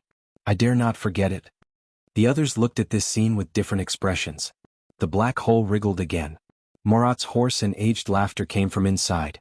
Don't be nervous, Your Highness. I'm not by your side. The Black Prophet's voice was like a venomous snake's hissing, making people uneasy. Of course, you can also pretend that I am by your side, if that makes you feel at ease. Thales flashed an awkward and ugly smile. Even though he did not know if the Black Prophet could see it. So, what do you want to know? The Black Prophet said slowly. 15 minutes, Raphael reminded him quietly. Don't forget about their next patrol. What do I want to know? Thales clenched his fist slightly. His brain worked quickly. Scenes flashed before his eyes. Everything. He raised his head and said without hesitation, about Lampard's operation this time, about King Nuven's death, I want to know everything the Secret Intelligence Department knows. A chuckle came from the black hole. Cohen and Miranda looked at each other, their expressions extremely uncomfortable. All right. Finally, the Black Prophet's voice became clear, even though it was still unpleasant. Where should I start? Thales did not speak. He was waiting for Murat. There's a good time, the Black Prophet said softly on the other end of the line, the bloody year. Hearing that term again, Thales felt his heart begin to pound again. Miranda and Raphael looked up at the same time. They exchanged a silent glance, reading emotions that only they could understand. During Constellation's most difficult time, a count from Black Sand region brought Extet's letter of credence, or rather, a declaration of war. The Black Prophet's voice was as hoarse and unpleasant as ever, but it was strangely calm. That count had just risen to fame in Northland. He followed the traditional and cruel Northland tradition, stepped over his brother's corpse, and seized the right to inherit the Archduke of Black Sand region. Thales felt Little Rascal's grip on his hand tighten slightly. When he announced Nuven's request to the entire court, when the Great Dragon and Constellations War was inevitable, Morat continued, the late king detained the envoy from Extet. As the heir of Black Sand region, he was presumably very suitable as a bargaining chip in the war. Thales clenched his fist slightly. The story that Lampard told in the carriage was cut short on the day he went on a diplomatic mission to Constellation. But the prince did not expect that he could actually hear the continuation from the Black Prophet.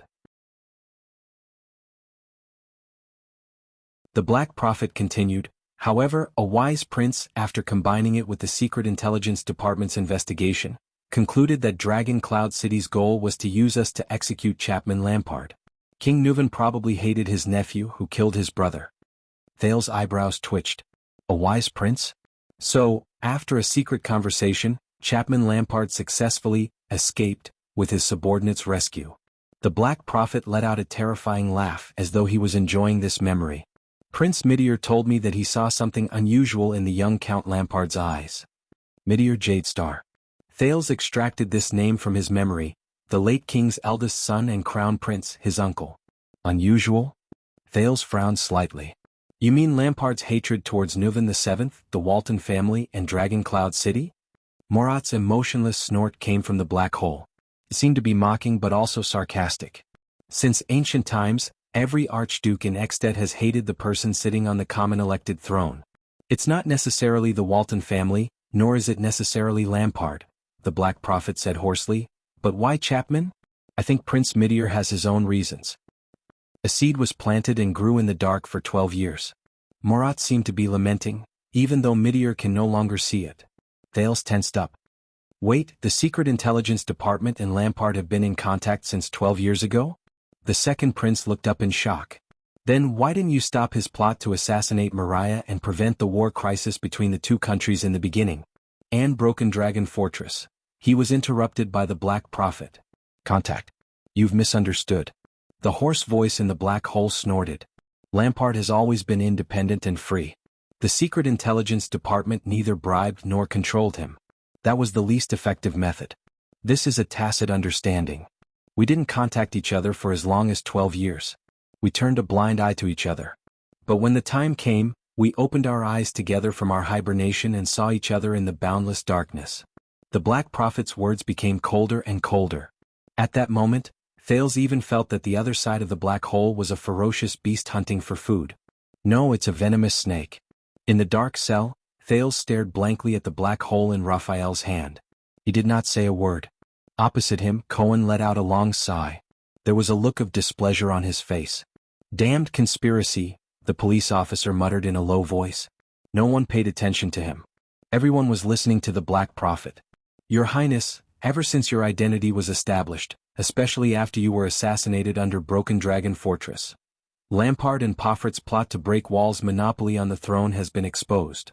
Morat let out a cold laugh from the other side of the black hole. The kingdom's Secret Intelligence Department knew that the time had come. Thales bit his lower lip and exhaled. Since then you knew that it was Poffert's doing?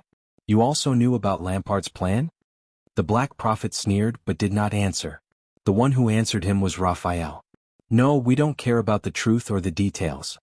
The young man from the kingdom's Secret Intelligence Department held his right arm and quietly stared at the hideous black hole on his arm. What we care about is very simple and very pure. That is the fact that Extet is unstable. That's right. We're not only working with Lampard, Raphael said softly with his head lowered and an indecipherable expression on his face. We're also providing him with help only once, which is also the most crucial part of his plan. Miranda stared at him with an unfathomable expression. Thales closed his eyes and gulped. Then, with great difficulty, he spat out the word, calamity. Raphael nodded. Not long before you left for the diplomatic mission, Raphael raised his head and all the emotions on his face disappeared without a trace. Raphael raised his head. An old gang related to the mystics suffered a crushing defeat in the capital, where they were almost completely wiped out. Because of this crushing defeat, the blood calamity, which had disappeared for many years, was forced to reappear. The Black Prophet's laughter rang again. Perfect timing, perfect chess pieces. Murat heaved a profound sigh, as though he was admiring and appreciating a piece of art. And the perfect executor. For Chapman Lampard there is no better help than this. Thales felt a chill in his heart. The Black Prophet's laughter rang again. We fabricated some information, the master of the kingdom's secret intelligence department said with great interest from the other side of the black hole. We threw out a half-truth bait, which was enough to lure the blood mystic north. Ramon, I remember that the person Blood Bottle Gang is after is him. Thales snapped out of his daze and said with sudden realization, so, he didn't join my team by chance, did he? Raphael gave him a smile that was almost as good as non-existent. Just like that, we lured the blood mystic into Dragon Cloud City, the Black Prophet said flatly. This chess piece has been set up and is only waiting for the qualified person to activate it. Little rascal let out a terrified whimper. Thales knew what she remembered. The qualified person, activate it. Thales remembered the scene of Black Sword charging towards the blood mystic without hesitation. But, lured into Dragon Cloud City, activate it? Thales muttered to himself. Thales clenched his fists. The scene of countless people struggling, wailing, crying in Shield District, and dying powerlessly from suffocation or being trapped by tentacles flashed before his eyes. He remembered his and Little Rascal's desperate escape. Behind them there were countless corpses lying dead in every corner. Chess piece. Thales gritted his teeth and raised his head. You treat that kind of calamity as a chess piece? The second prince suppressed the displeasure in his heart. What gives you the confidence to think that you can control the legendary calamity and the power to destroy the world? Raphael turned and glanced at him. Confidence. Raphael snorted coldly. In all the recorded history, no matter how powerful the power or how terrifying the existence, or even those monsters who can shatter the continent with a single thought, they are just noise for a moment, and smoke that passes by in the blink of an eye. No one has ever conquered everything with power. Raphael raised his hand and pointed at his head. So you don't have to blindly believe in power. This is the confidence of the Secret Intelligence Department. In front of a truly powerful person, even a calamity is just a chess piece. Thales shuddered violently. A truly powerful person. Thales raised his head. His eyes were filled with suspicion. Who told you these words? Raphael's eyelids twitched. He stared at Thales. But the young man still said quietly, my teacher. Thales' heart skipped a beat. Go on, Miranda said. Her cold voice was especially prominent in the prison cell. How do you plan to use it, that calamity? The Black Prophet let out a low, hoarse laugh again. Last night, we activated the blood calamity as planned. Raphael took over the Black Prophet's words. King Nuvan soon received the news. A legendary monster is wreaking havoc in his city. Raphael glanced at the people around him, his tone returning to its previous indifference. This is all our work to achieve two goals. First, to lure away and transfer away two powerful legendary anti-mystic equipment, he said coldly. Cohen frowned slightly. Lure away? Away from the calamity? Raphael looked at his old friend and revealed a mysterious smile. No, the young man from the Secret Intelligence Department said softly. Lure away from King Nuvan. Thales shuddered. He remembered the spear-wielding man and Nicholas when Black Sword brought him into the battlefield. They were all deliberately lured away, Raphael explained softly, the Soul Slayer pike which can kill with one blow, and the Severing Soul's blade which can create an absolute barrier, will be a great obstacle for the assassin to deal with Nuvan. What about the second goal? Miranda asked coldly. Raphael turned around and looked at the swordswoman beside him. This time, there was something indescribable in his eyes. Second, we also used the calamity to completely separate Nuvan from the heavy protection of the army and guards, he continued, looking into Miranda's eyes. The more enemies there are, the stronger the blood mystic becomes. To deal with it, we have to give up our advantage in numbers. Raphael shifted his gaze away from Miranda and focused his eyes slowly. As we expected, King Nuvan ordered a curfew in the city without waiting for us to remind him. He ordered for the people to be evacuated, the patrols to be transferred away, and the militia to be strictly prohibited. The Black Prophet sighed faintly from the other side of the black hole. Thales could tell that it was a heartfelt sigh. In the past 30 years of his reign, King Nuvan has never been as weak as he was last night. Away from the protection of the army and armed forces, Raphael said softly. Leave the rest to Lampard. His voice faded away. The prison cell returned to silence. Cohen, who could no longer hold it in, opened his mouth in disbelief. This is the truth behind the Calamity's arrival in Dragon Cloud City? The police officer gritted his teeth. Thinking of the hearty big leather belt, he said hatefully, so many people died? They paid such a huge price, just for, Raphael interrupted him. We racked our brains to lure the Calamity to Dragon Cloud City. Of course it's not so childish as to let it cause some trouble. The young man from the Secret Intelligence Department snorted coldly. Our goal was clear from the beginning, Nuvan's death. Cohen lowered his head and clenched his fists. His expression was indecipherable. The Black Prophet's words appeared again. With the help of an Archduke of Extet, we overthrew the common elected king's throne. For the first time in history, a Northland Archduke killed a sitting king. Rikaru's joint ruling pledge has never been trampled on so severely. Behind him, Thales felt little rascal shrink slightly.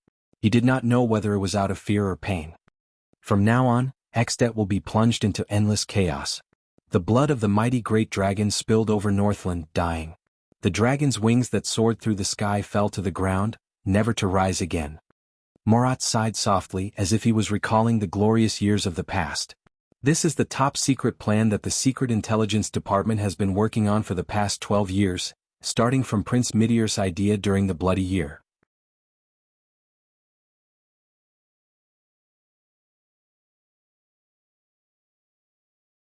Chapter 212. No one spoke. There was dead silence in the prison cell. Any other questions? The Black Prophet's cold voice rang out. No one answered. Until a crisp, childish male voice rang out. Yes. Everyone's gaze once again converged on Thales. But he did not speak immediately. Thales heaved a long sigh. He looked exhausted as if he was hesitating or deep in thought. After a while, the second prince's voice rang out with difficulty. His Majesty, did he know about this plan? Before I left for the north? The Black Prophet did not speak. But Thales already understood. So, the rumors are not wrong. Thales raised his head with a gloomy expression and looked around at the crowd. His gaze paused slightly on Little Rascal, who was at a loss. The Constellations colluded with the Calamities and murdered King Nuvan in an attempt to cause civil strife in Extet. A sense of helplessness overwhelmed him. Why? The image of the old, tired but powerful white-haired king flashed before Thales' eyes. He was dispirited. If it was to ensure that Extet would not invade Constellation, then I could have achieved it through diplomatic mediation. In fact, we have already achieved it. In his vision, Little Rascal lowered her head. Her expression could not be seen clearly. There was only endless silence on the other side of the black hole. Raphael did not bother to hide his faint smile. Just a few hours ago. Thales looked dejected. His eyes were in a daze. It was as if he could see the king's head rolling to the ground again. King Nuvan proposed to form an alliance with us. His tone was gloomy and hoarse, as if he wanted to incorporate the suffering and torture of the past few days into his words. The Walton family and the Jadestar family. We helped him keep the feudal vassals in check and maintain the existence of the Walton family after King Nuvan's death. In exchange, he would do his best to maintain the peace between the two countries and give us time to recuperate, Thales said weakly. He felt a headache and his mind was in a mess. The predicament brought about by Mariah's death has been easily resolved, and now, Wyatt opened his mouth in shock. Cohen was slightly startled and then seemed to be deep in thought. Miranda remained silent, her expression cold. Thales closed his eyes and let out a long sigh, which was filled with fatigue and exhaustion. Now everything that King Nuvan said was gone with the wind and clouds after his death. Calamities, Lampard, assassination. The disaster of Shield District. Damn it all. The strange black hole on Raphael's arm trembled. What answered Thales was the Black Prophet's cold and hoarse laughter. The laughter continued for several seconds. Thales started to frown. Put away your pointless naivety, Your Highness. You are not like this in the Hall of Stars. Finally, Morat's laughter turned into cold words that echoed faintly in the empty prison cell. Do you really think that we will rely on your diplomatic mission to create a miracle and put an end to the war? As he listened to the Black Prophet's mocking words, Thales took a deep breath and held back the impulse and anger in his heart. The problem was already solved, he said through gritted teeth. With Dragon Cloud City's power, Extet and Constellation could have coexisted peacefully. Solve it? The Black Prophet interrupted him. Of course. The genius prince used superb means to persuade King Nuvan to stop causing trouble for Constellation, the Black Prophet said flatly. His words were full of what Thales heard as a lame and unpleasant mockery. The two countries that were on friendly terms welcomed peace from then on. How long? The head of the Secret Intelligence Department changed the topic. 5 years? 10 years? Or 15 years? Thales exhaled impatiently. With an extremely uncomfortable rhythm, the Black Prophet's cold laughter rang out slowly. Your Highness, do you really think that an alliance between the two families can maintain the peace between the two countries? Do you think that the great dragon's ambition and greed can be dispelled by the prince waving his hand at Dragon Cloud City on horseback and nodding to the archdukes in the secret chamber? The Black Prophet's voice suddenly rose. There was a hint of solemnity and sternness in his words. Even Tormund and Raikaru couldn't do this 600 years ago. Thales was slightly startled. Do you know how many times King Nuvan dreamed of planting the Red Dragon flag on Broken Dragon Fortress in the past 30 years and bringing the northern territory of Constellation under the rule of extensions? The words of the head of the Secret Intelligence Department were like a venomous snake's tongue, hissing and making people feel inexplicably terrified. It's been 12 years. From the king to the archdukes, from the nobles to the commoners in Extet, they dream of going south again. The Black Prophet sneered. The three archdukes have never stopped provoking us at the border. Dragon Cloud City has been testing us every year. Why do you think Prince Moriah went to Constellation as an envoy? Cohen lowered his eyelids and added silently in his heart, revise the fortress treaty. Thales stared at the strange black hole on Raphael's arm without saying a word. They are not nameless pawns. The Black Prophet's words came slowly from the black hole on the young man's arm. They are Northlanders. They are born to wield swords in battle. They are Northlanders who have been famous since the uncivilized era. You better remember this for the rest of your life, Your Highness. They have the ancient Northland customs of joining the army and killing the enemy as their pride. They have strong bodies honed in the cold and hardships. They have a tenacious army forged with blood and honor. They have the hunters and commoners who can draw their winter pine longbows halfway without training. They have the invincible heavy cavalry who are good at charging with mystic guns and spears. They have the glacier sentinels and white blade guards who dare to fight the orcs head-on. They also have the enlisted soldiers who have no complaints about serving and sacrificing themselves. They can travel dozens of miles in a day with just a few pieces of bread. They have the elite standing army who undergo training 3 times a year and can withstand 70% casualties without collapsing. There was a chilling aura in Marat's words. They are born for war. Hearing all this, Miranda's expression grew colder. Recalling the battles of the past 3 years, she slowly clenched her fists. The Black Prophet paused for a second.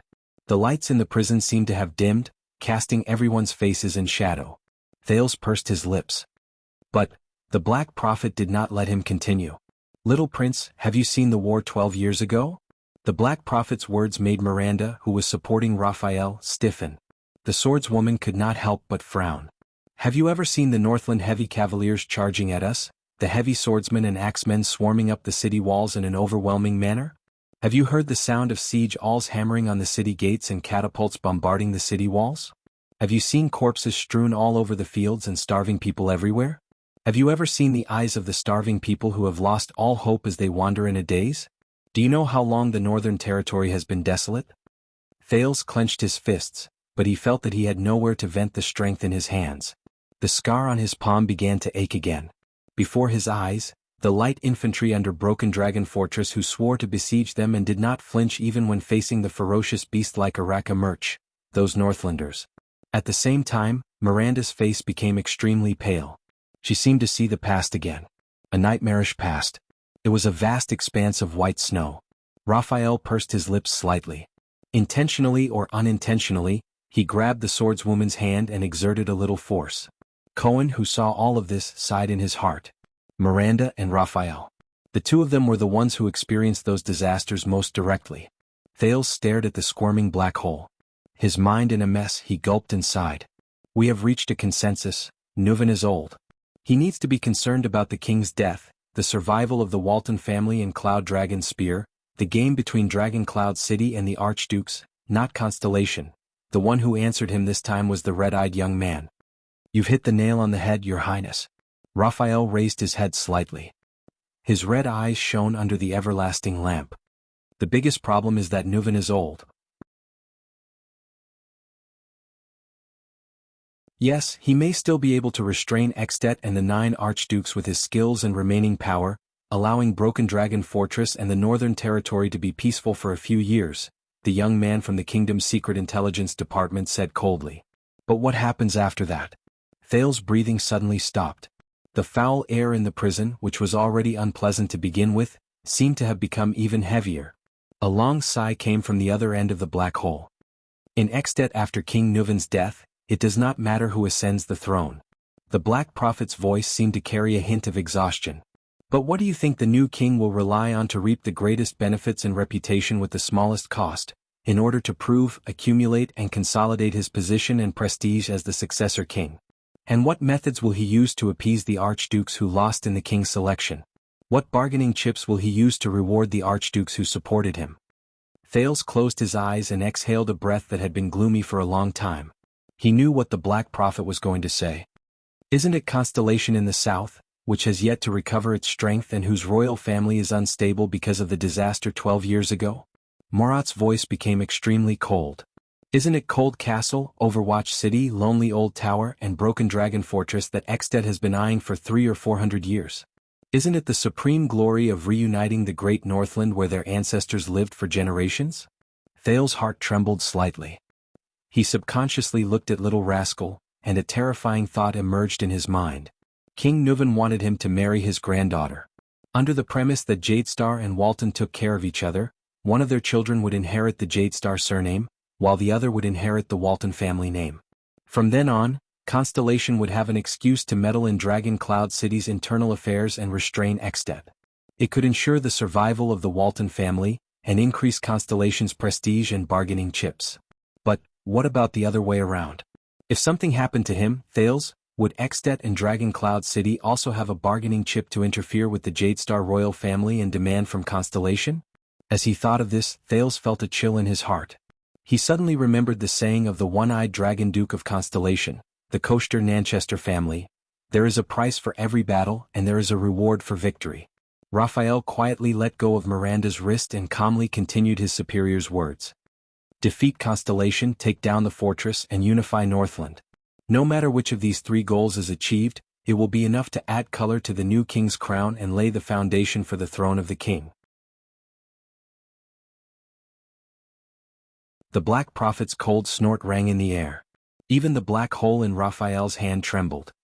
"The conflict between Constellation and Extet will never disappear because of the decision of one family, even if you are crowned in the future," Morat said flatly. "We fear them. Just like how they are afraid of us. So, once there is a chance, a benefit and a condition, how can they not go south?" Thales lowered his head. The Black Prophet's words gave him a sense of pressure that was almost tangible. "Once they go south, how long do you think we can hold on with our orphans, widows and defeated soldiers in the Northern Territory when faced with such an opponent?" "Lady Sonia Cecere is known as the Fortress Flower and is stationed at Broken Dragon Fortress. People say that if Sonia blooms and does not wither, the fortress will be impregnable. It may seem glorious, but did you know that on the first day she set out to defend the fortress, she made a will and entrusted it to the royal family for safekeeping? It has been 12 years since then. Because she knows that one day in the future, when the northern wind blows and the great dragon roars and rises into the sky, the fortress flower will wither in the north, never to return. Do you know how much we have paid in exchange for the peace of the Fortress Treaty? Do you think it is just because of the cunning fox of Constellation's glib tongue? Do you know how much we have paid to maintain this fragile peace, to protect the dying Northern Territory and the weak kingdom from the scourge of war?" All of Thales's words were stuck in his throat. He felt an indescribable annoyance surge in his heart. The nobles are all blaming His Majesty, blaming him for bringing an empty and fragile kingdom to fight the desert war that had no benefits to speak of 5 years ago. The Black Prophet's voice sounded eerie and cold, but it contained a deep sense of power that made one's heart palpitate. "However, those fat, short-sighted vermin will not know and do not want to know that if Constellation did not fight the seemingly crazy desert war after the Bloody Year, if we did not use a desperate victory to display our national strength, if we did not pay a terrible price to wash away our determination, If we did not use the skulls of the orcs and the altars of the barren bone people to prove that our swords are still incomparably sharp. When Cohen heard this, he suddenly understood. Waya even clenched the sword hilt in his hand so hard that it made cracking sounds. The Black Prophet's voice continued, I am afraid that as early as the winter 5 years ago, the born King Nuvan VII, who shrouded the entire northern sky and ruled over the entire Northland, would have torn up the fortress treaty, and brought the Northlanders, armed to the teeth, to take back what they lost at the negotiating table. There would be no dispute over the royal succession, and no day where you would be addressed as Your Highness. Do you think that after Nuvan there would not be another king like this? Thales did not say a word. He only stared fixedly at the empty ground. Raphael nodded slowly. The young man continued the Black Prophet's words and said expressionlessly, and after 5 years, Extet gradually figured out our trump card. The Desert War's confusing and deterrent effect was no longer there. You saw it in the Hall of Stars. With just a slight poke from Lampard and Arund, the split between the royal family and the nobles made those Northland barbarians fearless. Why do we carry out dragon's blood? Raphael lowered his head and said calmly in the darkness, this is the answer. This is also the meaning of dragon's blood. What we want is not just a few years of false peace. We don't want to live in fear every year. We don't want dangerous negotiations and confrontations. Raphael's face was pale and his pupils were blood red. With a complicated expression, he bowed slightly to the prince. What we want is for the kingdom, which is in a disadvantageous situation, to not make things worse for the kingdom. We want peace and stability in the north of Constellation for decades, or even centuries, so long that Constellation can recover from the great damage of the Bloody Year. So long that your family's name and rule become stable again. So long that we can become powerful again and be fearless just like in the past. With this goal in mind, even King Nuvan's life and death become insignificant. Thales raised his head. He had a realization. Lampard's actions signified the shattering of the myth of Extet since its founding. It proved that the so-called Raikaru Joint Ruling Pledge was just a piece of paper.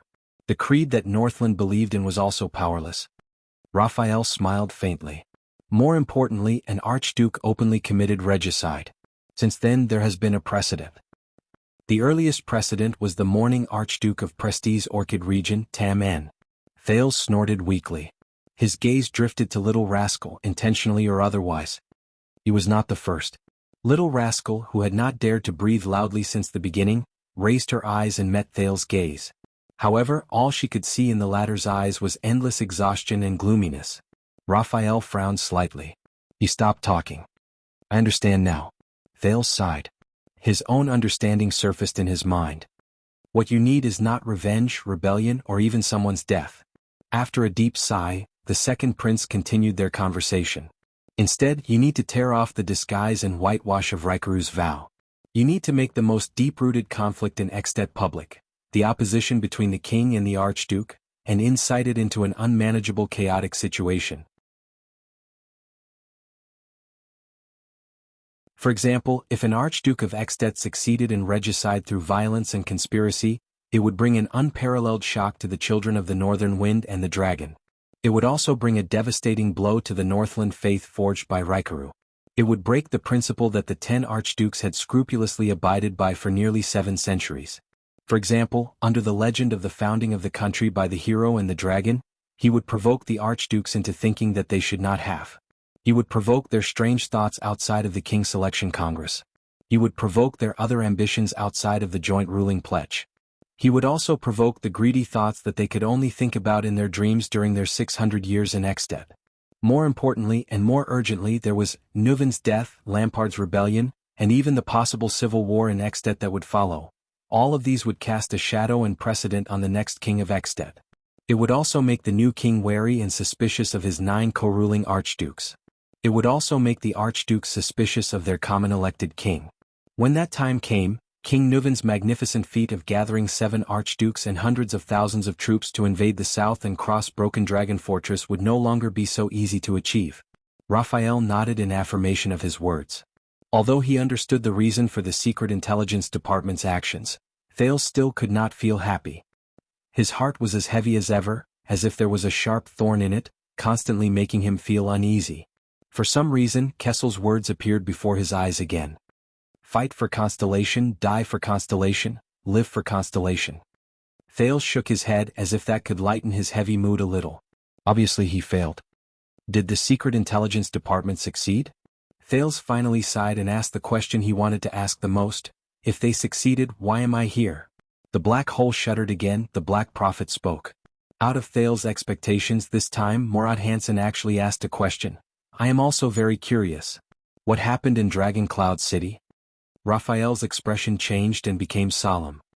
According to the plan, you should now stay in Heroic Spirit Palace and spend the night as Extet's distinguished guest under heavy protection. Then, when the vassals are at odds with each other after this, you should return to your country by virtue of your neutral status, the young man from the Secret Intelligence Department said with a slightly heavy tone, but for some reason King Nuvan decided to leave Heroic Spirit Palace and even brought you out of the palace, so much so that you fell into Lampard's hands. Thales' heart tightened. The person who brought him out of Heroic Spirit Palace was not Nuvan. It was. He involuntarily glanced at Little Rascal. She had seen Asda. She had also seen Black Sword in their confrontation. What else? The prince asked calmly, intentionally or unintentionally skipping over this question. Apart from that, Raphael raised his eyebrows slightly, our plan also ran into some accidents. There are still 10 minutes before the time you mentioned. Morat's cold and hoarse voice was still unpleasant. Tell me about it. Raphael's gaze became solemn as he looked around at the crowd. Countless undecipherable thoughts flashed across his eyes. Finally, these thoughts converged into 3 words, which he softly uttered. Calamity.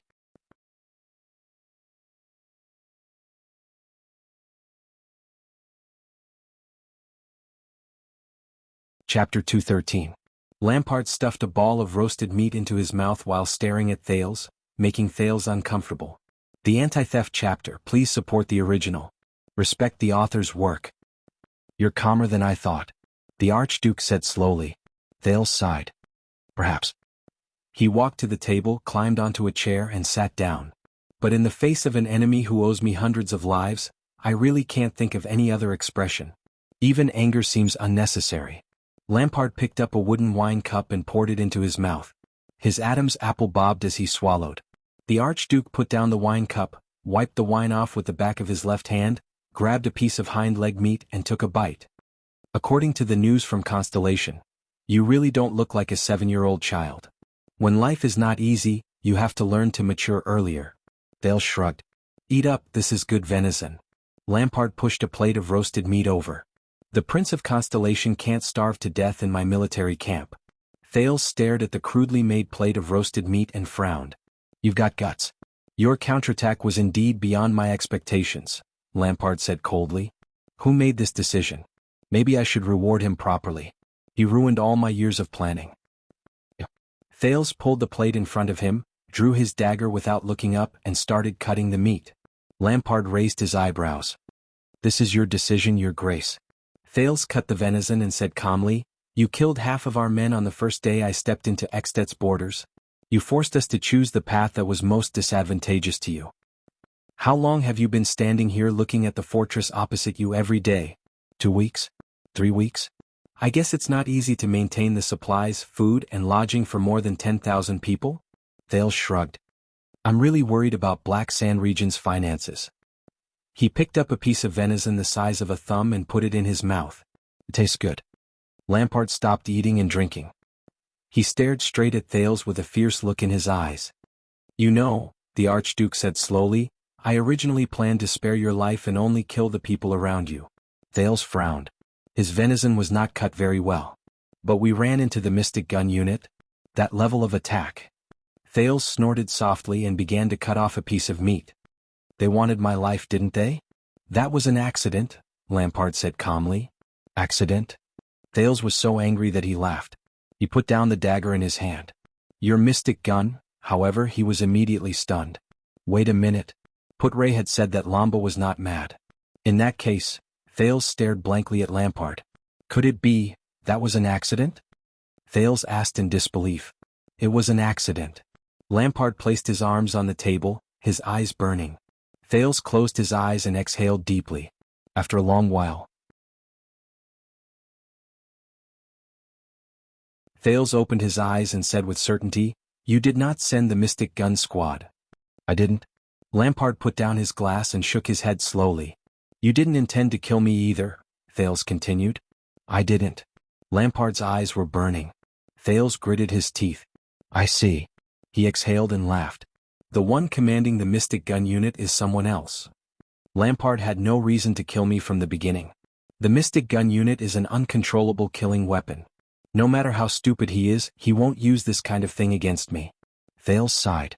Lampard grabbed the wooden plate of venison, pulled it in front of him and grabbed a piece of meat. "You're much smarter than I thought." Lampard's expression was unpleasant. He stuffed the meat into his mouth and narrowed his eyes slightly. "Now you understand why we met here, right?" "Yes, I understand." Thales wiped the dagger with his sleeve and put it back on his waist. He sighed and said, "It's just that I really didn't expect that the famous Archduke of Black Sand Region's Mystic Gun unit would be so easily tricked into giving him the right to command." Lampard suppressed his anger. "That officer is called Hardy. He has been in charge of training my Mystic Gun unit since 3 years ago. The commander of the unit fell ill this morning, so he was only temporarily in charge." "How is he?" Thales asked quietly. After the signal to retreat was sounded, he still ordered a second attack, but there were soldiers who immediately questioned his orders, Lampard said gloomily. Then Hardy did not hesitate to slit his neck and committed suicide. "We are still investigating the person behind him." "This also explains why you hurriedly blew the signal to retreat after only one shot." Thales sneered. "Even the command malfunctioned." "I'm sorry, I really don't know what expression to use at this time." Archduke Lampard pursed his lips tightly and did not say a word. "Their goal should be to use you to kill me or to use my death to plot against you." Thales sneered. "I think it's more likely the latter. My enemies are all in the country." "The higher you stand," Lampard said quietly, "the more enemies there will be. So, the sudden accident also made you cancel your plan." Thales snorted. "Were you originally going to humiliate me by capturing me and see if the fortress would waver?" There was silence. Lampard opened the bottle of rye wine beside him and filled his empty goblet. "I hate to say this, but King Kessel made a good move. He pushed you out," Archduke Lampard said calmly. "The moment you stepped into my military camp, I could no longer take down the fortress and the Northern Territory. And the oath he made in Renaissance Palace was equivalent to forging a suit of armor for you with the ownership of royal power." Lampard raised his goblet and said quietly, "If you die in Extet, no matter who did it, the neighboring Black Sand region will only suffer." So, once you realized that you could not take down Broken Dragon Fortress, and realized that there were actually people eyeing you covetously, you immediately changed your attitude and wanted to rope me in? Thales said coldly. Lampard drank a mouthful of wine expressionlessly and said, "Kessel's oath dispelled some people's desire to take your life, but it also aroused the ambition of others to take your life. Today's Mystic Gun is just the beginning. We have a common enemy lurking in the dark, whether it is for the throne of Extet or the throne of Constellation." The Archduke of Black Sand Region's voice was steady and solemn. "From the moment you stepped into Extet and Northland, our interests were tied together." "Yes." Thales lowered his head. His voice was steady and indifferent. "My death in Extet is not a good thing for either of us. I will allocate 2,000 men, led by Kent Vida, my most trusted subject, to escort you to Dragon Cloud City." Archduke Lampard's expression softened a little. "You will go straight to the Walton family's territory. The king's emissary is already waiting for you. But my men died on the battlefield. They stood in front of me and were pierced by knives, swords and spears." Thales raised his head. His expression was gloomy. "We have also killed many of your men." Lampard closed his eyes and muttered to himself for a moment. Thales stared at him expressionlessly. "Those warriors, whether they were my soldiers or your subordinates, they will not have died in vain. They died a worthy death." Lampard opened his eyes. "It is precisely because of their sacrifice that we can understand each other, and that we can sit here and make a difficult choice for the future of our two kingdoms, even if it is extremely difficult. We have never been enemies. Our enmity on the battlefield was only forced by the situation," Lampard said softly. "For the future, so that today's senseless bloodshed will not happen again, we should cast aside our past enmity. This is what we should do. War is for peace, isn't it?" Thales suddenly smiled. "Well said, Your Grace." He chuckled with an indecipherable expression. "There are no eternal enemies, only eternal interests. Just as you said, from now on, we have no reason to be enemies. The Archduke nodded and raised his wine glass. You ate my venison. According to Northland's customs, you are my guest. This is good rye wine. Lampard pushed the wine glass over. His gaze was profound. And according to Northland's customs, we are allies after drinking the same glass of wine. From manpower, information, resources, and financial resources, I will provide you with all the conveniences in Ekstedt. Our enemies will not have any chance. Archduke Lampard nodded. Until you leave Ekstedt and return to Constellation. Even until the day you...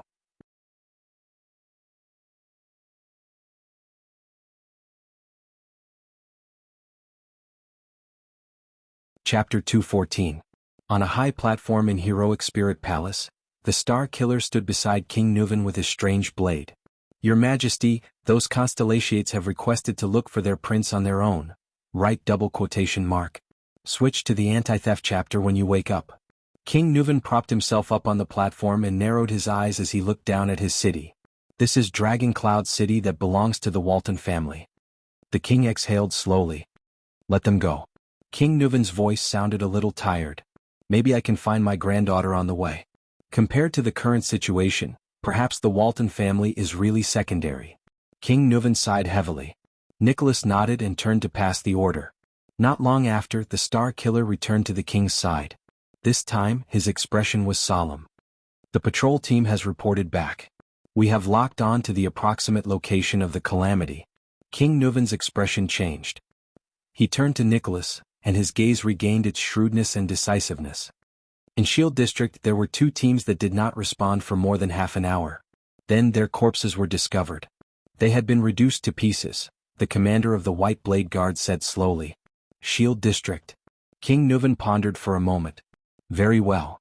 The old king looked at Dragon Cloud City beneath him again and said flatly, turning people into pieces? Is there any information about that calamity that I need to know? There was silence. Then a peaceful voice rang out. Yes, Your Majesty. Behind King Nuven, the master of the secret room, the Red Witch, Kalshan bowed her head respectfully. If possible, please evacuate Shield District and the bordering districts as soon as possible. If necessary, you may even evacuate the residents out of the city. Beside her, Nicholas took a deep breath. That much. King Nuven frowned. I have to evacuate half of the city for a calamity? Please believe me, Your Majesty, Kalshan said slowly in a gentle tone. The price of half of Dragon Cloud City? It's better than the entire Dragon Cloud City. Your Majesty, did you see it? Nicholas hurriedly rushed to the high platform and reported to King Nuven. The old king stared at Dragon Cloud City beneath the high platform. He stared at the furthest, lowest, largest, and most populated district. King Nuven gritted his teeth. His eyes were bloodshot. I saw it. Just now, a giant blood-red monster suddenly appeared there, followed by countless tremors and screams that could be heard clearly even in Heroic Spirit Palace. Then the monster went silent again. However, a few minutes later, another loud bang rang in the air. The entire Shield District shrank by 1 floor at a speed visible to the naked eye. This is really unexpected. Apart from Raikaru, I am probably the first Northland king who has the fortune to witness it in more than 600 years. King Nuven's words were laced with a heavy hostility. King Nuven clenched his fists. Anger and hatred surged in his eyes. The monster that I've only seen in pictures since I was young, Hydra Kilika. Raikaru's mortal enemy. King Nuven slammed his palm on the stage. The veins on his hand bulged. Nicholas gritted his teeth. He cast a glance at his own blade and slowly tightened his grip on the hilt. What happened to Shield District? King Nuven controlled his tone and asked calmly, how many residents have been evacuated? What about the patrol team's report? Behind him, the Red Witch, Kalshan, walked forward with a solemn expression. She looked at the smoke-filled district in the distance and sighed slowly. When she raised her head again, the Red Witch's eyes regained their clarity and calmness. Your Majesty, the Red Witch said flatly, forgive me for being blunt. I'm afraid it's already, Kalshan bowed slightly and respectfully. There's no more Shield District. At the edge of Shield District, Nicholas turned a giant tentacle into ashes with a smooth slash. Behind him, countless shadows of swords and blades could be heard. The elite warriors of the White Blade Guards were carrying out their duty to end more and smaller tentacles. The Star Killer frowned and walked down from the battlefield. In the distance, King Nuvan, who was tightly surrounded by a dozen guards, narrowed his eyes and looked at the captain of his personal guards. "Your Majesty." The sound of hooves could be heard from afar, along with the loud reports of the cavaliers on the horses. The secret room sent news that Kilika has disappeared. Very good. King Nuvan's expression changed. He nodded and said to a noble behind him, "This proves that our strategy is effective. That calamity, it does not dare to face the Soul Slayer pike head-on." Nicholas, who had just gotten rid of a tentacle, walked forward. "We used the best strategy against the blood calamity. On one hand, we used a small number of elites and legendary anti-mystic equipment to attack its vital points. On the other hand, we divided and surrounded it, cutting off its source of power, Your Majesty." The Star Killer's expression became solemn and his eyes shone. "We suppressed it." King Nuvan nodded heavily.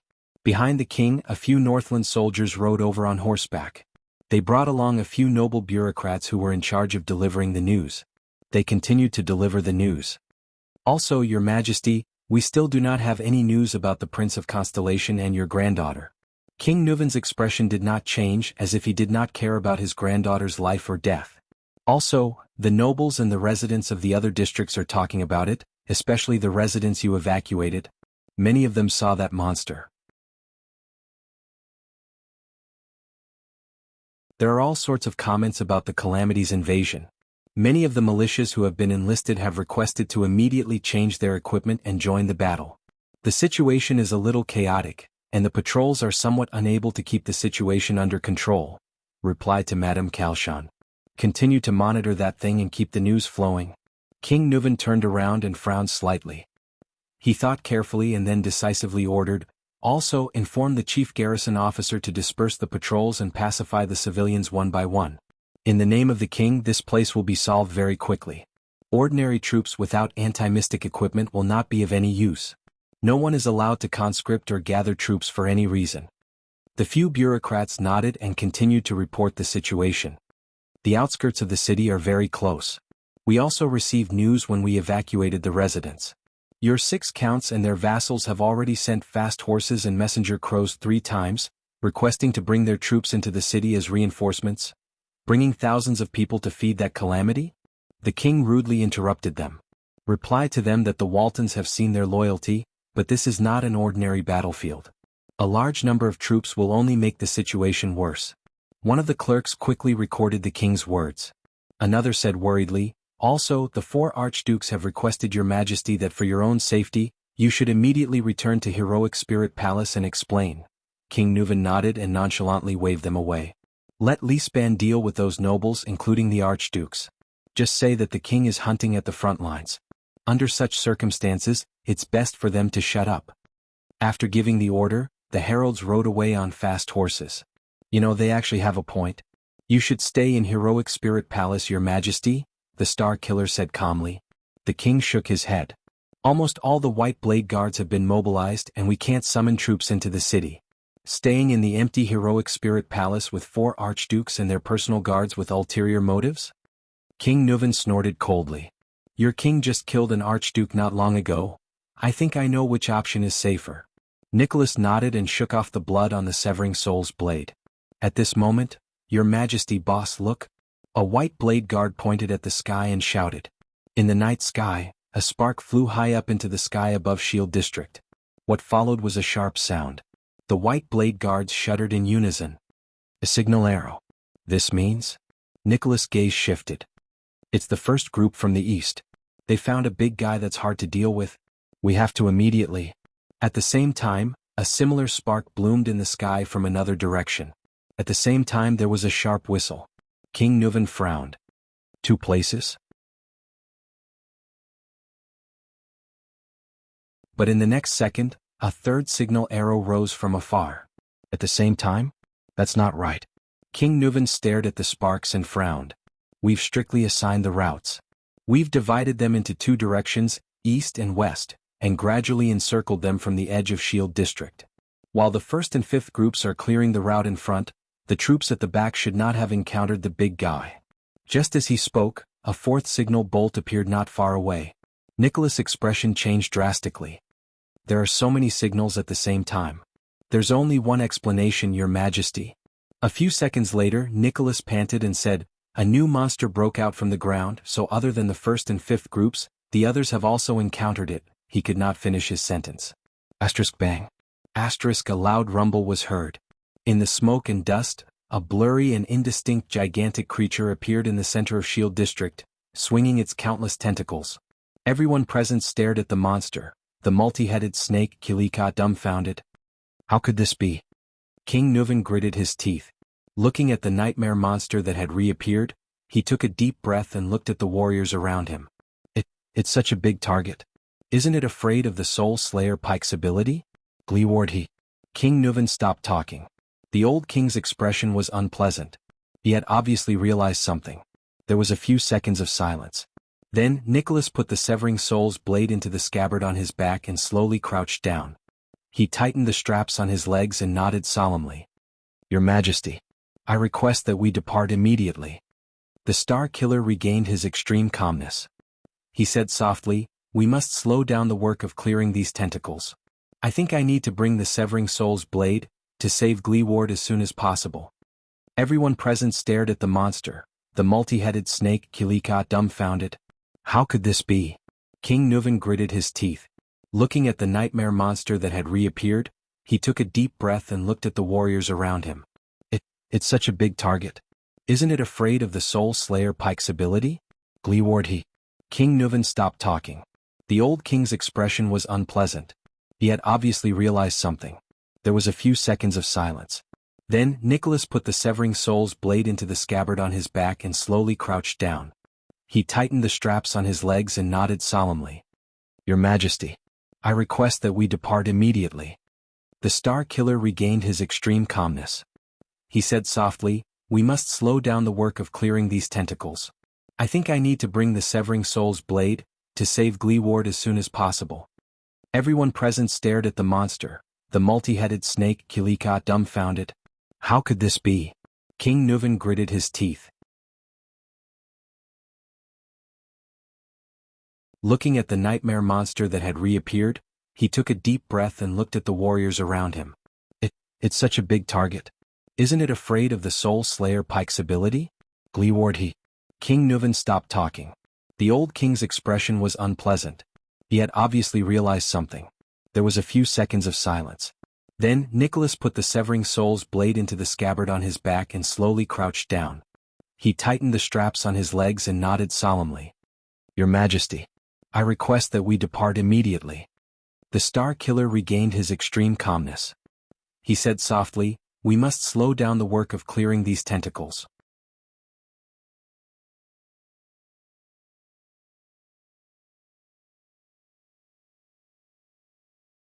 Chapter 215.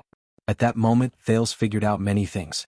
Outside Dragon Cloud City, Nicholas once told him that the king's men were investigating within Constellation and found clues about the Disaster Sword's assassination of Mariah. Furthermore, the assassination attempt on Thales at the fortress was also related to the Disaster Sword. The two clues combined and implicated Archduke Pofret. But Miranda and Cohen had already confirmed that the Disaster Sword was just a cover to lure them here. In other words, the information obtained by the king's men was also a lie. It was an excuse to draw King Nuvan's attention to Pofret. The problem was, who in Extet was qualified and capable of being King Nuvan's eyes and ears, investigating cases on his behalf and sending back fabricated information? And now, Thales looked at the red-robed lady before him with a complicated gaze. He watched her cross her hands and stand calmly and kindly in front of the thick door. Not only that, why did Lampard's grand operation not alarm Dragon Cloud City? Why could his army enter the city without anyone knowing? Why could he easily find so many connections? Thales took a deep breath and brought his attention back to the present. Raphael stood in front while Cohen and Miranda stood on his left and right. The young man from the kingdom's secret intelligence department was no longer as indifferent as before. Instead, it was replaced by intense vigilance and solemnity. "I thought it would be someone coming to change shifts or patrol, but..." Cohen looked suspiciously at the Red Witch, who had a faint smile on her face. He carefully whispered, "The situation is bad, right? Who is that old lady?" "Very bad," Miranda replied softly behind Raphael with her hand on the hilt of her sword. "I think that's the Red Witch." Cohen did not speak anymore. His eyebrows furrowed again. Thales tightened his grip on little rascal behind him and felt the slight tremble in her palm. He took a deep breath and told himself to stay calm. If the Red Witch is involved, that means, Madame Calchon. Raphael looked at the old woman before him coldly. No wonder I was able to sneak in so easily. You knew I would come, so you set up a trap? Calchon looked at him quietly and suddenly grinned. I've been dealing with the kingdom's secret intelligence department since I was 8. The old woman's expression was peaceful and her eyes were calm. I know you all too well. Raphael's expression changed slightly. Thales frowned. 8 years old? Is child labor popular in the darkroom? He cursed silently. As for you, you are still too young, little friend, the Red Witch said plainly. If it were Morat, he would have noticed something was wrong when he entered the city. Raphael did not speak. Her red eyes trembled slightly, but the tension on her face did not relax in the slightest. Having been exposed to the secret intelligence department for many years, he was deeply aware of the terrifying power hidden in this seemingly frail old woman before him. Damn it. Cohen tilted his head, the corners of his mouth twitching slightly. That's the Red Witch? Is she ambushing us? Ralph shook his head, his face serious. He felt something in the wind. As you can see, Miranda's gaze was fixed on the door behind Calchon. I can sense that there are many people lying in ambush outside. Moving stealthily and breaking out of the encirclement by surprise. This was their greatest advantage, but now it was gone. Wyatt gritted his teeth with an unpleasant expression. The attendant in front of Thales whispered, She's standing very close to us. At this distance maybe we can— No, Miranda answered crisply. Cohen furrowed his brows. Why? Because she's the Red Witch. Raphael's gaze did not waver. His lips parted slightly as he answered for Miranda. Only a fool would believe that she would intercept us unprepared. We can't act rashly. Hearing that, the police officer gritted his teeth in indignation. I've probably encountered half of all the bad luck in my life today. Look for other exits, Miranda said in a low voice. If it doesn't work, we'll break out from her. They're definitely well prepared. At this moment, Madame Calchon, who was sitting opposite them, laughed softly. Her laughter was old but warm and peaceful. As her laughter rang out, everyone on Constellation's side looked as though they were facing a formidable enemy. Raphael Lindbergh, a homeless orphan in the Great Desert, and now the young man that the Black Prophet values the most, Calchon said with a smile. Is this how you repay the Arun family who raised and nurtured you for 12 years? Why is Duke Arun not good to you? Why did you betray him? Raphael did not move. Thales' expression changed. He glanced at the other two people worriedly, but Miranda did not seem to notice, while Cohen looked puzzled. But you also know, look at your eyes. Calchon sighed and continued as though she felt sorry for Thales, you can never become one of them. In Thales' eyes, Raphael's back was still unmoved. But from his half-cut sleeve, the prince noticed that the tendons on Raphael's wrist tightened slightly. He's wavering, a voice whispered in Thales' heart. And you, Miss Arund. The Red Witch turned her head and looked at Miranda, revealing a mother's loving gaze toward her daughter. Have you ever thought about it? Miranda was startled. Why Raphael? Why him? Calchon said slowly, why did the Black Prophet choose him, who has no power or influence, instead of any noble with a bright future? The cold-looking swordswoman could not help but frown slightly when she heard this. Don't listen to her. Raphael turned sideways to face the Red Witch, his expression as though he was facing a great enemy. Don't listen to even a single word. Look at your father. If you still care about the Northern Territory and don't want this precious land to be taken away by despicable means, Northland girl, Extet will always open its doors to you. Northland belongs only to Northlanders. The Red Witch smiled at her. Thales frowned slightly. He felt that there was something wrong with this sentence. But Miranda only frowned and said nothing. He did not know what she was thinking. The Red Witch turned her head again and looked at the tall, blonde figure. Cohen, who was worried, felt his scalp go numb. Ah, Officer Cohen, Caribbean from Walla Hill. This time, Calchon smiled brightly. You, wait. Cohen's expression changed and he interrupted her. Stop talking nonsense, old woman. Recalling Raphael's warning, Cohen's face tightened and he grabbed the hilt of his sword fiercely. He shook his head violently and said nervously, I won't listen to a single word you say. Miranda rolled her eyes and exhaled through her nose. Raphael raised his eyebrows slightly. This guy is so nervous that he's incoherent. But the Red Witch only shook her head and smiled at the impolite Cohen. Her expression was peaceful. It was as though she was looking at a naughty child. "Oh no, young Cohen." Kalshan shook her head and said helplessly, "I just wanted to say, you're really handsome." Cohen's fierce and ferocious expression froze. He was not the only one. Thales also raised his eyebrows. "Huh? What?" Cohen looked confused. He blinked his eyes and asked in surprise, "Did you just say?" "I said don't listen to what she says." The red robe's words confused the mind, and the witch's curse bewitches the mind. Raphael exhaled fiercely and looked around. The Red Witch, Kalshan, is extremely good at lying. You can't believe a single word she says. She's the only person in the world who can deceive the Black Prophet. Kalshan sighed and shook her head helplessly. Her gaze seemed to say, "Is that so?" Thales was slightly shocked. Deceive the Black Prophet?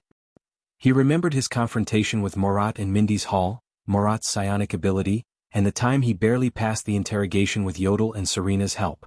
And the Red Witch can actually deceive that old man in black? Isn't that the nemesis of Morat's psionic ability to detect lies? Cohen, on the other hand, was completely stunned. Wait a minute. She lied? Cohen blinked and was a little puzzled. He turned his head and said, "But she just said I'm handsome." Miranda and Raphael turned their heads together and shouted angrily at the same time. "Shut up." Cohen had no choice but to shut his mouth resentfully. I have a feeling." Why aside? "She can reduce our morale by half with just her mouth alone." Ralph mumbled indecipherable words. Thales did not speak. He only stared at the Red Witch with a numb scalp. She was clearly alone, but at that moment, the second prince felt that even if all of them were tied together, they could not compare to one person on the other side. There are no other exits. Miranda retracted her gaze from the corner and shook her head. What do we do now? Cohen exhaled and whispered in dissatisfaction, "Do we just wait? I'll stall for time. All of you slowly spread out." Raphael curled up the corners of his mouth slightly. Thales did not know how he managed to practice his ultimate skill of speaking without moving his lips. He said, "Look for an opportunity and attack together. See if we can capture her." According to rumors, the Red Witch's abilities are not high. Raphael narrowed his eyes. "But be careful, she may be carrying equipment similar to the alchemy ball."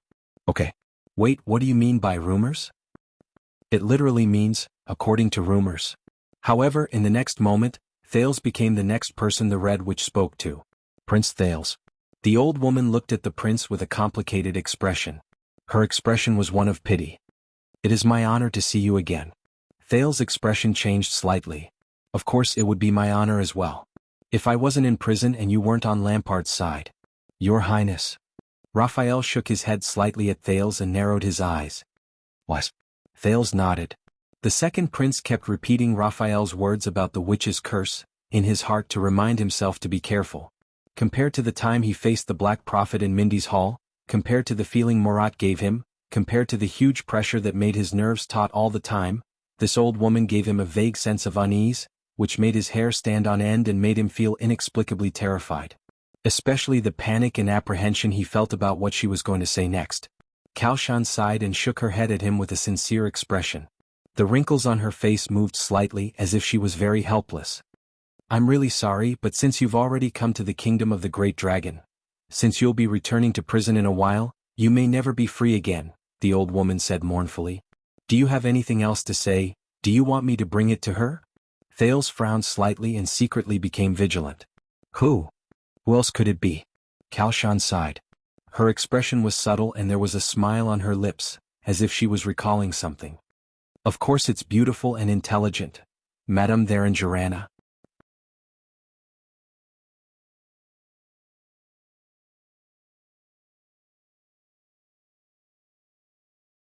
Chapter 216. Thales took a deep breath and stared at the Red Witch in front of him. Even though Asda had answered his questions about being a mystic, Thales still had many doubts about his own physique. His primary suspect was still his mysterious mother, especially after hearing the Queen of the Sky's baffling words.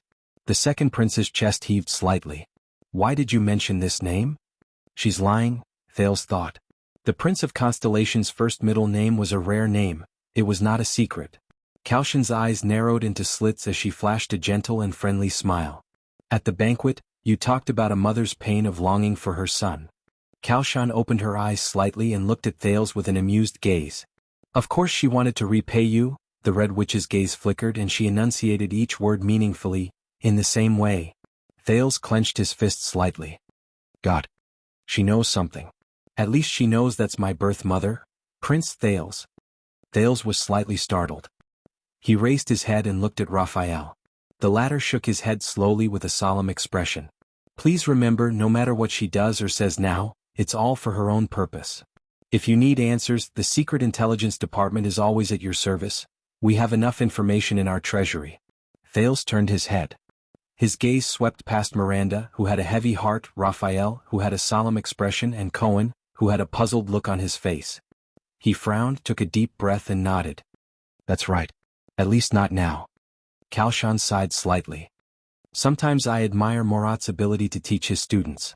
The old woman turned her gaze and looked straight at Raphael. Every one of his students is so outstanding. Be it those who are loyal to him or those who are his enemies. Raphael snorted coldly. Miranda slowly walked to the left of the Red Witch, while Cohen moved to the other side. In the face of such an obvious action, Kalshan seemed to be completely unaware. This made Thales even more uneasy. Prince Thales. The Red Witch's gaze became fierce, which was rare for her. Remember my advice at the banquet? All the difficulties you have experienced are nothing compared to Murat's. His loyalty is the deadliest poison, Kalshan said solemnly. The more loyal he is, the more dangerous he is. I'm sure you've already experienced this. Thales shut his mouth and frowned. Raphael shook his head. This is too ironic coming from the mouth of someone who betrayed King Nuvan. Karshan smiled. The tragedy of the Secret Intelligence Department is that your master is only a Jade Star. The Red Witch shook her head nonchalantly. The Jade Star who rules over Constellation forever. But the monarch of Exted is always changing. So, the secret room is only loyal to Exted. Kalshan paused for a moment and her smile became cold. When the king can no longer represent Exted, we will choose the most advantageous route for Exted. Thales was struck by a thought. When the king could no longer represent Exted, could it be, betrayal is betrayal?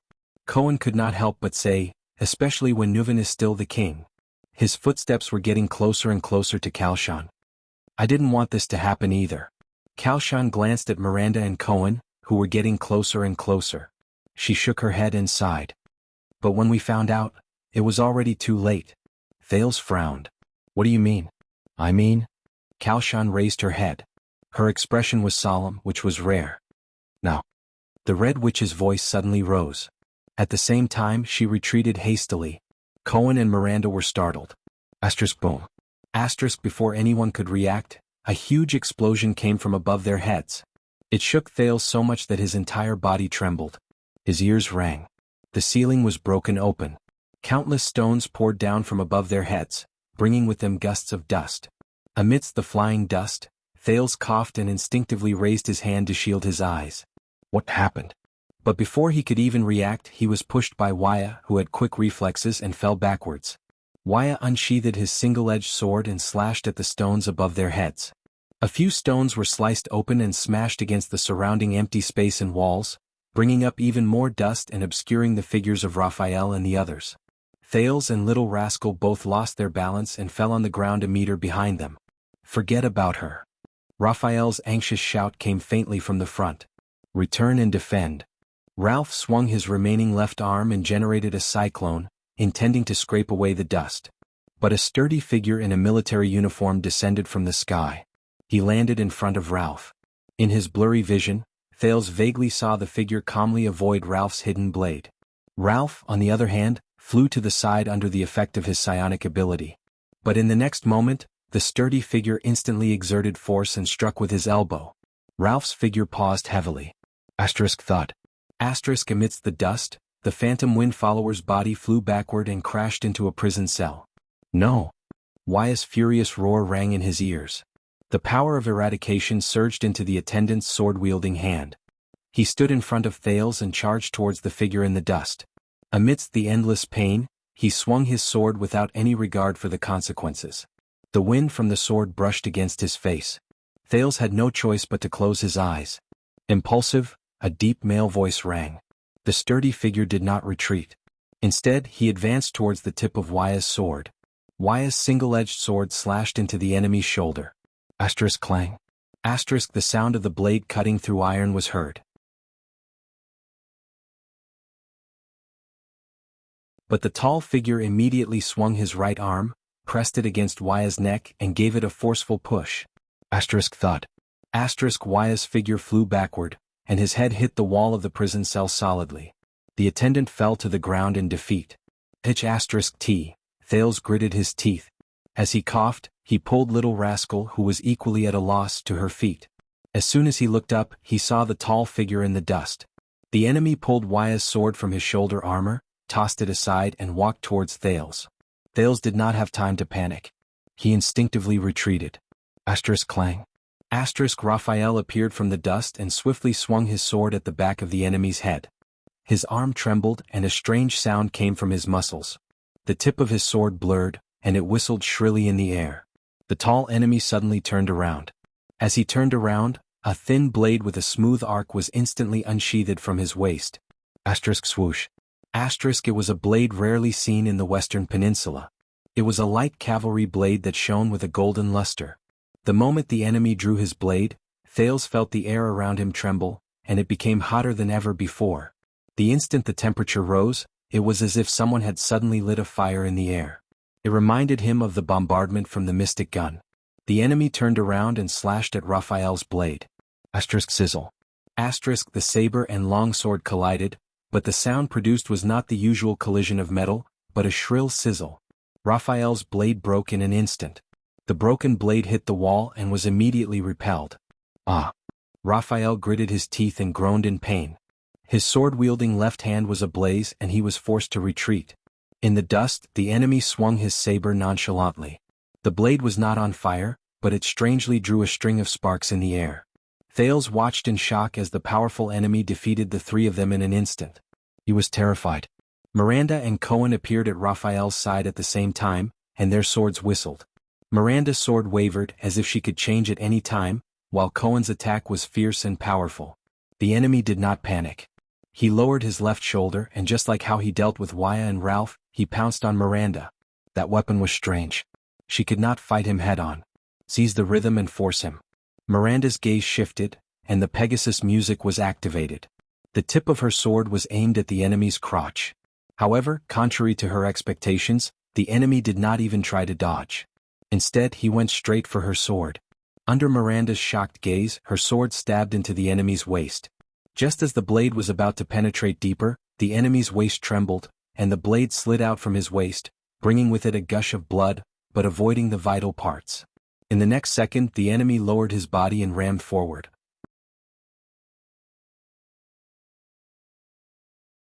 His iron-like left shoulder slammed into Miranda's right chest.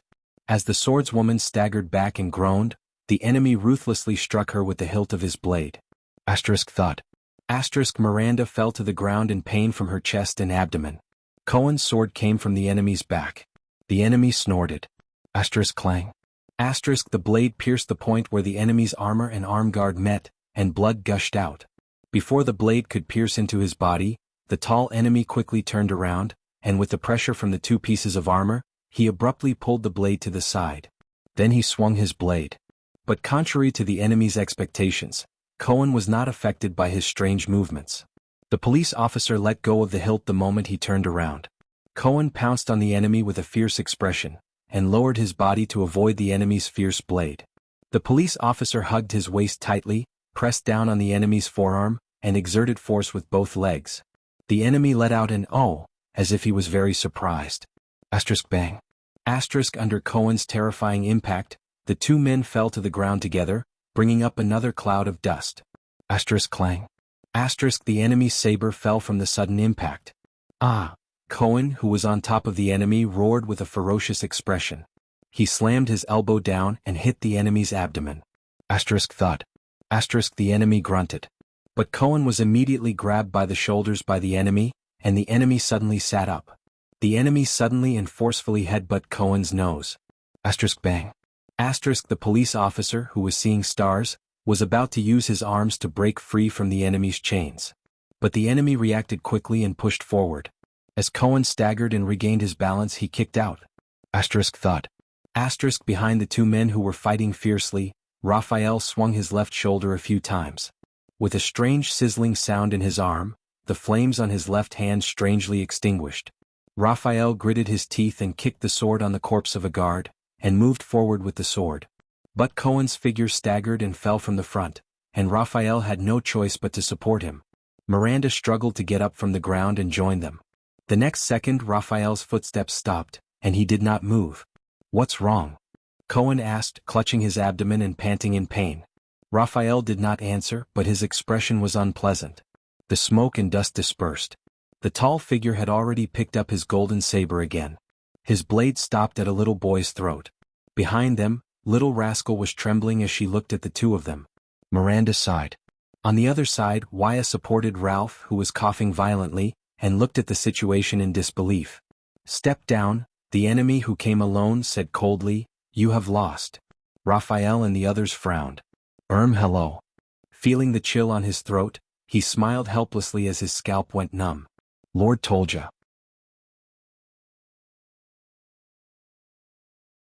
The tall enemy, one of the 5 war generals of Extet, the Fire Knight of Black Sand region, Tolja, coldly held the saber in his hand and nodded in response.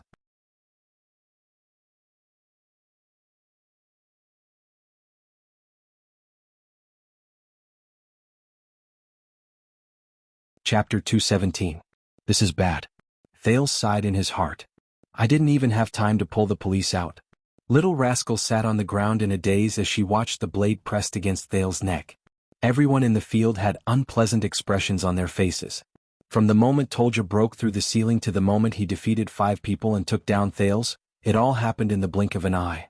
Miranda stopped the hot-headed Cohen, who was about to charge forward with clenched teeth. The police came back to his senses. He wiped the blood from his nose and looked at the mess around him. Then he looked at the enemy who had suddenly appeared. In a daze, he recalled his teacher Zadie's words, "One day when you realize that you can end a battle in an extremely short amount of time, you'll probably be close to supreme class. Damn it." So this newcomer?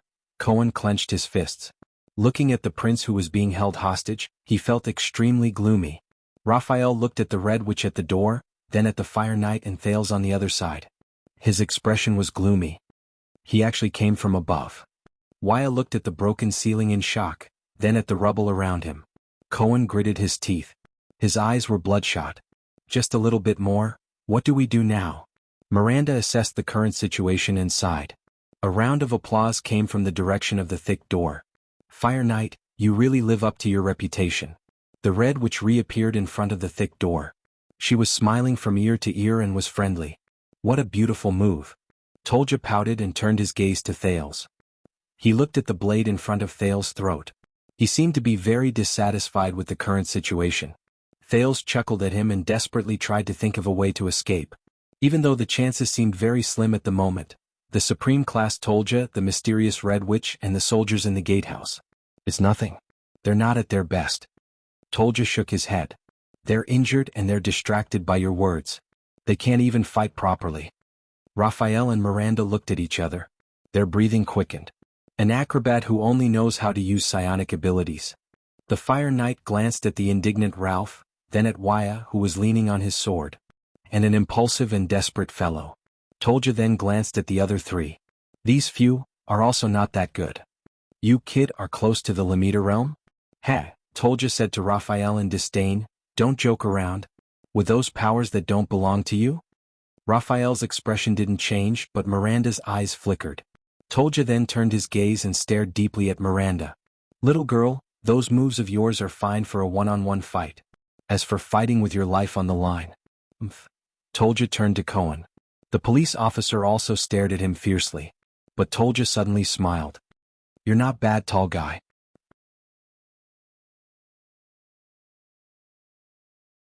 The Fire Knight nodded slowly. There was approval in his eyes. "Among these people only you know how to kill efficiently." Cohen was stunned. "Who knows, you might be the one with the highest achievements among them," Tolja said calmly. Cohen looked at Thales, who was being held hostage by him, and felt a wave of frustration in his heart. Thales anxiously looked at each of his own people, but he could only see exhaustion and powerlessness on their battered bodies. Karshan stepped forward. The Red Witch is good at lying. Am I right? Karshan raised her eyebrows. There was a profound look in her eyes. However, lies don't need to be weaved with words. The Red Witch looked at Raphael, whose expression was unreadable. She smiled faintly. You're not the only one who's stalling for time, my friend from the Secret Intelligence Department. Tolja glanced at the 5 people around him and frowned. But, is it really necessary with just these few people? The Fire Knight shook his head with a disdainful look on his face. The soldiers can completely deal with all of them. Karshan smiled. There was no hint of impatience. First of all, the Red Witch said amiably, we want them alive. It's easy for accidents to happen in a chaotic battle. Secondly, forget about the others. Karshan turned to Raphael. There was a subtle look in her eyes. But this person. After all, he's close to the Lemiter realm. It's very likely that you won't be able to hold back and kill him. Facing Raphael's hostile gaze, the Red Witch said flatly, he's also from the Secret Intelligence Department. He may have other means, such as the alchemy ball, or committing suicide before being captured. After all, it wasn't easy to force him to show himself. Raphael did not say anything. So, Karshan smiled again. Can you hand over the Staff of Constellation now, my dear Raphael? Raphael seemed to be a little tired. He staggered. Cohen wanted to support him, but Raphael had already put his hand on Ralph's shoulder before he could. Raphael leaned against Ralph's shoulder and panted a few times. Then he steadied himself and stared at her. There was a subtle change in his expression.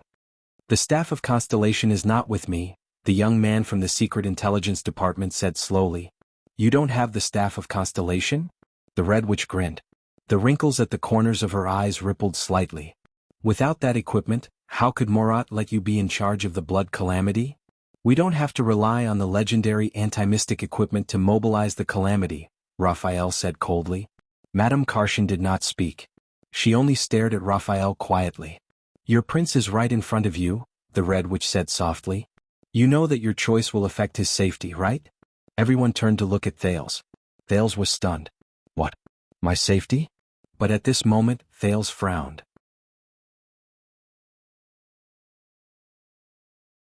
With his back facing the Red Witch, Ralph moved his shoulder and broke free from Raphael's grip. The Phantom Wind follower quietly made a hidden gesture at him. Stall. Thales' heart skipped a beat. Stall? Thales frowned.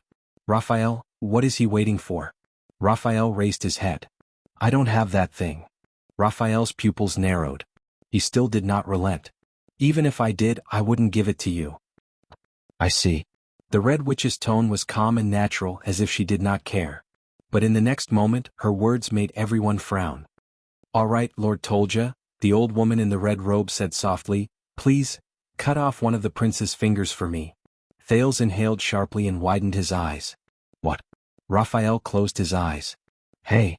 Cohen could not hold it in anymore. He said in dissatisfaction, he's just a child. Kalshan curled her lips and raised her arms to her abdomen, revealing her wrinkled hands. He's a Jade Star, a descendant of the imperial family. That's enough. Tolja also frowned. His gaze lingered on Thales' hands, then he turned to look at the Red Witch, seemingly dissatisfied. Really? A little boy? A finger? Kalshan looked at the Fire Knight and suddenly burst into laughter. Of course I'm joking. Thales breathed a sigh of relief. The Staff of Constellation that can suppress most mystics. Kalshan shook her head helplessly. Then a smile appeared in her eyes. How can it only be worth a finger? How about an eyeball? Thales shuddered again. He was almost cut by the blade. Hey, wait a minute. Thales quickly raised his hands, but Tolja immediately turned the blade. The surface of the blade pressed against his skin, and he felt a chill. Sir. Staff of Constellation, right? This time he succeeded in attracting everyone's attention. Kalshan turned her gaze to Thales. I heard that you are known for your precocious intelligence, Your Highness. The Red Witch flashed her kind smile again. But at that moment, Thales only wanted to stay as far away from that smile as possible.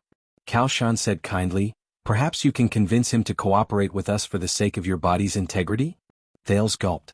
He turned his gaze to Tolja, who was staring at him coldly, and smiled awkwardly. The second prince looked at Raphael, but the latter only looked at his feet. Cohen nudged Raphael, but he still did not respond. Thales took a deep breath and looked at the Red Witch, putting on an expression that said, I'm very cooperative. stalling for time. Right. The staff of constellation. The second prince looked at the blade in front of him, drenched in sweat. But actually Raphael doesn't have it with him. Kaoshan stared at him without moving. Her eyelids narrowed slightly. Thales felt goosebumps under her gaze, but his face was almost numb from laughing. Is that so? Finally, the Red Witch sighed. Then you're going to lose one of your eyes. Thales was shocked.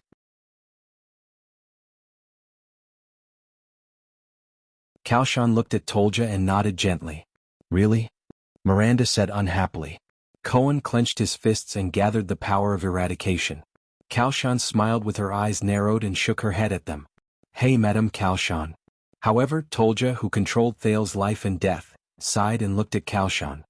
He's just a child. Thales breathed a sigh of relief and looked at the Fire Knight gratefully. Is that so? Kaoshan raised her eyebrows and then smiled.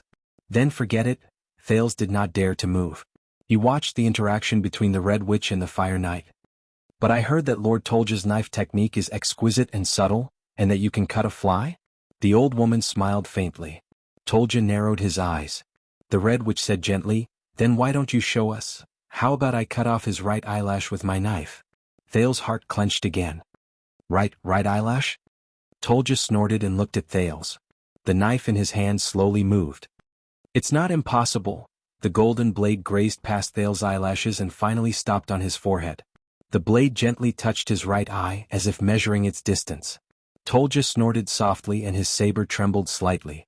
Boy, don't blink, or you'll regret it.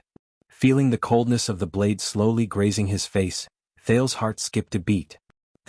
Damn it, wait, I know. He could not take it anymore. Before Tolja's blade cut down he shouted, I know. I know where the Staff of Constellation is. This time, not only Kaoshan and Tolja, but even the people of Constellation looked at him. Tolja stopped the blade in front of his neck again. The people from the Secret Intelligence Department don't know, but you do? The Red Witch asked faintly. Her tone was filled with deep suspicion. Thales exhaled and blinked his right eye hard. After all, it belongs to the Jadestar royal family. Thales, who had recovered, smiled awkwardly. Besides, the Secret Intelligence Department did bring it, for the blood calamity. Kaoshan narrowed her eyes.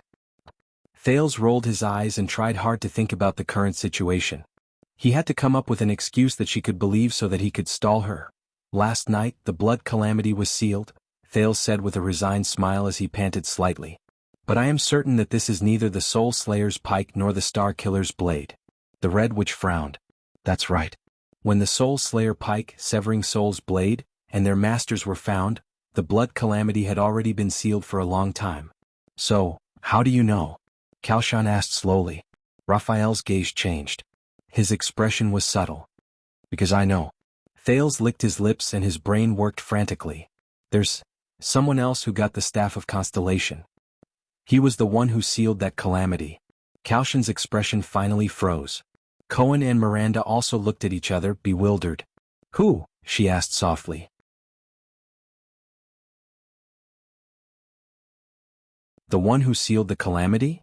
Thales took a deep breath and slowly uttered the answer he had thought of. A man, all alone. He's a strange swordsman. He gritted his teeth and said, He's holding a strange black long sword.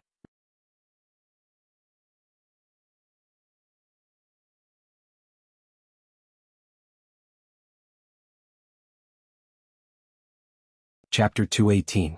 The first to react was Tolja. The Fire Knight's hand tightened slightly. Thales felt the coldness on the side of his neck deepen. The back of the golden saber was directly pressed against his skin. The second prince did not dare to move, fearing that Tolja would turn his hand around and turn his neck red. A strange, black longsword? Tolja narrowed his eyes. A man with almost no special characteristics? Thales could only nod. Interesting. The corners of Tolja's lips curled up slightly. His eyes were filled with a strong desire to fight. An acquaintance.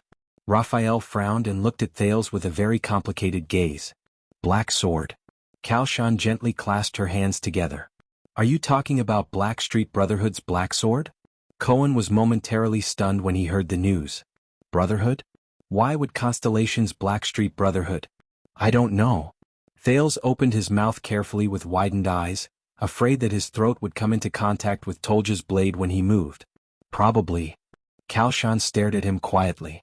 The Secret Intelligence Department gave the Staff of Constellation to Black Sword? The Red Witch said softly. Raphael did not say a word. He only stared at Thales in silence, even ignoring Cohen's action of cupping him from behind. Thales forced an awkward and ugly smile to show his tacit agreement. Please? Who the hell knows about the Staff of Constellation? And that Raphael has no intention of speaking at all. Thales thought fearfully, Mr. Black Sword, I'll have to use you as a shield. You shouldn't mind. It's not like you'll lose a piece of flesh anyway. However, a few seconds later, the old woman suddenly laughed out loud. Ha ha ha. Kaoshan smiled and shook her head. Her eyes were filled with helplessness and amusement, as if she was watching a child fight. Morat must be very troubled by you. Liar. Thales' eyes widened slightly. The Red Witch sighed. How do you think I knew about the Secret Intelligence Department's plan in advance? Kaoshan raised her wrinkled eyes. There was a deep chill in her gaze. Did I know that they wanted to use the calamities to launch a conspiracy? Thales was slightly startled. When you were still on your way to Dragon Cloud City, Prince Thales? An old friend from the Blackstreet Brotherhood used a messenger crow to ask us for help. Kaoshan swept her gaze across the people in the field. Her gaze lingered on Raphael for a moment. He is being forced to the north by the Blood Bottle Gang and has no choice but to rely on your diplomat group. Thales took a few seconds to understand the meaning of this sentence. Then he shuddered a little. In an instant, a chord was opened in his brain. His brain of a string. At that moment he did not even care about the blade on his neck anymore.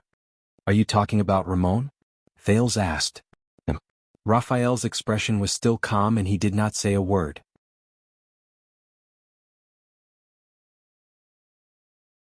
On the other hand, Wuxia and Ralph looked at each other in astonishment.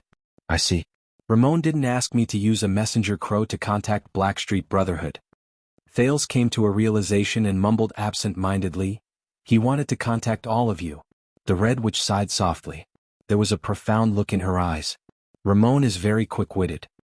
He guessed that his predicament was the work of the Secret Intelligence Department, Kaoshan said calmly. So he contacted the secret room directly. And I know Morat too well. He must be planning something. Raphael sighed when he heard this. The person from the Secret Intelligence Department looked at Thales with a strange expression. Why was a doctor of unknown origin allowed to use the diplomat group or Black Sand Region's messenger crow? And you didn't notice where he sent the message? Thales was slightly stunned. He immediately recalled the history of his contact with Ramon. He could not help but feel awkward. He could not possibly say that Ramon told him about the relevant knowledge of magic and they exchanged it, could he?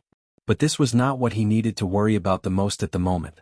The people from the Brotherhood knew about the Secret Intelligence Department's conspiracy. The Red Witch walked past a few figures and shook her head slowly at him. But you said that the Secret Intelligence Department colluded with the Brotherhood and even gave the Staff of Constellation to the Brotherhood's leader? Thales could only smile bitterly. I'm not as good as Morat, Kaoshan said flatly. But I can still tell when it's a lie. Thales felt his scalp prickle as he met her gaze. This is bad. Kaoshan snorted with a smile and looked at Raphael again. Don't beat around the bush, little friend. The Red Witch's gaze became serious. You may not have it with you, but I know you have a way to get it immediately. Raphael frowned slightly. Cohen and Miranda could not help but look at the young man from the Secret Intelligence Department. The Secret Intelligence Department of Constellation has mastered a mysterious transmission ability since a long time ago. The corners of Kaoshan's mouth curled up slightly. The Red Witch's eyes were filled with great interest. From small voice messages to large weapons and even living people, you can ignore distance and transport them to your destination in an instant. Thales was stunned. Transmission ability. Voice, ignore distance. Cohen's expression changed. Miranda also frowned. Wuxia, on the other hand, looked suspicious. That black hole on Raphael's arm earlier that looked like the mouth of some creature. Raphael did not speak. He still looked at the Red Witch with a calm expression. It was as if he was not even here. Give me the Staff of Constellation. The leader of the secret room's expression was still gentle and amiable, but her words were getting more and more serious. If you don't want to see your prince meet with any misfortune.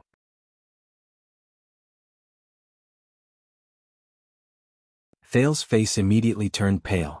Tolja snorted coldly in dissatisfaction. At this moment, a soft voice that no one had heard for a long time rang weakly from the corner of the prison cell. It was filled with grievance and dejection.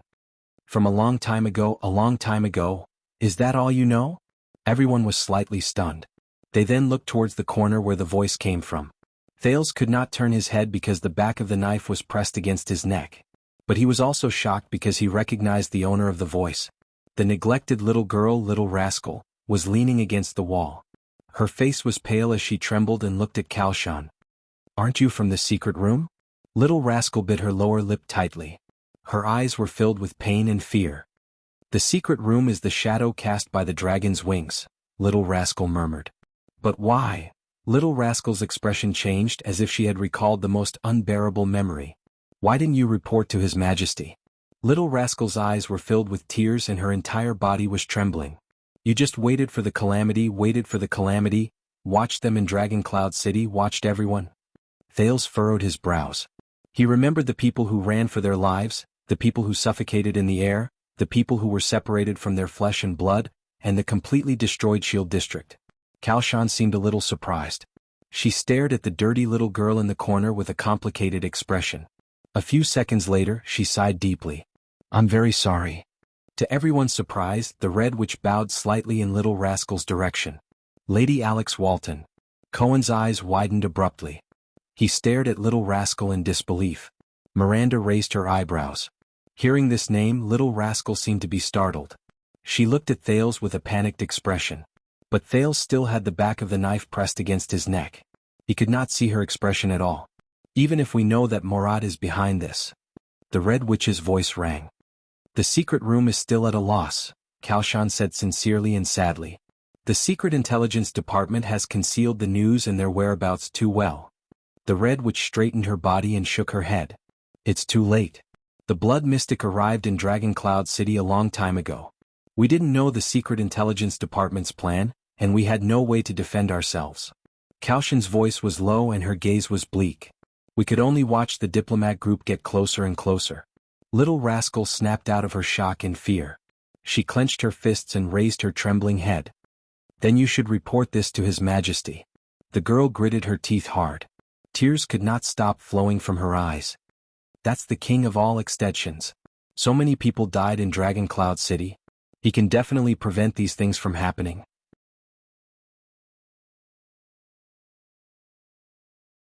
The Red Witch raised her head abruptly. Her eyes suddenly lit up and she looked at little rascal solemnly. "Our king?" Madame Kalshan murmured softly and uttered the king's name. "Nuvan Rikaru Kadian Walton?" The person in charge of the secret room smiled faintly. "Believe me, for the past 30 years, I've respected him immensely." She nodded. Her eyes were filled with respect and nostalgia. "At least, during most of his reign he was a good king. I'm already prepared to report this to him." Kalshan's expression changed and she uttered the next sentence. "If he didn't hide it from me and planned to sell Dragon Cloud City to Constellation and betray Exted in order to continue his family." Everyone's expression changed. "What?" the shocked Cohen could not help but ask. Little rascal's face was pale. She stared blankly at Kalshan. "Yes, my dear lady." The Red Witch sighed softly. "I intercepted King Nuvan's messenger Crow to the Supreme King of Constellation. He wants to rely on the power of the nine-pointed star to save the Cloud Dragon Spear that is in danger. He wants to use the marriage between you and the young prince to intimidate the new king." Kalshan's gaze became extremely fierce. For this reason, he did not hesitate to let Constellation obtain a bargaining chip to meddle in Exted's affairs. In the future, he even let an heir with Jadestar's blood take over the first territory of Exted. Apart from Raphael and Thales, almost everyone widened their eyes. Even Tolja could not help but turn his head to look. Everyone's gazes simultaneously shifted to little rascal, then to Kalshan, and finally to the second prince who was being held hostage. At that moment, Thales only felt complicated. The scene of King Nuvan passing the ring to little rascal appeared before his eyes. My God! Cohen's mouth formed an O shape. He stared straight at Thales. "Is this the truth behind King Nuvan wanting to form an alliance with us, Your Highness? To let the descendants of the Jadestar royal family and the Walton family inherit the Archduke of Dragon Cloud City?" As the king of Exted, the Red Witch shook her head slowly. "He shouldn't have done that. There was only one thing I could do for Exted." Raphael raised his head. A strange light flashed in his red eyes. "So you went to find Lampard," he said softly. Kalshan did not speak. She only looked at the enemies before her with a calm expression. Thales stared at the Red Witch in a daze. His mind was in a mess. This is the biggest joke, the second prince muttered subconsciously. So, your betrayal was not an accident. Because of this, you want King Nuven's life. Thales closed his eyes and sighed deeply. He felt physically and mentally exhausted. The Secret Intelligence Department and the Secret Room both want his life.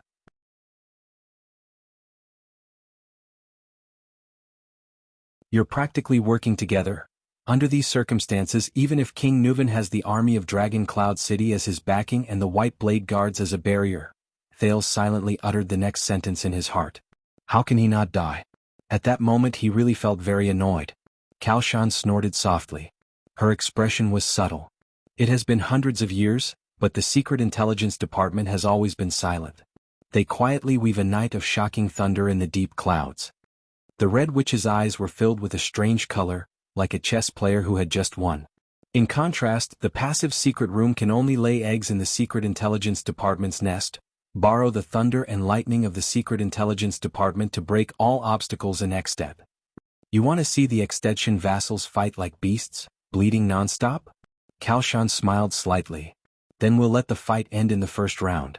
Raphael could not help but clench his fists as he listened.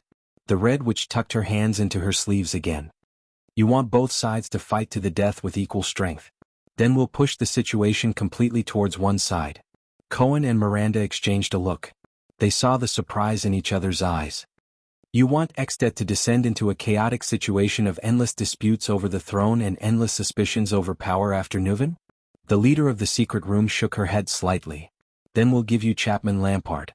Raphael pursed his lips, closed his eyes and sighed. So, Nuven lost his sight and ears, and was powerless to fight back against the calamity in Lampard. He stared at the ground in a daze. Our backup plans all failed. I lost, Raphael said dejectedly. Kalshan snorted softly, and her expression became amiable again. I know what you're thinking, little friend. The Red Witch nodded slightly and looked at little Rascal, who was on the verge of tears.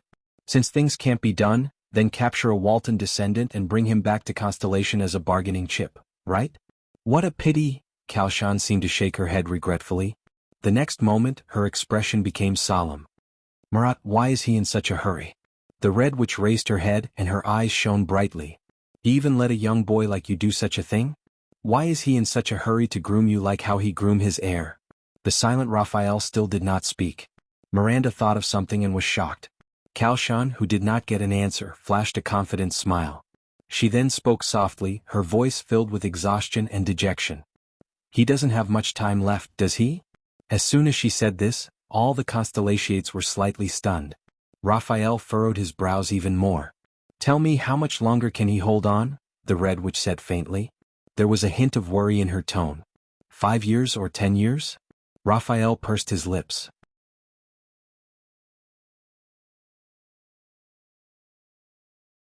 Thales stared at Kalshan in a daze. Morat's figure appeared in his mind. The old man who could force Gilbert and Giants to retreat with just a word, the old man who could see through lies with his eyes. In the next second, Kalshan took a deep breath as though she wanted to suck away all her emotions. Forget it, let's not talk about him. The corners of her mouth curled up slightly. Let's get back to the main topic. The Red Witch clapped her hands. As she clapped, many people walked in through the thick door.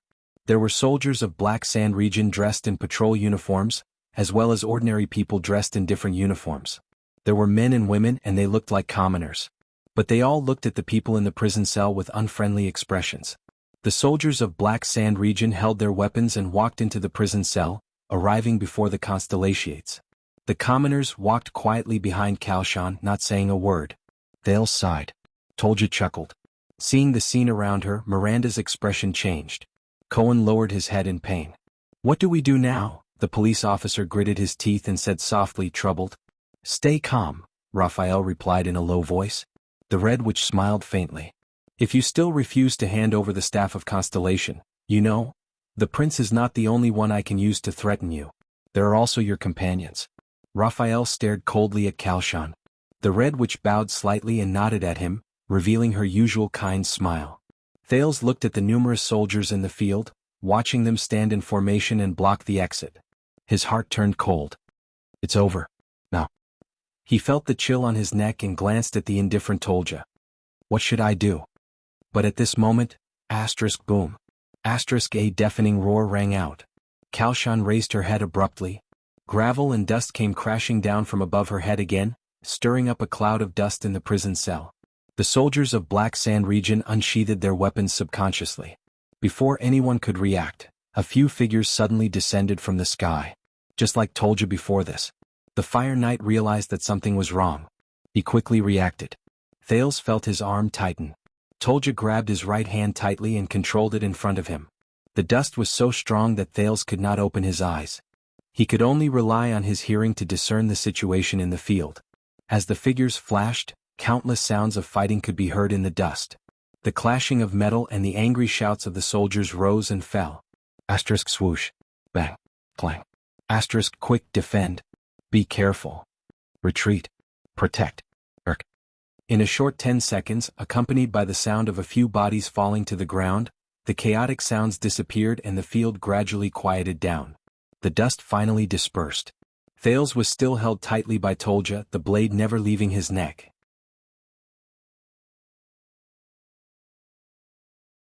The Fire Knight furrowed his brows and coldly observed the situation in the prison cell. The prince saw everything in front of him clearly.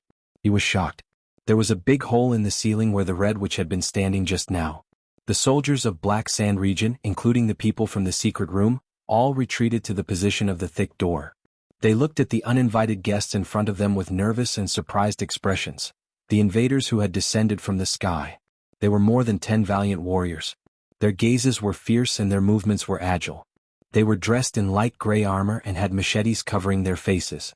Some of them were even equipped with excellent arm shields and crossbows. At this moment, the invaders were in formation. They stood in front of the soldiers of Black Sand region, separating them from the Constellations and Tolja in the prison cell. Beside these warriors who had suddenly appeared, many enemies had already fallen. Behind the defense line, the Red Witch stood in front of Raphael and the others with an unpleasant expression. She was far away from the protection of her own people. Kalshan's situation was very bad. There was a white long sword with a strange curve in front of her neck, and her right arm was tightly clamped. The hostage-taker behind her said coldly to the soldiers of Black Sand region, "Everyone back off for the sake of this lady's carotid artery." Cohen stared at the invaders in a daze. He exchanged glances with Miranda and Wuxia, unable to hide the shock and bewilderment in his heart. Everyone was caught off guard by the sudden turn of events. "Who are these people?" the police officer asked in a low voice. Miranda shook her head and looked at Raphael, who was still silent. Looking at the warriors who had suddenly appeared, Thales' pupils shrank. Wait a minute. This attire? He carefully looked at the warriors' equipment, and then his mouth fell open in shock. Thales recognized these people. The silent confrontation lasted for a few seconds. Then the Red Witch, who was being held hostage, sighed. "So, the rumors are true." She retracted her gaze from the blade in front of her neck and said to the hostage-taker behind her, "As expected, you built an emergency secret passage in the gatehouse?" The Red Witch narrowed her eyes. She glanced at the invaders around her and then at her subordinates, who had been forced to retreat outside the thick door, and said in a low voice, "You can even hide from the secret room. I have really underestimated you." A low laugh came from behind her. "Snow Blade and Dragon Wings, since the day Extet was founded, we have been mutually reinforcing and restraining each other." The hostage-taker revealed a pale face and leaned over to whisper into Kalshan's ear, "Being wary of the secret room's every move, this is what we should do." Raphael saw the newcomer's face and he frowned.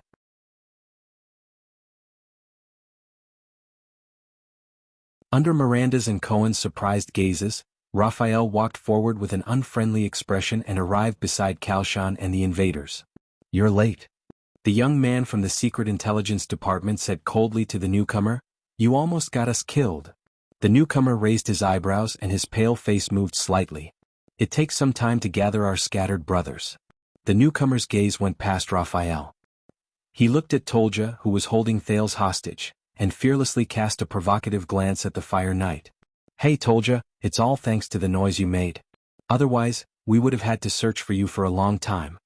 Tolja frowned and let out a low, unfriendly growl from his throat. Thales stared blankly at the pale-faced man and could not help but breathe a sigh of relief. The newcomer raised his eyebrows, and his gaze lingered on little rascal in the corner. Also, you better be polite. The pale-faced man shook the blade in front of Caoshan's neck. After all, I'm saving your life. The Baron Bone Kid from the Secret Intelligence Department.